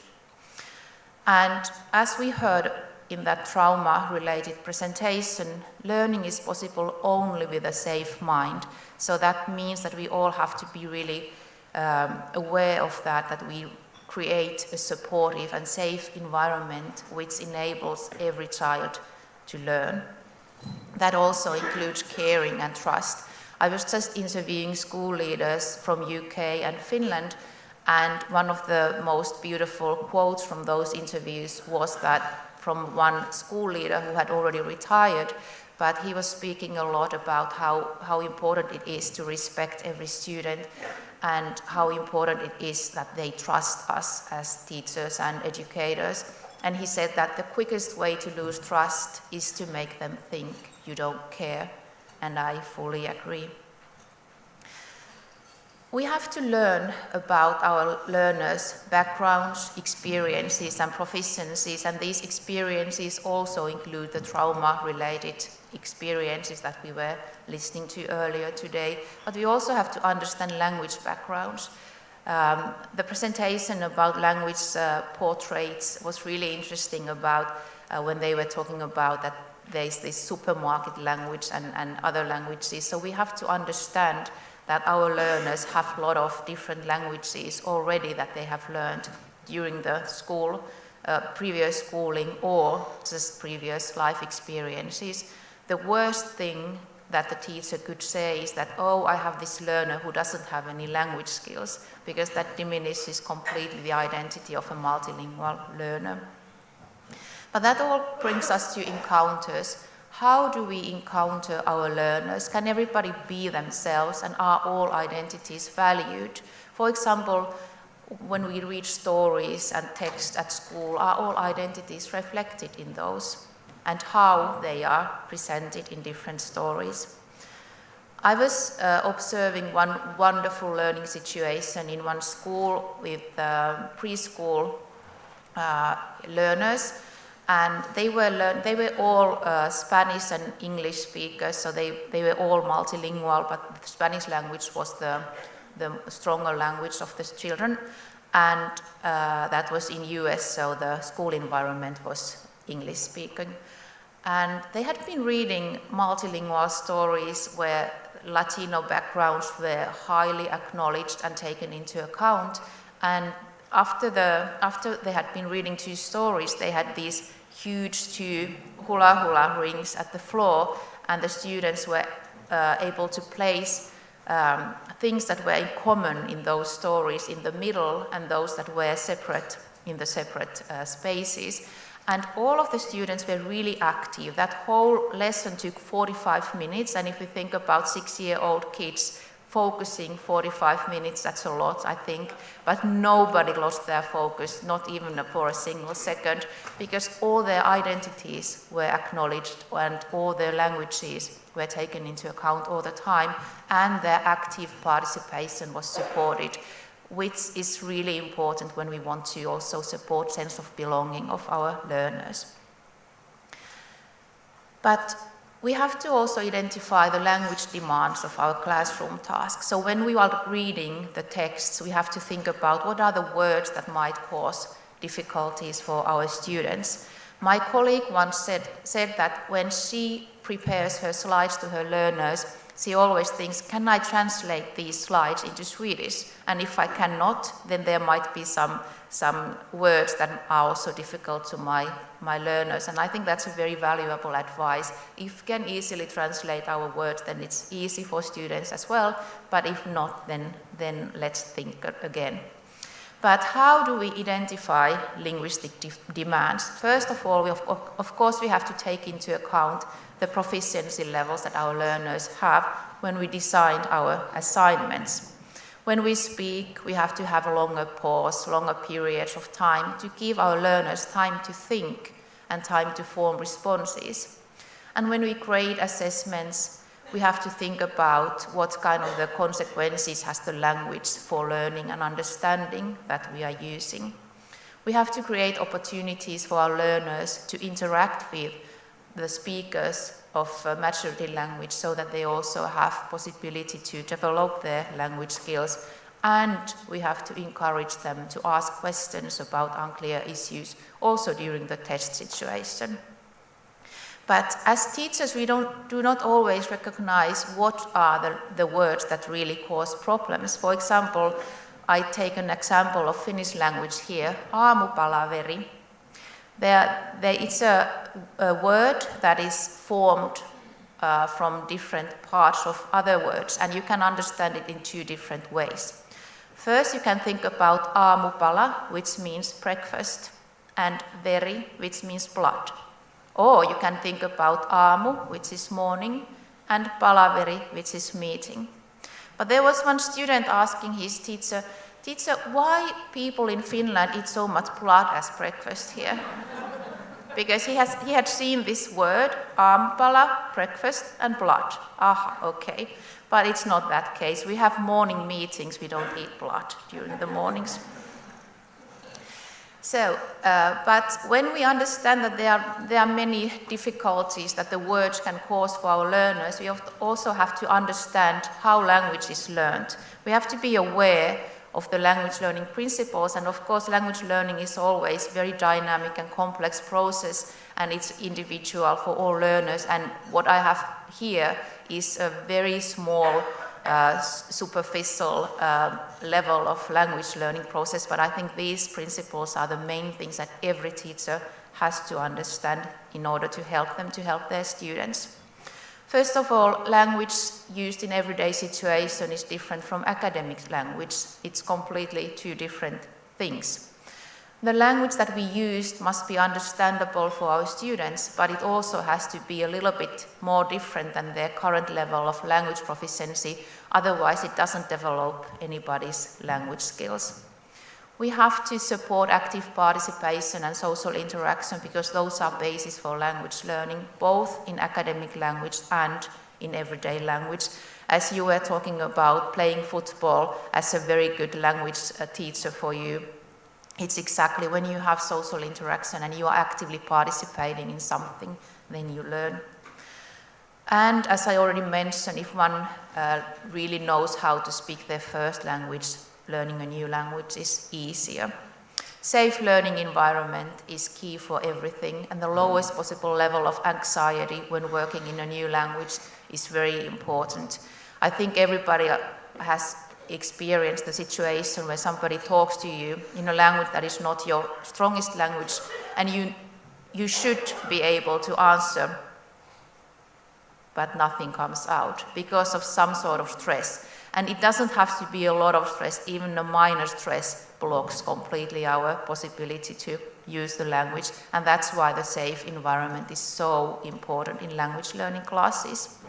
And of course, we have to pay conscious attention to the language all the time. We know from different research when it is optimal to enable language learning. And if learners are able to work in the situations where language is used, then their language learning is optimal. For example, the presentation from Denmark, when the students were able to really work in the language in VET when they were studying, that provides them possibilities to learn also the language, not just the content of the subject.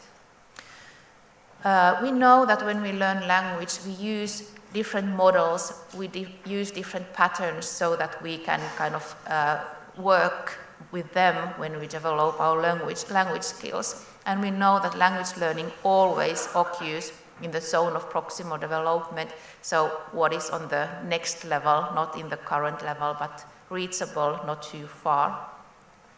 We know that learners' own activity is very important in learning, and that's why we have to support everybody's agency when learning.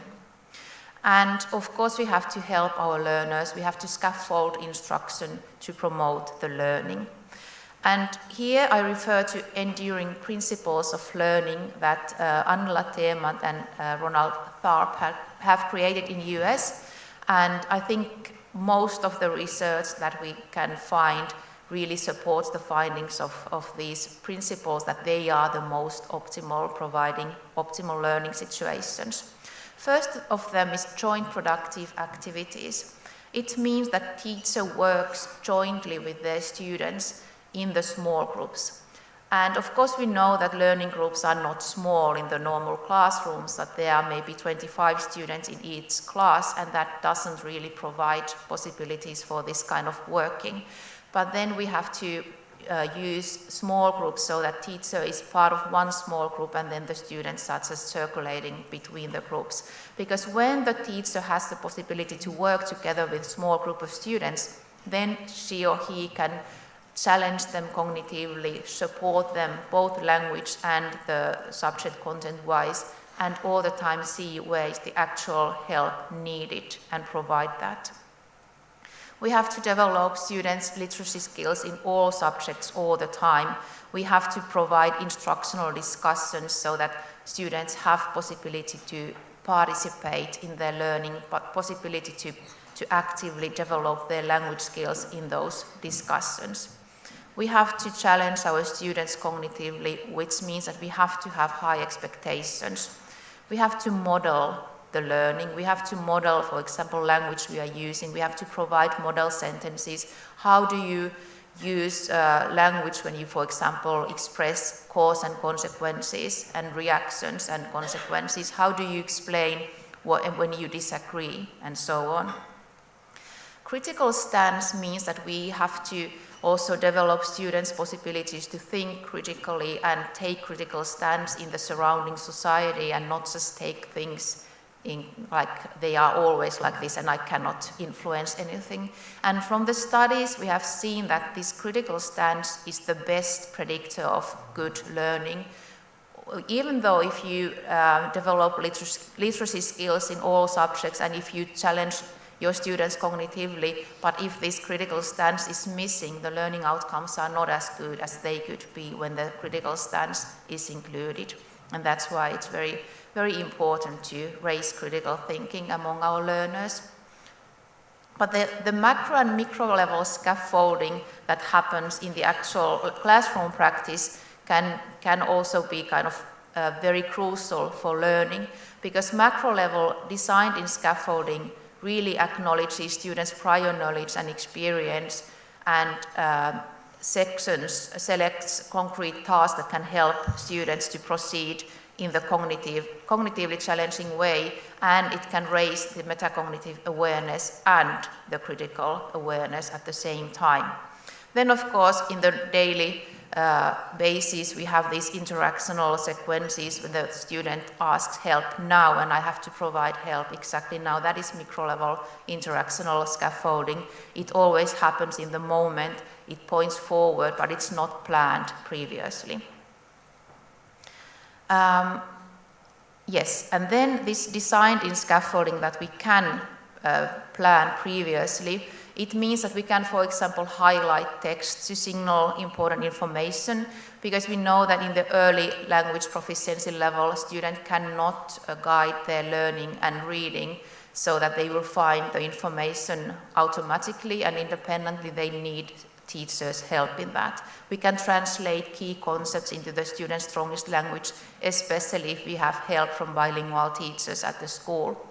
We can encourage our students to use dictionaries, for example, the ones that we just saw in the previous presentation, in order to help them to understand better. We can also sometimes modify written text to reduce readability demands, but it's also important to build their text knowledge and provide academically challenging texts at the same time. So all of these things that I've been just going through now are part of the linguistically and culturally responsive teaching that every teacher should have in order to provide best optimal learning circumstances for every learner, not only multilingual learners, but every learners in the classrooms. And we have been recently working with trying to create a framework of orientations for co-constructing a positive climate for diversity with my colleagues. And we are trying to include all these principles in this framework. We see that agency is very important to support. We have to have teaching and learning grounded in self-determination in order to support our students to become independent agents, not just receivers of support, but those that make their actions, make their plan A's to happen independently. Then we have to also support creativity, because we believe that creativity generates possibility for transformation. We don't believe that there can be only ready-made answers to all the questions, but we want to acknowledge the critical stance and possibilities of that. We want to increase curiosity of all the learners so that they actively explore and inquire. They kind of grow their curiosity of life at the same time as they grow their curiosity for learning. Interconnectedness can also be called a sense of belonging. We think that every student has the right to belong to their school community, and every teacher should provide possibilities for sense of belonging by creating learning environments where everybody feels that they are respected, valued members of that, and that everybody is part of that community. And last but not least, we have to be open for all kinds of attitudes, opinions, and experiences. And I was thinking about that boy that you were talking in the trauma-related lesson. When we are open for the experiences that people have, we are also more able to provide help and support for all the students. We also have to embrace that we make mistakes ourselves, and we have to be understanding also towards ourselves. Otherwise, it's not going to work. We all are human beings, and all human beings make mistakes, but we have to understand that. And if we have this positive climate for diversity, then every student has a possibility to thrive and succeed in the best possible way. We have the language part covered there, and we have the cultural part, and we support everybody's identity regardless of their linguistic or cultural backgrounds. And now I will go through some recent studies from Finland. We have lots of positive results concerning, for example, teacher competencies. Teachers find a lot of joy when teaching multilingual learners, especially when they see that their students succeed academically or socially. They find it very delightful. And they are also happy about the diversity of the school and about their own development when working in the diverse schools. They consider both the professional and personal development as very important. Teachers have very positive attitudes towards multilingualism, and they have good understanding of language learning. They understand that using students' whole linguistic repertoire is beneficial for the learning of the students, and this is also something that we have seen from the students' learning outcomes. But of course there are some challenges also. Many teachers try to shift the responsibility for supporting students to someone else. It's not my thing. The language teacher should take care of this, or the special education teacher should help.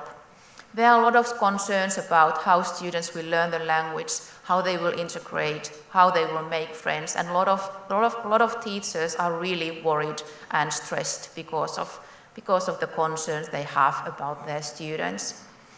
Unfortunately, not always the linguistic diversity is seen as a resource. There are a lot of teachers that still think that, okay, the main aim is to learn the language of schooling, and that's my main responsibility to support as a teacher. Sometimes we see that there are language-aware practices, but they are very superficial and one-sided. They are the easy-to-use ones, but not those that require planning. And also we see that textbooks and local curricula reinforce language hierarchies and monolingual norms. We have seen that not many teachers have had professional development related to teaching multilingual learners or newly arrived immigrants, but those who are, they are really motivated to learn more. Then we have been looking especially the children of immigrants who speak other language at home than the language at school, and unfortunately they do not reach the same levels of proficiency in reading as their monolingual peers, and language-related gaps are not similar in each context if you compare, for example, different countries. Our students who speak other language at home than the language at school have lower sense of belonging than the majority peers. And they have more truancy, so they are more often away from school. And older the children are when they move to Finland, lower the sense of belonging at school they have. Peers' attitudes, in particular the awareness of intercultural communication, are associated with children of immigrant sense of belonging. The more positive attitudes result in better sense of belonging. So it's very important also to be aware of that we have to make some attitude work at school, also among the students. And here are some recent studies that we have done in Finland, and I want to say kiitos, thank you that you have been listening.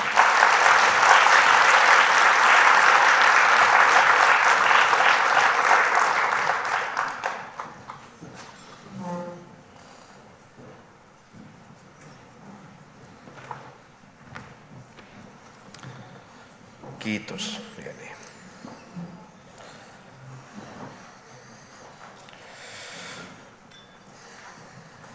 I will now welcome next up from the Nordic Welfare Center, Siini Kainonen, with an introduction to a new review into research findings on language teaching in northern countries.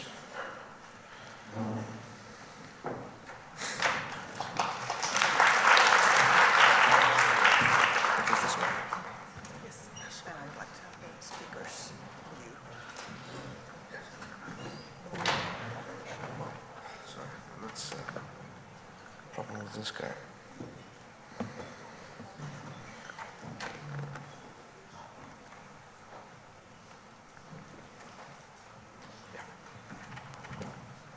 Great, thank you very much. I'm sorry to say that also I have to correct my name. My name is Kaisa Kepsu. I work at the Nordic Welfare Center. Siini is my colleague at the Nordic Council of Ministers, but we are collaborating in this issue, so no worries. And she's a very good friend of mine as well. All right, great to see you all. I work at the Nordic Welfare Center with a project called Integration Norden. And it's a project that started in 2016 due to the high levels of the high influx of refugees into the Nordic countries. So the Nordic countries decided, our governments decided that we need to do a little bit more together when it comes to helping and supporting people find home in the Nordic countries. So this is one initiative, and what we do is to try to get more cooperation within this field, more exchange of things that work and doesn't work in this field. I myself work at the Nordic Welfare Center, which is an organization under the Nordic Council of Ministers, and we have offices in Helsinki and Stockholm, and I'm based in Helsinki. Today I will tell more about a project that we're going to start. I will disappoint you by having no results yet, but I will be happy to get a lot of feedback from you afterwards and comments on that. But we are collaborating with the Nordic Council of Ministers and also the organizers of today, the network of newly arrived children in this project. But first, shortly, a few words about the project. And what we want to do in this project is to give support the national efforts on integration by giving some Nordic added value to it. We develop evidence-based knowledge, new evidence-based knowledge, but also collect promising practice. We don't like the word best practice because nobody can say things are best practice. But try to collect good examples of what's going on in the countries that the other countries can learn from. We want to facilitate things like this, sharing of experiences and new perspectives across the Nordic regions. We believe that there's a lot to learn from each other because of our pretty similar societies. Then at Integration Norden, we have a special focus on disseminating this knowledge, and we have a so-called resource bank, integrationnorden.org, which I hope you click or browse your way into, where we have these publications, we have news on different issues going on in the Nordic countries within this field, and of course tell about our seminars and conferences. We also coordinate different types of expert groups and networks because they're very important for us to know what's going on in the different countries. There's a small brochure out there in the foyer about our project and also a QR code if you want to go on our website. This is just a picture of what the page looks like right now, where we gather some of these examples of integration work from the Nordic countries. I would like to also mention that we have an advisory forum for our work called the Nordic Migrant Expert Forum, and it consists of experts with migrant backgrounds themselves who have migrated into the Nordic countries and working in this field. And they give feedback to our work and also fairly recently they have published some recommendations for policy. And this is also a brochure that is being handed out and will also be found on our website. But they strengthen also the involvement of the group itself in the efforts at the Nordic Council of Ministers. We have been working with different types of themes. Our main focus is on labor market integration, and here we have a recent study that came out this week on the employers' perspectives on hiring immigrants, and we want to shift focus from what the migrants themselves, they should have better language knowledge, they should be this and that. What are the barriers from the employers' side, and what are the ways to overcome these? There are some case examples of employers in the Nordic countries. But for the new project then, which you are eager to learn about, I hope, it's very much same issues that we heard about today from Norway. We are looking to have a Nordic research review on the language teaching methods and strategies for children with different linguistic and cultural background. So this is an initiative that came from the Nordic ministers of education who met here in Reykjavik in the spring, in May, and they wanted to highlight this as a very key issue for our countries to ensure that no one's left behind, that we can use all people's potential and give opportunities for children and youth with different backgrounds. I'm sure I don't need to tell you why language skills are crucial for the societies in the Nordic countries and also the individuals, morally, of course. And the questions in this study, upcoming studies, is to see what policies, teaching methods, practices are used in the Nordic countries to support language learning of children from diverse linguistic backgrounds. And we are now talking of second language learning, or learning the Nordic languages, more or less. Or that's the focus of this study. And we also want to see what has worked well, and also if some initiatives perhaps haven't led to expected results. And the focus is on basic education. And of course, this is a very complex area, and we have heard earlier today also that there are probably not that much effect studies, but the key is to do a research review on what is written in the Nordic countries, what knowledge exists on these issues, and have a comparative approach also to those. This study also builds on studies that we have done on Nordic level before, and I just want to mention a few as a background, and one of them is from a Nordic project, a Nordforsk project called Coming of Age in Exile, CAGE project, which focused on particularly refugee children and youth. And we see that in this study that, yes, as you all know, refugees have lower educational outcomes.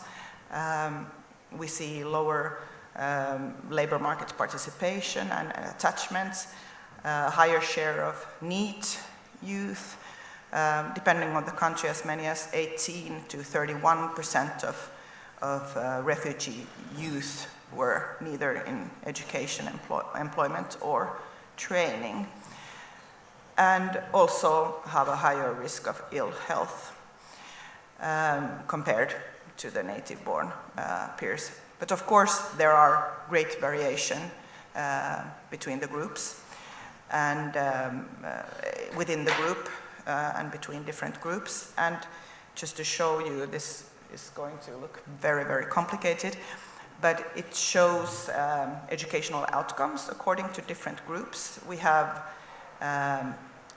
gender, origin, and age at immigration.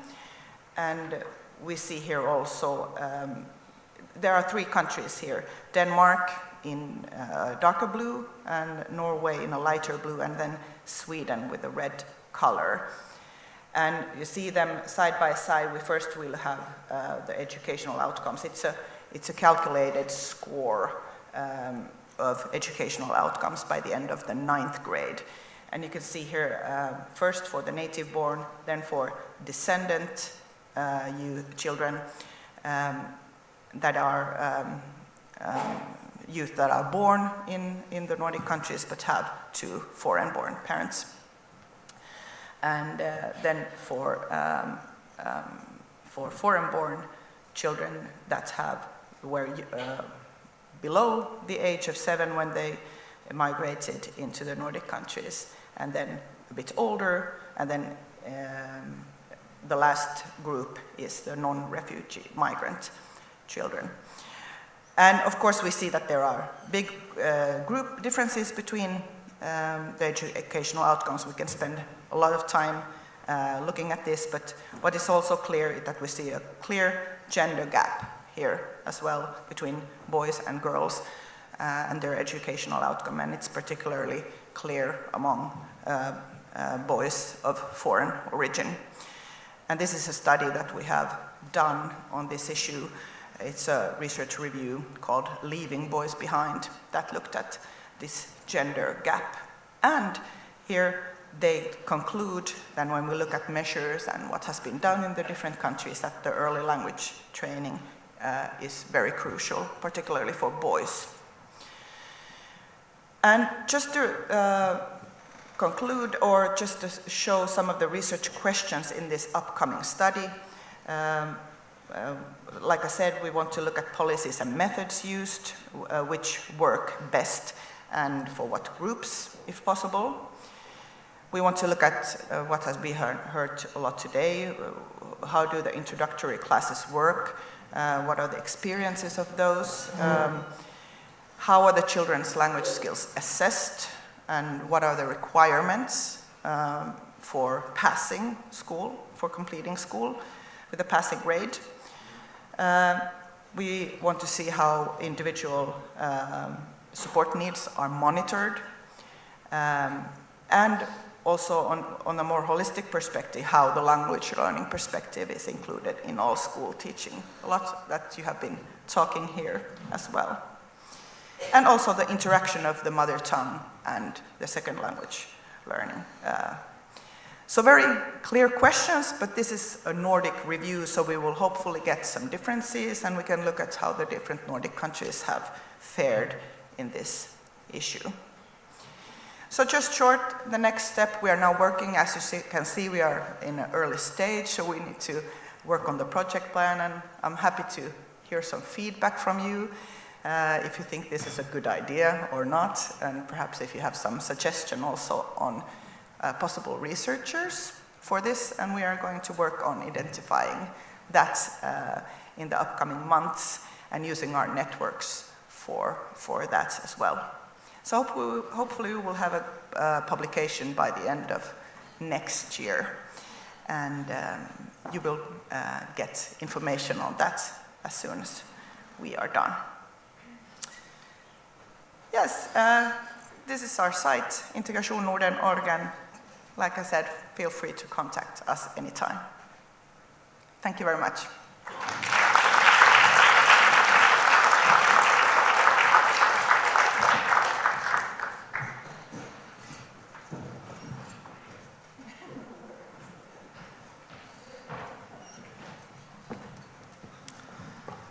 Thank you, Kaisa.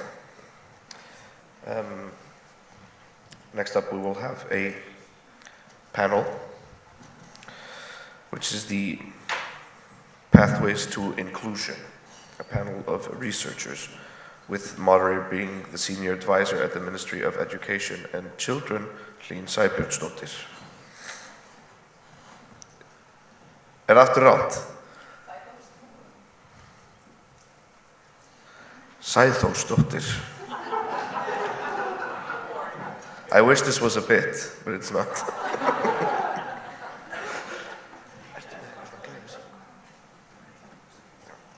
And I would like to welcome the researchers on stage with Lee.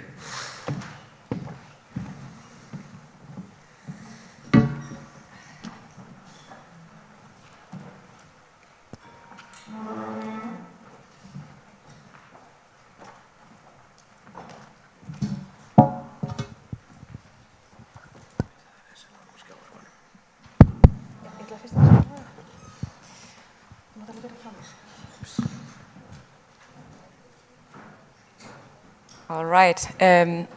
Good afternoon, everyone. My name is Hlín Sæþórsdóttir. I'm a senior advisor at the Ministry of Education and Children. Sorry.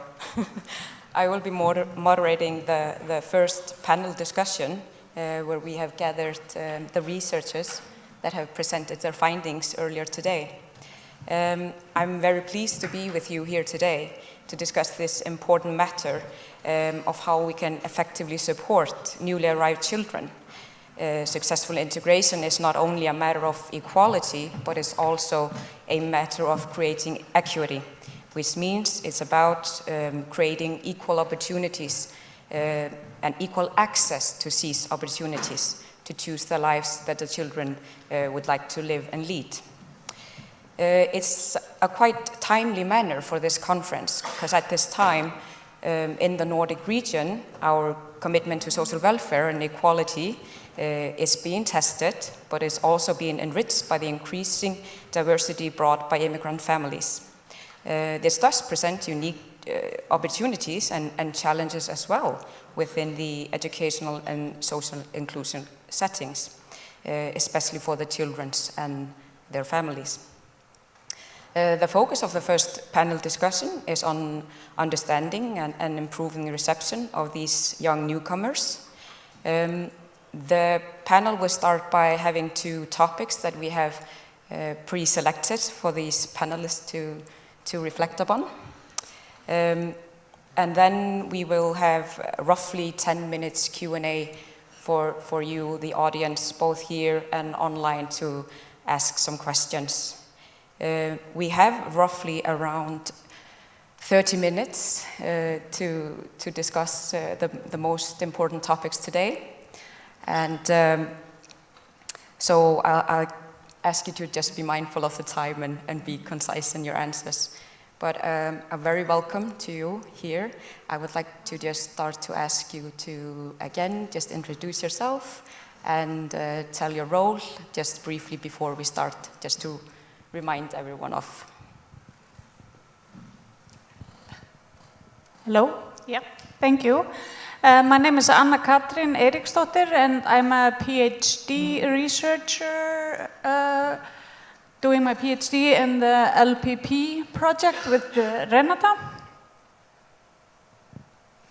Hello, I'm Jenni Alisaari, senior researcher from Finland, University of Turku Invest Research Center. Hello, I'm Berit Lødding from NIFU in Norway, research professor. Hello, and my name is Renata Emilsson-Peskova. I'm assistant professor at the School of Education, University of Iceland. Thank you so much. If we start with the first topic, after hearing all these wonderful presentations today, so diverse, different perspective, of course language is at the center of today's presentation, how we can use that in our school settings. I would like to just ask you, in your professional opinion, what would you consider the main takeaway to be for the audience today, and how can they use this and take back home for practical use? If each and one of you would like to reflect on that, please. Thank you. Want me to start? Well, I was thinking that this needs to be a cooperative work. Nobody taking taking it in their hands to answer for somebody else, because the students and the immigrants and the teachers and everybody, we need all our voices to be heard, and we need to do this together. That's what my take is. Yeah, I completely agree with you. And what it requires is that we all see each other and listen to each other and support everybody's agency and sense of belonging in each situation.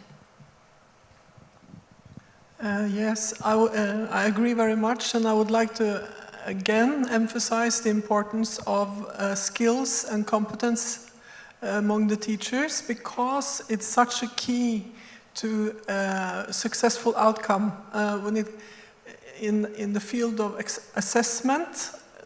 Skills, teachers' skills are very necessary. Not only sufficient, they are necessary. When it comes to assisting the students to make them see their strengths in their previous or the other languages they know.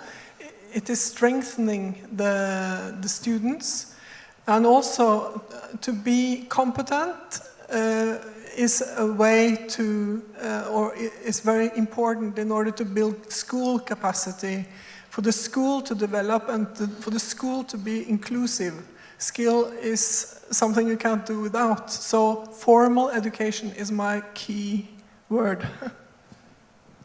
And for me, I just really see that the language is an underlying issue in all the debates, both for access to education, equal opportunities, academic learning, connecting socially. The language issue is really an underlying issue in all of the discussion, in a way, and connecting issue. But another takeaway that I take is that in the Nordic countries, we really both rely on the same research. We have a lot in common. We are developing things. I would like to encourage just more of the sharing and exchange and collaboration. Maybe you have seen some very interesting resources here, and I'm sure not everybody knows all of them. So we should really kind of keep using together all of the resources that we create. And maybe one more point, that I see policies are not enough and best practices are not enough, and we need to find those bridges between policies and practices, how to implement the nice policies and how to capitalize on the good practices or best practices, or whatever we may call it. Thank you so much. Could I ask you if you have a recommendation how we can build those bridges? Is there something that you can provide an advice on? Thank you. Well, recently I learned something I didn't know. When you create a law, then there are regulations that follow, and everybody's waiting always for the regulations because they would kind of give you the steps, give you some kind of recipe how to implement the law. And when you write a policy, then you have action plans, and the action plan would also have some steps that would say how to implement the policy. And we do have both the regulations and action plans, but I think there is still somewhere missing the step in between the regulations and action plans and the practice. There's something missing there in between, how to strategically and systematically take those regulations and action plans and implement them. Great, wonderful. So it's about focusing a little bit more on the implementation phase. I guess it's a little bit of a challenge, especially here in Iceland. If we go to the next question, what would you consider the long-term strategies the Nordic educational system could implement to support the academic and social integration of newly arrived youth?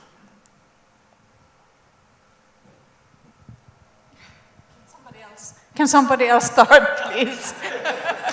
It's a very big question. And I can rephrase the question. So if we look at long-term strategies, thinking long-term plans, what could the Nordic educational system, what type of long-term plans do they need to implement to better support the academic and social integration of children? So not just looking at, what are we going to do this year, but more like long-term, durable, sustainable solutions. Thank you. I think that has to be done in cooperation with everybody involved, and the long-term plans, they need to be maybe broken down into steps, and where we want to go in the end is, of course, that everybody is equally valued in and their strengths we build on their strengths, right? I would say that we have to really put a lot of emphasis on teacher education, and also not only teacher education, but also support for teachers. I know that there are a lot of teachers who are very stressed, they are worried, and they are even considering quitting because there are a lot of pressure. There is not enough time to professional development. There is not enough time to support individual students. So I think we have to really systematically think about how do we support our teachers so that they can give maximum support also for the students. And just to reflect on that again, do you have some recommendation to offer how we could support the teachers better within the school settings? If the teachers are already working, I think the main thing would be that we would really give them time to participate in professional development, because the world is changing so fast. Those teachers who graduated maybe 10 years ago, they already have outdated knowledge, but they are not able to participate in professional education, professional development because of the lack of money. The schools do not get substitute teachers, and nobody wants to give all that burden to the colleague that, okay, you have 2 classes when I go to the training. So there is a systematic kind of lack of good practices in that.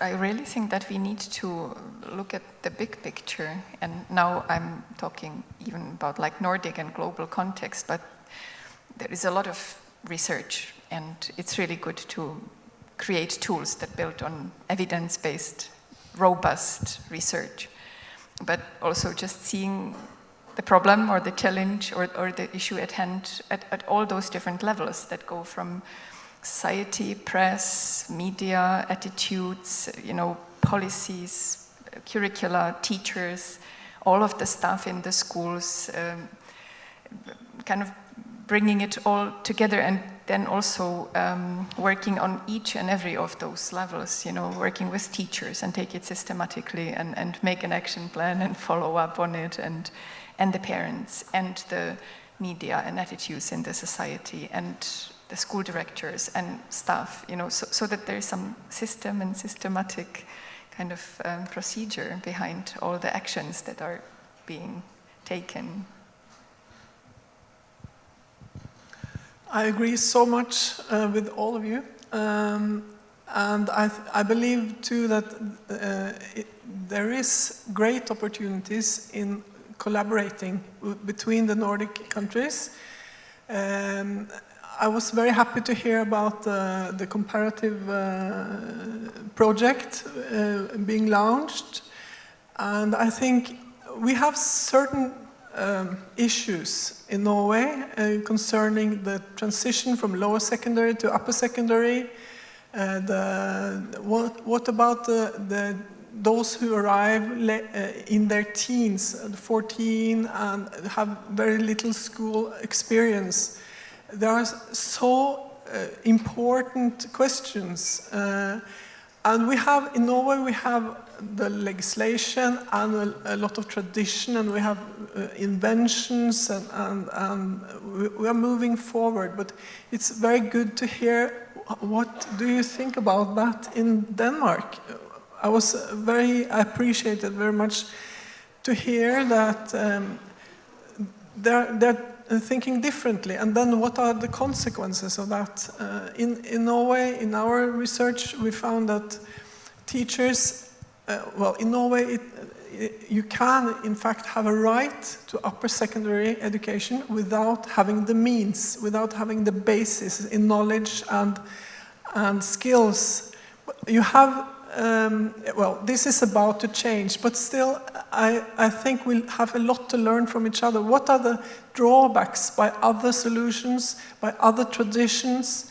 I think we should learn from each other, and a long-term strategy, more research. It's very predictable that I would say that. But Thank you so much. And just a quick little question before we go to the audience. So if we think about that integration goes both ways, that is supporting newly arrived settlers in a country, but also how we can prepare the natives receiving. So do you have, can you offer any recommendations of what people, service providers, schools, etc., should be mindful of, especially when it comes to supporting the parents, because we always have to work with the parents when working with the children. Are you able to offer recommendations, please? I would say that it's of utmost importance to ask questions, because we often just assume and we think stereotypically that people that present some culture, they are all the same, which is never the truth. And people are afraid of asking because then they show that they are not, they don't know, so they are revealing their ignorance. But that's not the case. They are revealing that they are willing to understand. And normally parents appreciate it a lot if the teachers ask questions about their cultures, about their wishes, about their traditions or anything. So I think this openness and open communication, it's the key. Can I take this one? Respect and care. Really show people that you are interested in them and show their opinions respect, even though you don't always agree. We can take the discussion carefully and listen. Exactly. We have had some really good social projects in Iceland. For example, connecting newly arrived women through Red Cross with mentors, and that way they can learn about the society, and mentor can learn something about the newcomers. There's a lot of talk about collaboration of homes and schools reaching out to parents, and in particular parents of foreign origin. And there's a project going on right now which is about kind of resurrecting parent collaboration after COVID, and with particular focus on parents of foreign origin. So there will be some parent meetings in the languages of the parents, talking with them about how school system works, what is expected from them as school parents, how they can take part in the democracy, in the processes in the schools, like being on parent boards and parent associations, etc. So I think also parents, they come from different educational systems. They of course don't know how schools work here, and it's really important to mediate that knowledge to them. So the teachers, of course, they are the professionals who need to be able to reach out and have some kind of information pack and the skills to advise the parents on things. So I think there needs to be a proactive approach on behalf of, from the teachers, from the professionals in the school system towards especially the newly arrived families and women in particular, because their expectations about schooling is totally different. Like I can say for Iceland, the school system is so different from any other school system, maybe not in the north, but in the other countries, that the parents simply need to learn about it and get some help to understand it. I was mentioning in my presentation the teacher of this welcome class who is empowering the parents about the children's homework and using very good material to get them to school and to I think the knowledge, she's acknowledging that she is a very important person for those parents, because this is the Norwegian person that the children talk about and know, and there may be more or less contact with other Norwegians. But there is also many tasks for more people than the school. All tasks being loaded on the school, it could be too much. And where's the limit? I've heard that in many group discussions with teachers. It's not our responsibility. And well, we've also heard that one can get tired, have fatigue. I have no big solution to how to cooperate with the civil society, but it should be possible. And some places they manage to do that, maybe smaller communities, smaller municipalities. but it's a shared responsibility. It needs to be a shared responsibility also. Yeah. Thank you so much.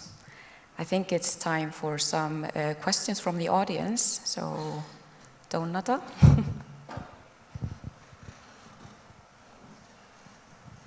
Hello, and thank you for this occasion to meet around this important subject we are discussing today. I have a question maybe for Berit. You have been talking about the formal educational system and how we are working on different models there, and it was very interesting to hear you talk about that. But what about other parts that might support language development and learning language, like informal areas like sports, youth work and such? Could you reflect a little bit on that part of the children's life? So when children take part in sports, social, cultural activities that are not, they're not supposed to go to, like formal education, what part do you think that plays in developing language skills and inclusion, you could say? It's a very good question, very important question. Our findings indicate that it is, the assumption is that this is a matter of personality among the students. Those who are extrovert, they get friends. And they manage and they do well. And those who are timid, they have a bigger way.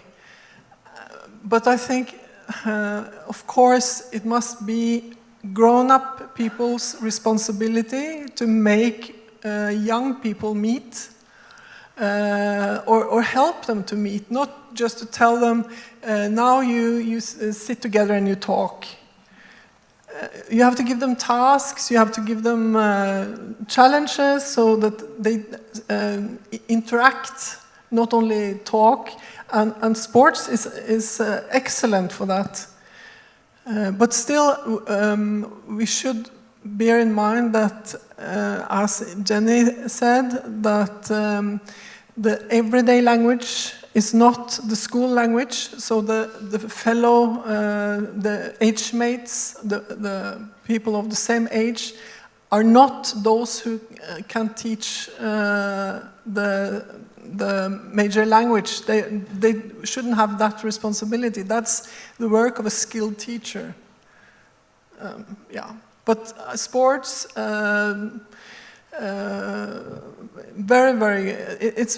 it's sort of, they're lucky, those who are interested in football. And what about those who have no talent, or they are not, they don't have that interest? It's a big question. Yeah.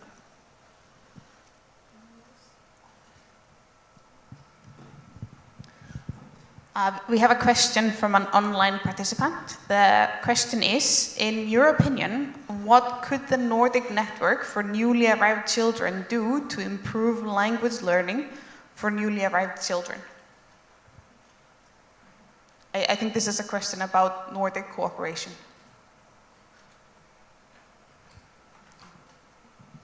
Well, I don't think we are directly involved maybe with that network here. What are your recommendations for the network? Right. Well, we have already said a lot about language, sharing the knowledge, sharing the tools, sharing the expertise. I think one of the important things is to have diversified solutions. You know, like you say, there must be something different for newly arrived youth who are between 14 and 20, and something different for children of preschool age, and something different for elementary school children newly arrived. And there must be different solutions for children who are born to immigrant parents. They are in the country since they are born, but still they may have language needs, needs to learn and to get some support. And I think from the comparison, recent comparison that we made across Nordic countries, it was obvious that the countries are not putting a lot of focus on maintaining active multilingualism as an asset in itself. What the curricula say across the Nordic countries is just get done with it in 2 to 4 years, and then you just slip into the normal curriculum and you do it as everybody else does. And so I think one of the messages from me personally is to try to maintain the active multilingualism as an asset, and not only of the big, cool, precious languages that are taught in the school systems, but all languages that the immigrants bring with them. All of the languages are important for many reasons, as we have heard. They're important for social, for connections, for belonging, for professional and social opportunities. So I think that would be my message. You know, don't try to teach the children the local school languages at the cost of the mother tongues and the language diversity that the children bring with them to the country. I'd just like to add, remember that the student is a part of a bigger unit, usually the family. So we need to also keep them in mind, being involved with us in all this, I think. Okay. Do we have more questions here?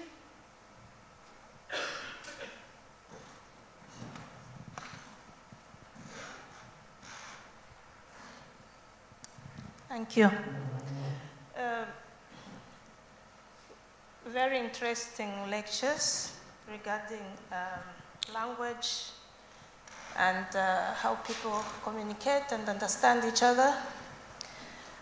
First of all, I come from a disability background, and I've been conducting research about migrant families that have disabled children in Iceland, and experiences of professionals that are working for the city of Reykjavik with families that have disabled children. And from my research, my findings revealed that there was lack of competence among welfare service professionals, because some of them told me right away, I'm not going to learn other cultures from the parents that are moving to Iceland. So my question is, Renata and company, are you going to implement cultural teaching for the teachers that you teach in the School of Education, so that they are able to communicate and work with the families that are in Iceland, like me, a migrant mother? How are you going to make sure that these teachers learn about other cultures? And then that's the first issue I would want to ask you about. If you're going to do anything to change this, because this has been going on, I think you know that for the past 20 years, that not all teachers in schools or welfare service professionals are able to accommodate all the incomers that are coming to Iceland. Now we have these refugees coming in, and they don't know where to get the support in the school. How do you deal with this? I just give a very short answer. I thought we need to clone our Center for Language and Literacy, make like 5 of them all over the country at least, because they are the people who go to schools and talk with teachers and parents and students and mediate between them. But I wanted to maybe bring attention, I know we have like 1 minute left or maybe no minute left, but the intersectionality issue. Language is not the only issue at hand. There are many issues. There are socioeconomic issues, there are prejudice, stereotype, all kinds of issues, money issues, education issues, and all of them, and disability issues, all of them play together. And so we cannot just take one issue over another issue, and we need to look at the child holistically. And I think that's what we are trying to do. But of course, we need to do more and learn more. Thank you so much. Unfortunately, our time is up. I would just like to thank you all for your very valuable input and thoughtful recommendation and comments that you were able to offer here in this first panel. And for the audience, I just encourage you to take this conversation, to continue with it with your colleagues back at your workplace or just back in the community and continue the discussions that we've had here today. We will be back for the second panel after the coffee break and one more presentations. Thank you.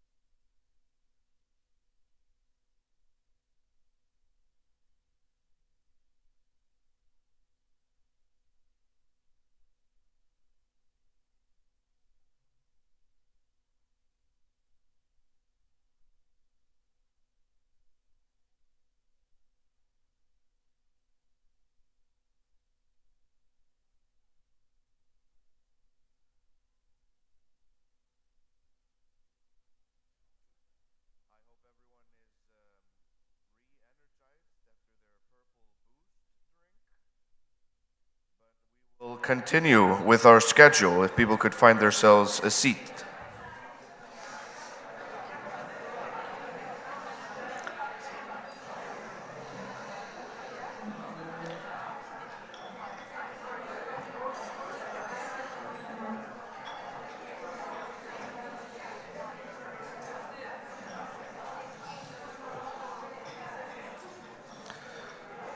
So people are welcome to sit down, and we will keep going with the schedule.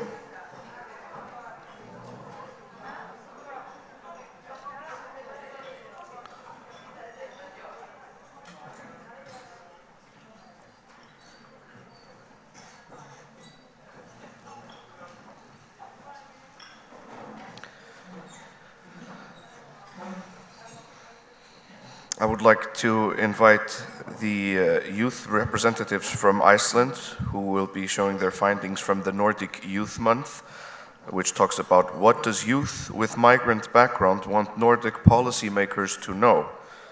And they are Stefanur, Helga Julia, and Ómar Rondon.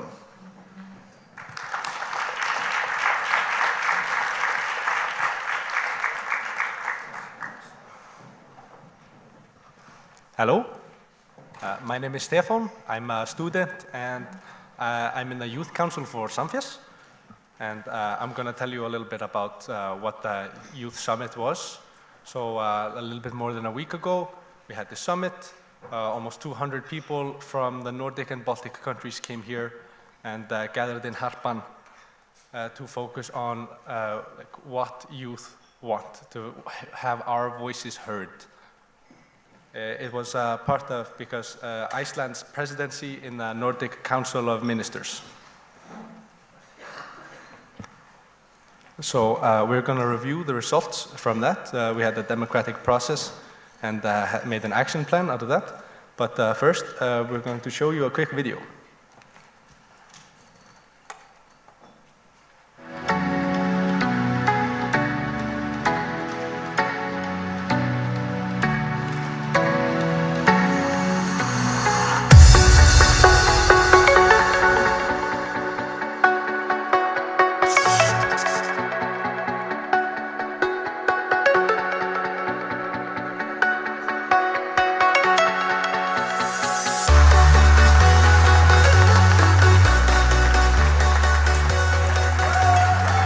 It's my honor to be here with you and welcome you all to this fantastic event.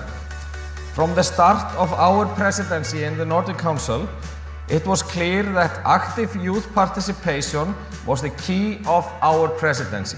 Youths have such a big impact. We are the future and we know what's best for us most of the times. Yes. That's why we want to try to get our lives better listened to and make some impact on our future. Yes. There are a lot of young people who have great ideas, and we are going to take a lot of them back home to us, to Lithuania. We've been talking about various topics that are important, such as education, climate change. Listening to a lot of really fun lectures, going to workshops, playing small video games. And I am happy that I came to this experience. Iceland is a very young country, just like you. You are the future. I feel that we have a sense of vibrancy and energy here. I think we learned a lot of new things and we were very inspired by the Icelandic youth especially. This event has been really amazing actually. Yesterday we spent most of our time trying to figure out and answer some questions. And today we have been taking our main points together and just making a bit more clear what we want. And we're going to make an action plan and hand it over to the Nordic Council of Ministers later today. I really like the discussions that we've had, like being able to discuss with everyone, and also I feel like we've had a lot of respect for each other. But when you reach a consensus on important issues, and we usually do that, it's more likely that we stick to it. And that way we can also change the world. The results of this summit has been incredible. We've seen a lot of youth and young people talk about very complex and difficult topics and answer them with actions that politicians and people in power could actually implement. I hope that you will leave Iceland with warm memories and some ideas about how to make this world a better place. So on behalf of all participants of Nordic Youth Summit 2023, we hand over this action plan to you.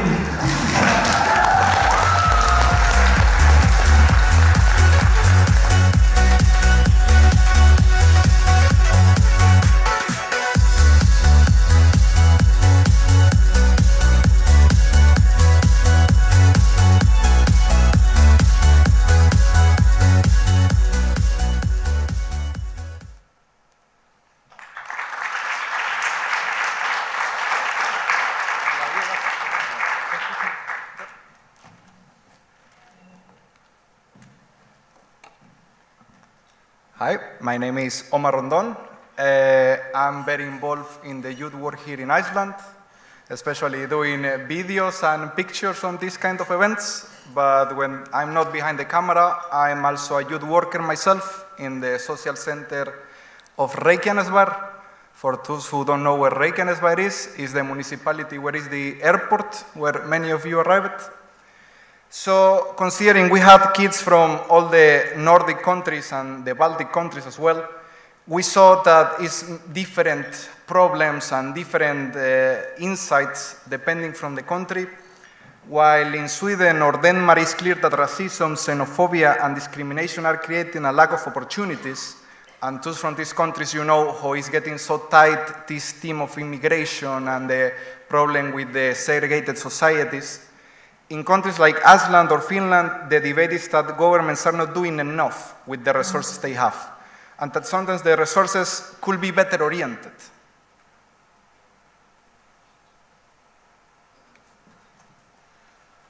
So we decided to got some common grounds between all the discussions of the kids and youth, and then we go to these problems. One of the problems is that they feel the contact is pushed. There is a feeling that the integration process of migrants is in many cases forced.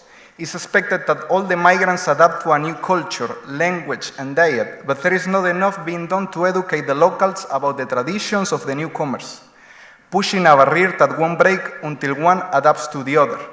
And as the specialist said, it's very often this quote of, we are all the same, but it's not. In my opinion, we are all different, and embrace that differences is what makes us great, and that's how migration shaped our world today. So, the kids and youth suggested that we should implement more cultural days more frequently in the schools and in the leisure activities in order to learn about other cultures. Also promote the education in other traditions and create an authentic multicultural exchange, allowing locals to try new food, discover new music, or celebrate foreign festivities. And this is true. Sometimes I feel, especially here in Iceland or in the Nordic countries, like we expect that the newcomers adapt to the culture. And sure, it's the normal thing.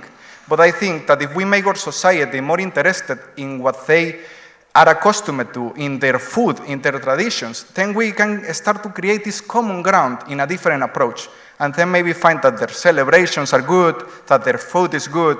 For example, I'm from Venezuela. We always eat for breakfast one food called arepa. It's called the best breakfast in the world.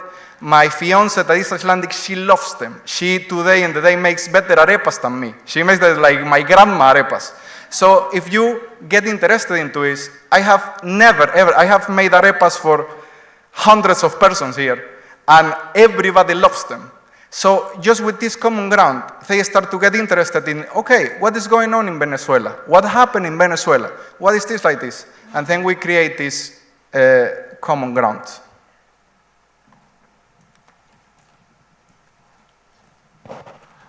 Yeah, so language is the main barrier, as you have discussed the whole of today. And foreigners come to the Nordic countries, they don't know the language. But the difficulty also comes because they are learning language not in a language that they know. They're learning Icelandic, but they're learning it in English, but they don't have a good grasp on English. So the youth had some suggestions of that as well. offer competitive job opportunities to teachers with foreign backgrounds. Like you mentioned from Norway, bilingual teaching the native language in their best language. That's the best way to teach it. And it says it's taught in the English, which is not the best.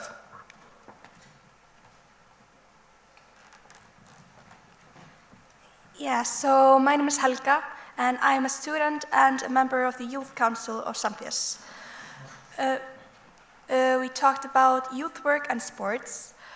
Sports or arts are universal languages and critical to support the environment of newcomers in a sport or leisure activity because it provides the capacity to communicate with locals without speaking and never be a disadvantage towards their peers. Unfortunately, grants offered by the government are municipalities don't cover the total amount of many leisure activities. And the suggestions that we had was to provide bigger financial aid or grants especially for vulnerable groups like refugees to afford leisure activities after school. Dedicate more funds to increase the variety of youth clubs and leisure activities in the community. And make longer opening hours in sports and leisure facilities.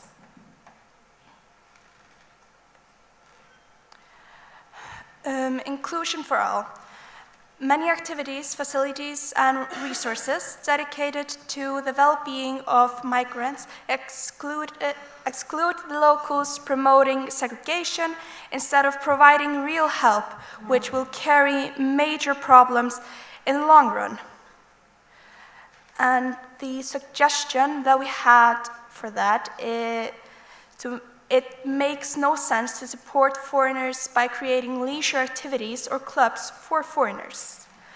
All the investments dedicated to this effort must be for well-being of the whole society and not for a focus group.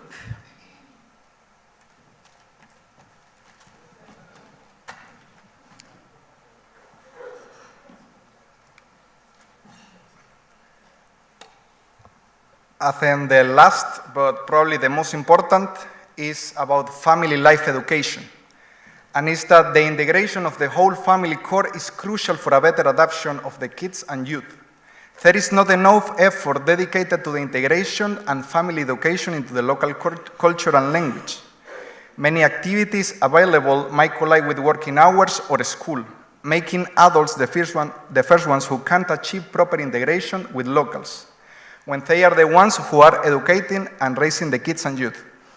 And the thing is that all the proposals we're having here are mainly focused either in the school or in the youth centers or in the sports facilities. But even if the whole scheme works perfectly, the kids can go to the school. They will go after school, let's say they have a leisure activity and then they have a sport activity. Then they will go to the social center and play there. They still will return to their houses, spend holidays that can be a month or 2 months.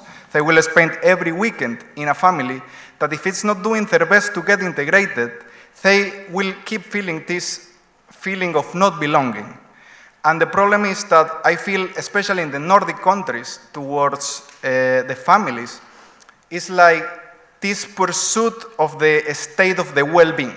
We want that the refugees or that migrants got access to these benefits of not suffering of nothing and have all the basic needs covered. But that is also a problem, because that creates the, like the lack of they looking for maybe better jobs or getting more involved or doing more stuff.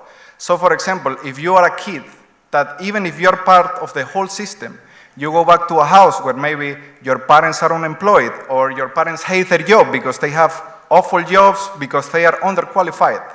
They will grow with this thing. They will grow thinking that living off welfare services is normal. They will think that hating their jobs is normal. They will think that cleaning forever is normal.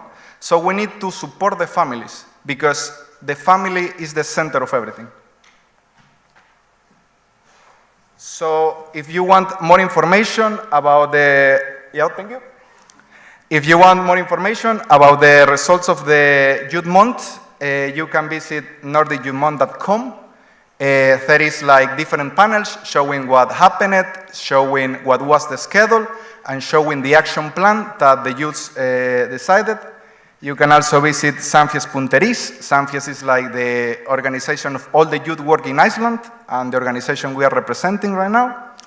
And if you are interested, you can also go to Fjordheimar.is. It's the social center where I work. And if you are interested in any collaboration or activity with us, we are always welcome to new ideas.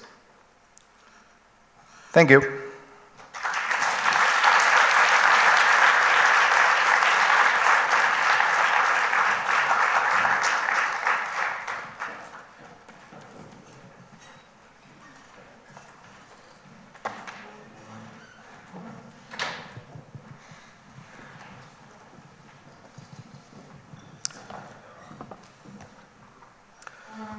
I might need some arepa tips, Omar. I tried it the other day, it did not go well. But I'm very good at Nordic cuisine. There's flæskesteg, kjøttbullar, and of course a grandiosa pizza. Now we will have another panel, which bears the name of From Arrival to Belonging. And I would like to invite Hlín Sæþórsdóttir to the stage. And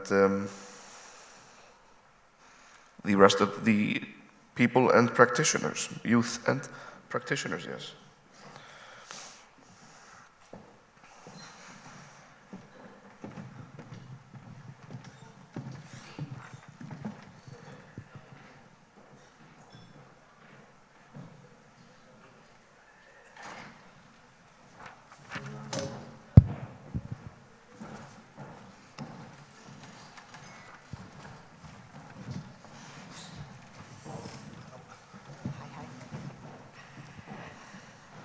Well, welcome to this second panel for today. We are now going to be focusing on from arrival to belonging, and we will be hearing from the voices from the field, practitioners, and youth perspectives. In this section, we bring together those who have been at the forefront of supporting immigrant children and the youth representatives who will share voices of the Nordic Youth Month, which took place in November, which we just heard from. As well, they will offer some personal experiences and insights into the issue. The panel is intended to shed light on the realities of implementing support strategies in the Nordic countries, and the stories from the youth are invaluable in understanding the direct implication of these strategies on their lives. The panel will be following the same routine and format as the previous ones. So we will start by 2 or 3 topics that we have chosen beforehand for you all to answer. And then we will have a 10 minutes Q&A from the audience and those that are participating online.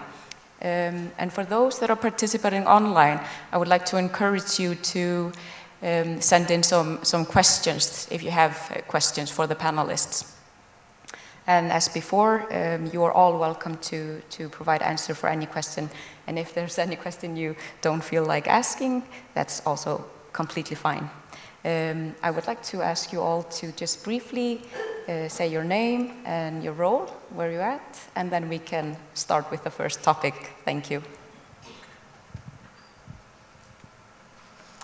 My name is Elisabet. I'm a psychotherapist and I work as an educator in Save the Children in Sweden.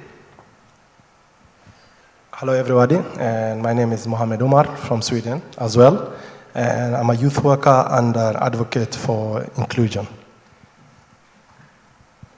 Hi again, my name is Omar. As you already know, I'm also a youth worker, but I'm also a refugee myself. I came from Venezuela 4 years ago, and since then I've been having an art class in Reykjanesbær, which is my main job and my main project. Hi, my name is Helga Julia, and As I said before, I'm a student in Iceland, and I'm also a member of Samfé's Youth Council. And hello, my name is Marit Lunde, and I'm the director of the National Center of Multicultural Education in Norway. Thank you all.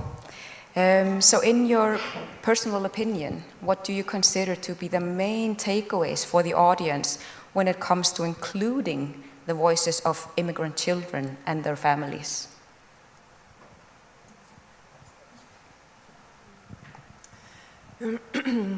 Well, yes, to include the voices.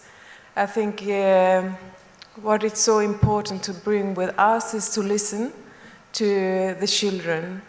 And back to the trauma perspective, I think we sometimes, because we are human beings, all of us, can do the mistake to focus on the behavior. And I think it's very important to think about, try to understand what need is the children try to communicate.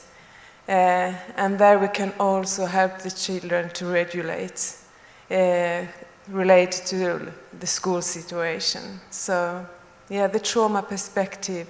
And of course, what we said today, we need the holistic. So it's one perspective together with a lot of important perspectives, of course. Yeah. And if I may add to what she just said, that my take on this is really important to have on board the new families who arrive to the new society, because it's not easy moving to territories you have never been before, and you have no track record reference. And what happens is these families, they use each other as reference points. Like, and Halima's son got criminal and he got misplaced by the social department. So there's this taboo that's being created, for example. So you need to have an outreach programs, because sometimes you might have competent teachers who do beautiful job with the kids at school. You have social workers who do beautiful stuff, and the coaches, the youth workers. But like Omar was into, if you don't reach out to these parents, it's like maybe you're fighting a losing battle. So it's really important to, meet them where they are and tell them about the new society, cultural orientation. It goes two-way. And the social department doesn't only take kids. There's a process. There's unmelan, and then like someone has to report, and then there's the open investigation, and tell them what is true. And after, what happens, especially we see in this, and some parents are afraid of the governments because of where they're coming from. They're coming from dictatorial or the police. If you work for the government, you're more of trust issues.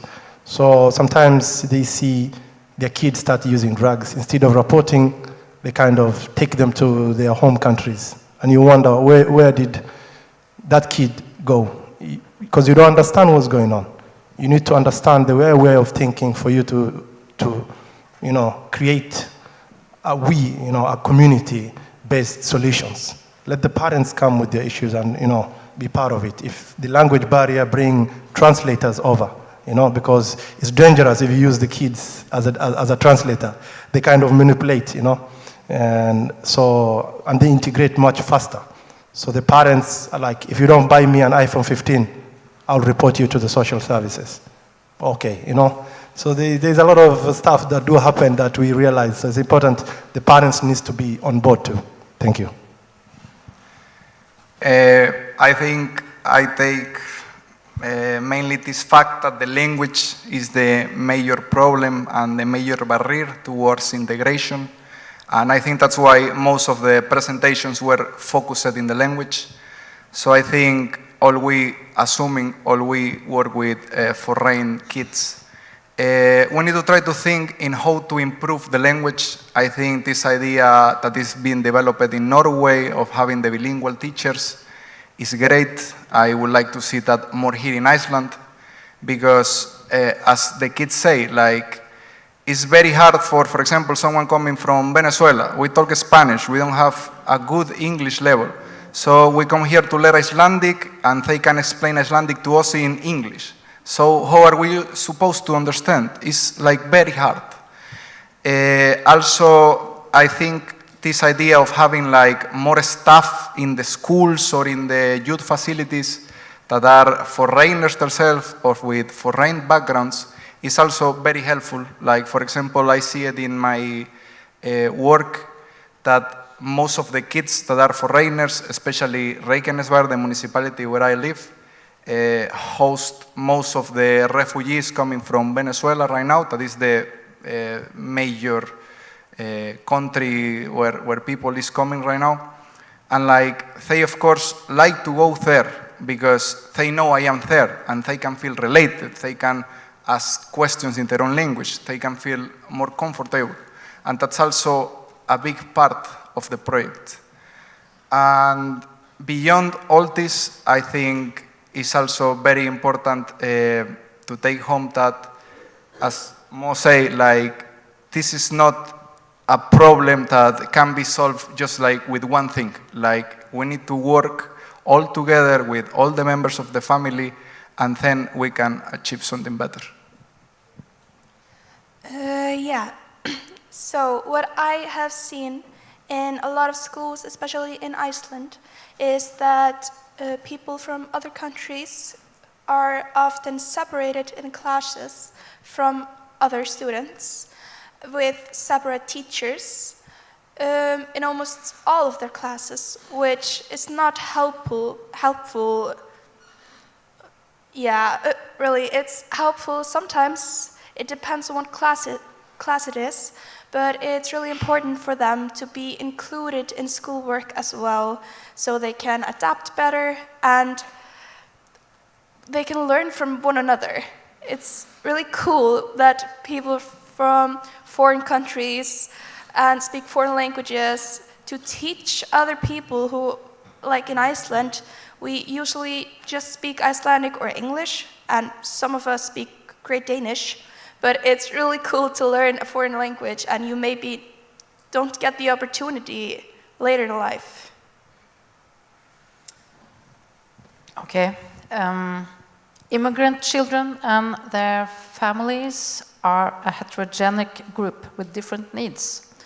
So I think one of the most important things we have to do is to build systems who are flexible and to have dialogue with each family to find what is the best for them and to find their strength and to include all the languages and the cultural background inside the school and in the teaching. Great, thank you. We touched already a little bit up on this regarding the trauma. We've been talking about this earlier today, that trauma can be a barrier for children to settle in and starting in a new school because they have things to work on. I wanted to ask you, how can we effectively implement trauma-informed approaches in schools and in youth centers, especially when resources are very limited? Thank you.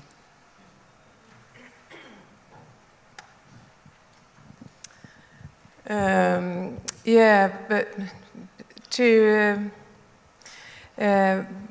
I think about different things, but I just want to, like in Sweden, we have this collaboration between the Swedish Agency of Education and Save the Children.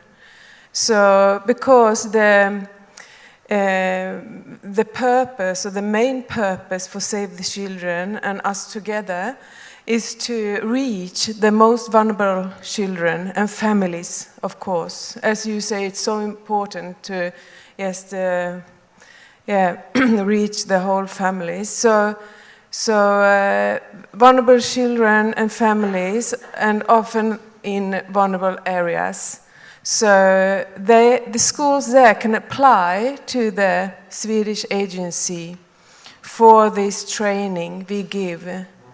And then the Swedish agency can have the costs for the implementation of the program. So they stand for the cost. So that's one way to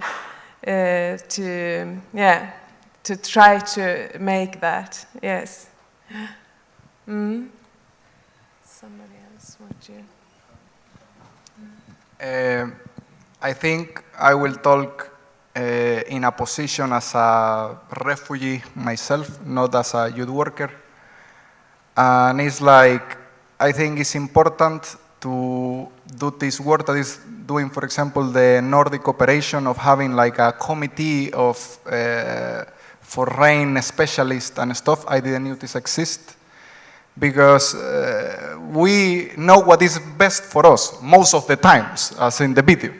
So I think for me, and this can be shocking, and you can think about it, or you can just take it out and you say this man is crazy.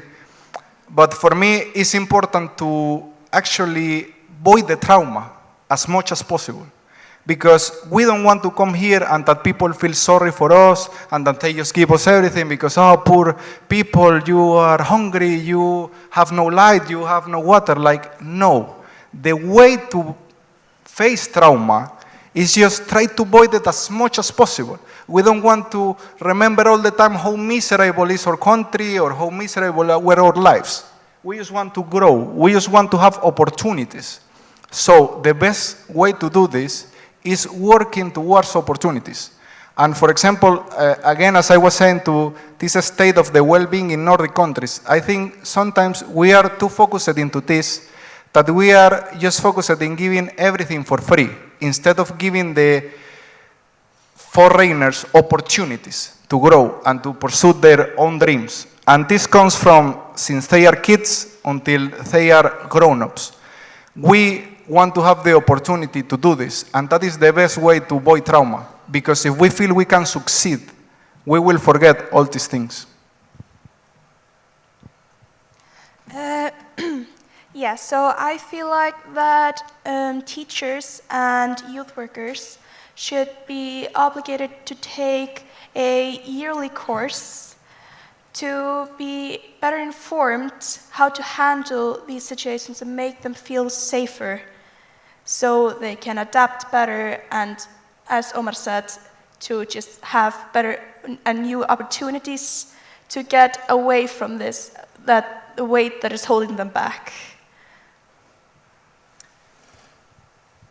I think that what you have done in Sweden is a good example for the rest of the Nordic countries. But we can also have like courses online, information and webinars for the teachers to know more about trauma. But especially I think we need more knowledge about what can we do during the class when you have students who have experienced trauma. What can you do when you teach? Thank you so much. Just a small question here at the end before we go to the audience. How can teachers better prepare the classroom to receive newly arrived students? We talked a lot about what they can do for the newly arrived. How can they better so that Icelandic children and youth can better understand those that are coming and welcome them to their new society?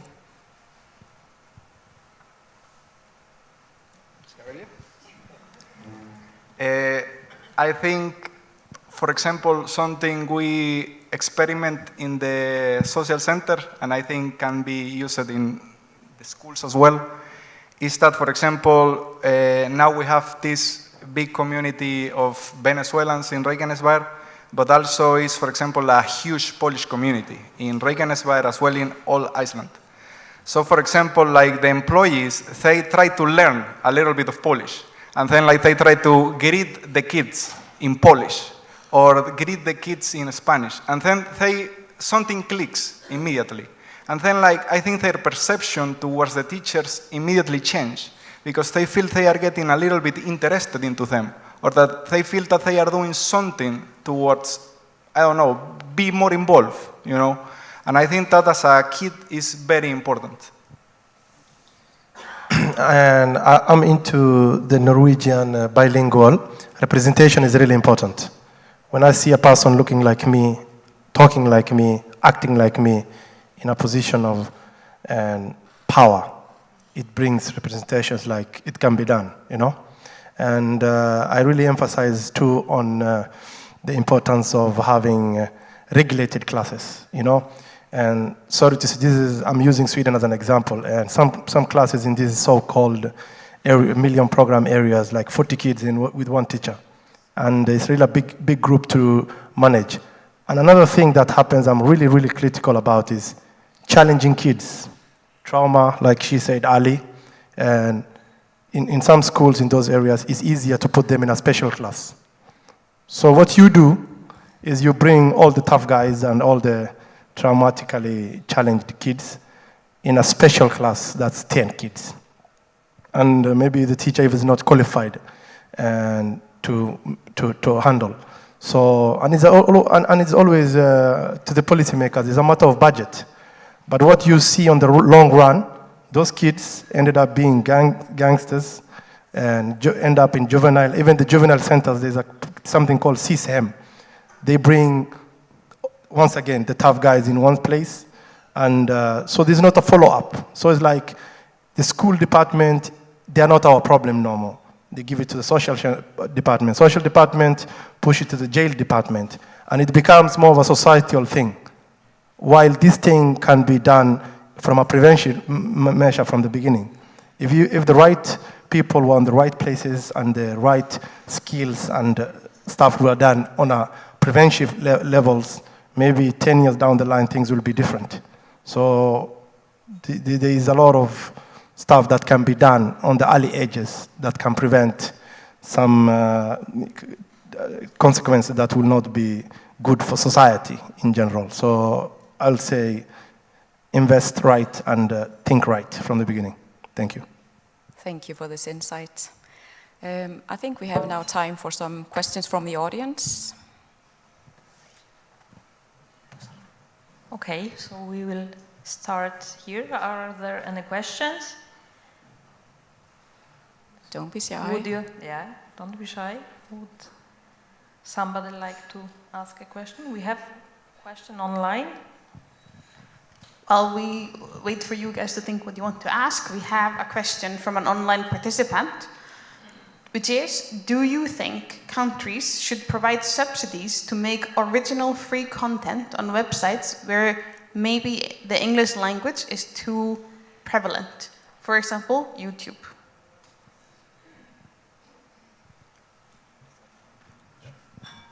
Could you repeat the question, please? Yeah.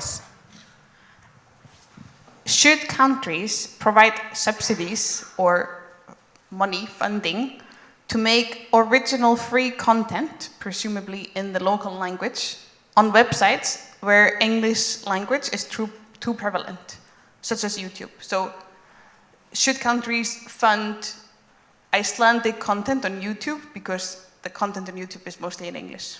Do you think countries should do that? Well, I think like all these new technologies and new social media and stuff is very helpful in order to learn a new language. So sure, can be a strategy. As I was talking right now, like, for example, if, let's say, your kids, they love to play PlayStation all day or something, or watch movies, like, you can push them to do it in Icelandic, or watch the movie in Icelandic, or put the PlayStation in Icelandic. So sure, they are having fun and they are dealing with it, but at the same time they need to learn and to practice. So I think using all these new technologies, sure, can be totally helpful.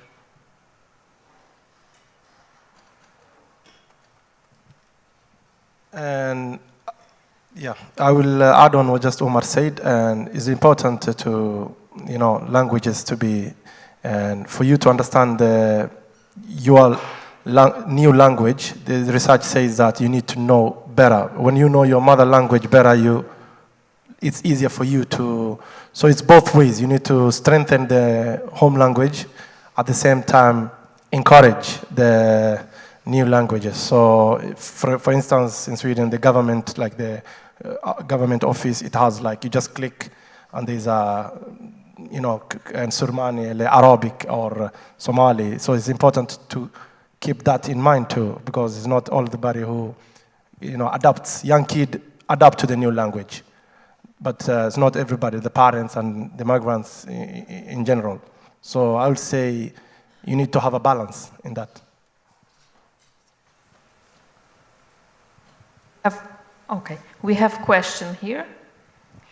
Yeah, thank you. I was really intrigued when you said you need to give refugees opportunities, and also when you said representation is really important.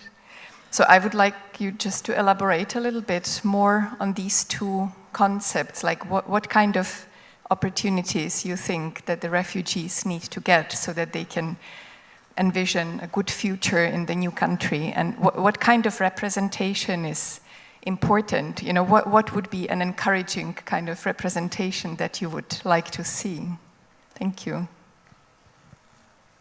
I think, for example, just talking about my country again, Venezuela, like we in the 50s to the 80s, we were one of the richest and more successful countries in the world.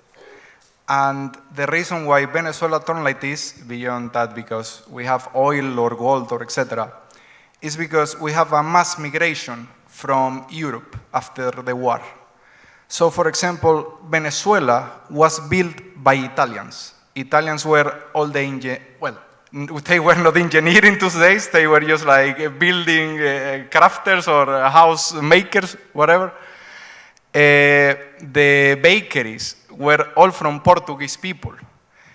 Spanish people, they come just to do whatever.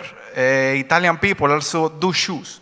So like migration definitely shaped Venezuela and was powerful because Venezuela was not offering, come here and we will support your life forever.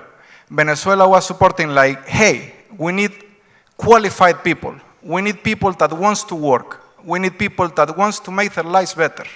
And that's what we need to offer. Because then these people come to my country and they were working all day. This is a little bit rough, but like once I saw this documentary about like a gang or something, and they were saying like, we like to target foreigners to kidnap or something because they work really hard.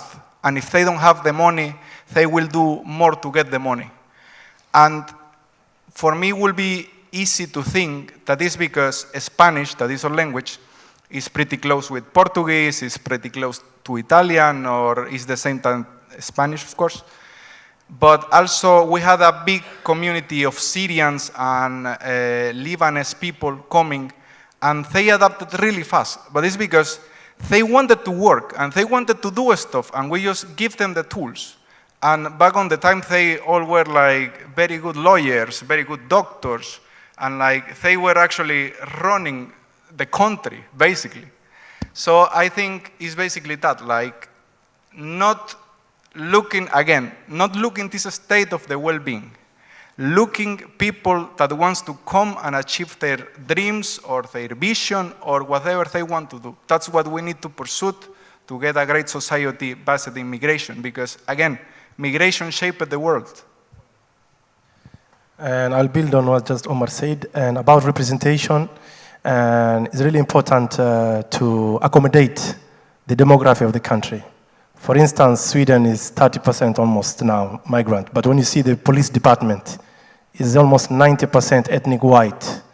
And so, that's now, we all know what's happening in Sweden when it comes to gang criminalities, and the schools and the teachers, I'm not saying policymakers should just enact a quotation system just to put, migrant people in a position of power. No, there is qualified people, there is talent out there. You don't need to be Mohammed Svensson for you to get a job. I should be Mohammed Umar and still get the job that I'm qualified to. So representation is important. Something happens when you see someone who looks like you, who achieved something. That's why in my presentation, And we have like inspirational and evenings, inspirationskvällar, whereabout we bring people who succeeded in something. A guy who went the long mile, started from the bottom. Today maybe he's running his own big företag, like a builder. He went to, or maybe professional footballer. What was he? Or a doctor, or you name it. And to inspire and to get mentors. That's how you create a diverse and successful, prosperous society. So representation is really important. And you should see, my remark was, these human people who are coming, it's not that they don't bring something to the table, And sometimes ask about their journeys, about survival of the fittest. People who came all the way from Afghanistan, Kandahar, the mountains, and all the way to northern Sweden. Ask them their questions. What is the route? How they came? They have these survival instincts. They have coping strategies. But the thing is, sometimes everything else happens, and you should build on that, what they can. And Murare, one of the best Murare, like wall builders, come from Afghanistan. Use that skills and teach them modern building styles and see what happens, And some people are best shoemakers that are coming. Use that, So there is a lot of skills that Nordic countries are getting outside the world, And like Umar said, migration is in the human nature. We humans like to migrate, and that will not stop. So you should see the people who are arriving as a human resource and integrate them and, keep them on board. So I think we'll all have a prosperous society. Thank you. Thank you so much. I think we have time for a short question. Do we? Okay. Hi. Thank you for all your sharing. I just wanted to ask the panel what belonging actually means to you. Does it mean learning, for those that are in new countries, being fluent in the language? Does it mean you're okay to feel in between languages or where you feel home is? Does it mean having that dream job or career or achieving that? So what really is belonging for you and for people who are who are not migrants, immigrants or refugees? What is belonging for you in your native country as well? Just for the sake of time, I'm going to ask you to be real concise. Thank you. It's a big question, isn't it? What is belonging?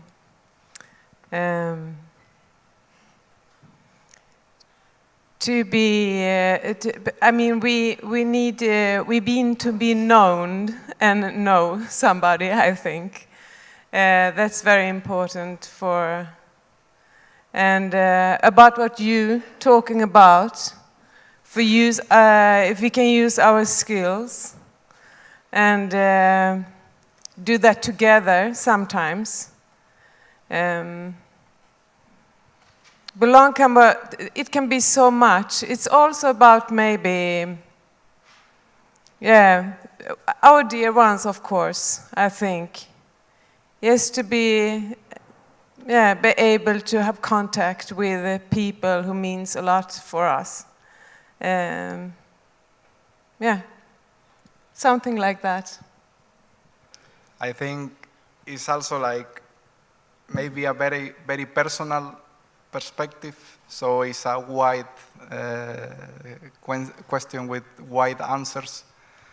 But for example, for me, I loved my country so much. I always have this dream of going at some point, but I always keep returning. And like I have this idea of moving to Spain because I loved football and I loved Real Madrid, and it was my dream to go to Madrid and to live there. And then I went there and I hated it. I really didn't like it, maybe because I have these big expectations, and when you see the reality, it's like this Paris syndrome that the Japanese experiment. Then I tried moving to America. I didn't like it, America. I tried moving to other countries in Latin America. I never felt in home. And I thought my destiny was being in Venezuela and just struggle with it. Then situations dragged me here, and I arrived, and after very low time, I come with the best motivation, and this time will be different, and everything will be great, and then COVID. So like, was so hard. But then after COVID, like, I have this great opportunity of start working in the youth center where I am, that absolutely changed my life. And then I discovered, like, hey, I can do things here, because I arrived to this little town with, maybe I'm an artist myself, I have education in visual arts, so like, it's no art programs here. I want to achieve something. So I suggested, let's try to teach class for little kids. And we started to develop this program. It became part of the open house. It keep growing. Then, and this is another thing to take in count towards the thing of that is not enough resources. It's enough resources. Maybe we don't know where to find it, because I had not a job, or I have not a fixed job, and then we applied for an Erasmus Solidarity Corps. Like, let's do these art classes for foreigners. And that's how my actually work started, as a project with Erasmus. And it went so well, developed so well, and then now this is like my project, my baby, my future. I actually met like the love of my life here, an Icelandic woman, and then like when all these things merge together, then you find your home. I agree, and it's the small stuff. We have very little time left, so I'm just wondering if the left ones that haven't, if they want to have a brief Yeah, so answer. I just want to say, I don't know how I would define belonging other than a feeling that is different for everybody. So I don't know really what to say other than you don't belong until you feel you belong. That was really good. Did you want to add a little bit to that? No, and just a quick one. And like you said, there's small stuff that you understand, you become more Swedish than I am. And sometimes when you go to other countries, you know, the structure, everything is so smooth. And you understand how Swedish you are, you know. In Sweden, my might not be the typical mainstream Swedish, but some stuff are like, for example, I enjoy fishing. And my friends with migrant background, they're like, you become Swedish Svensson, you know? Like, and you kind of embrace this new culture. There's a lot of beautiful stuff that comes with sense of belonging. So being part and parcel of the new society, that's for me belong to that society. Thank you. I would like to it like 30 seconds. It's something that happens, and it's like sometimes I talk with my friends and that were my co-workers or whatever in my country, and I loved my work and I loved what I do, and always I thought like, you know what is great? I feel all what I have achieved here in Iceland, I would have never been available of achieve in Venezuela, and that's great, you know. Like, again, we are looking for opportunities to grow, not to have everything settled for us. Thank you so much. Again, time is up. I really want to take the opportunity to thank you all for shedding light on both how it is to the reality of practice, and it can be challenging, even though in formally it sounds maybe not so complex, but in reality it is very complex. And thank you so much for shedding light on your lived experience and share it with us here today. Thank you very much.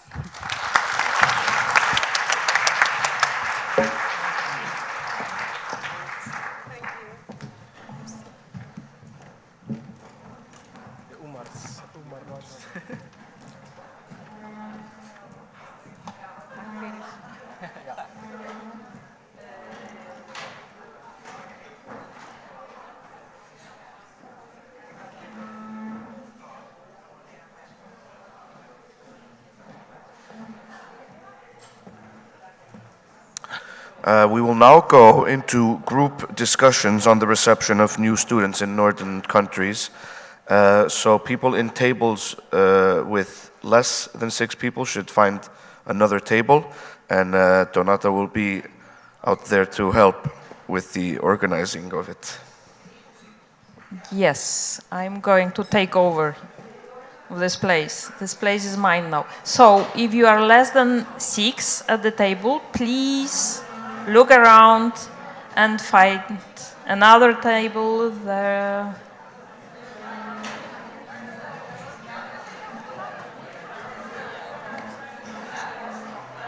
You are going to discuss, we are going to talk to each other. So it's good that we have more people than 5 at the table.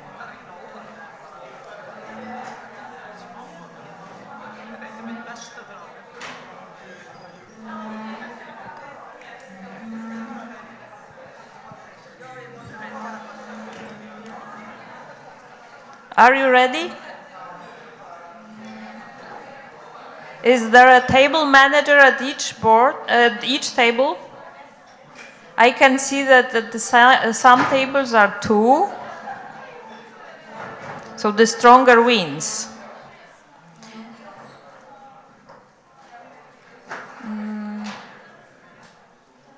Not everyone. Linda is here. Okay, you are. Yeah, great. I'm just checking if everywhere there is a. Katrín, can I ask you to come here and be a table manager?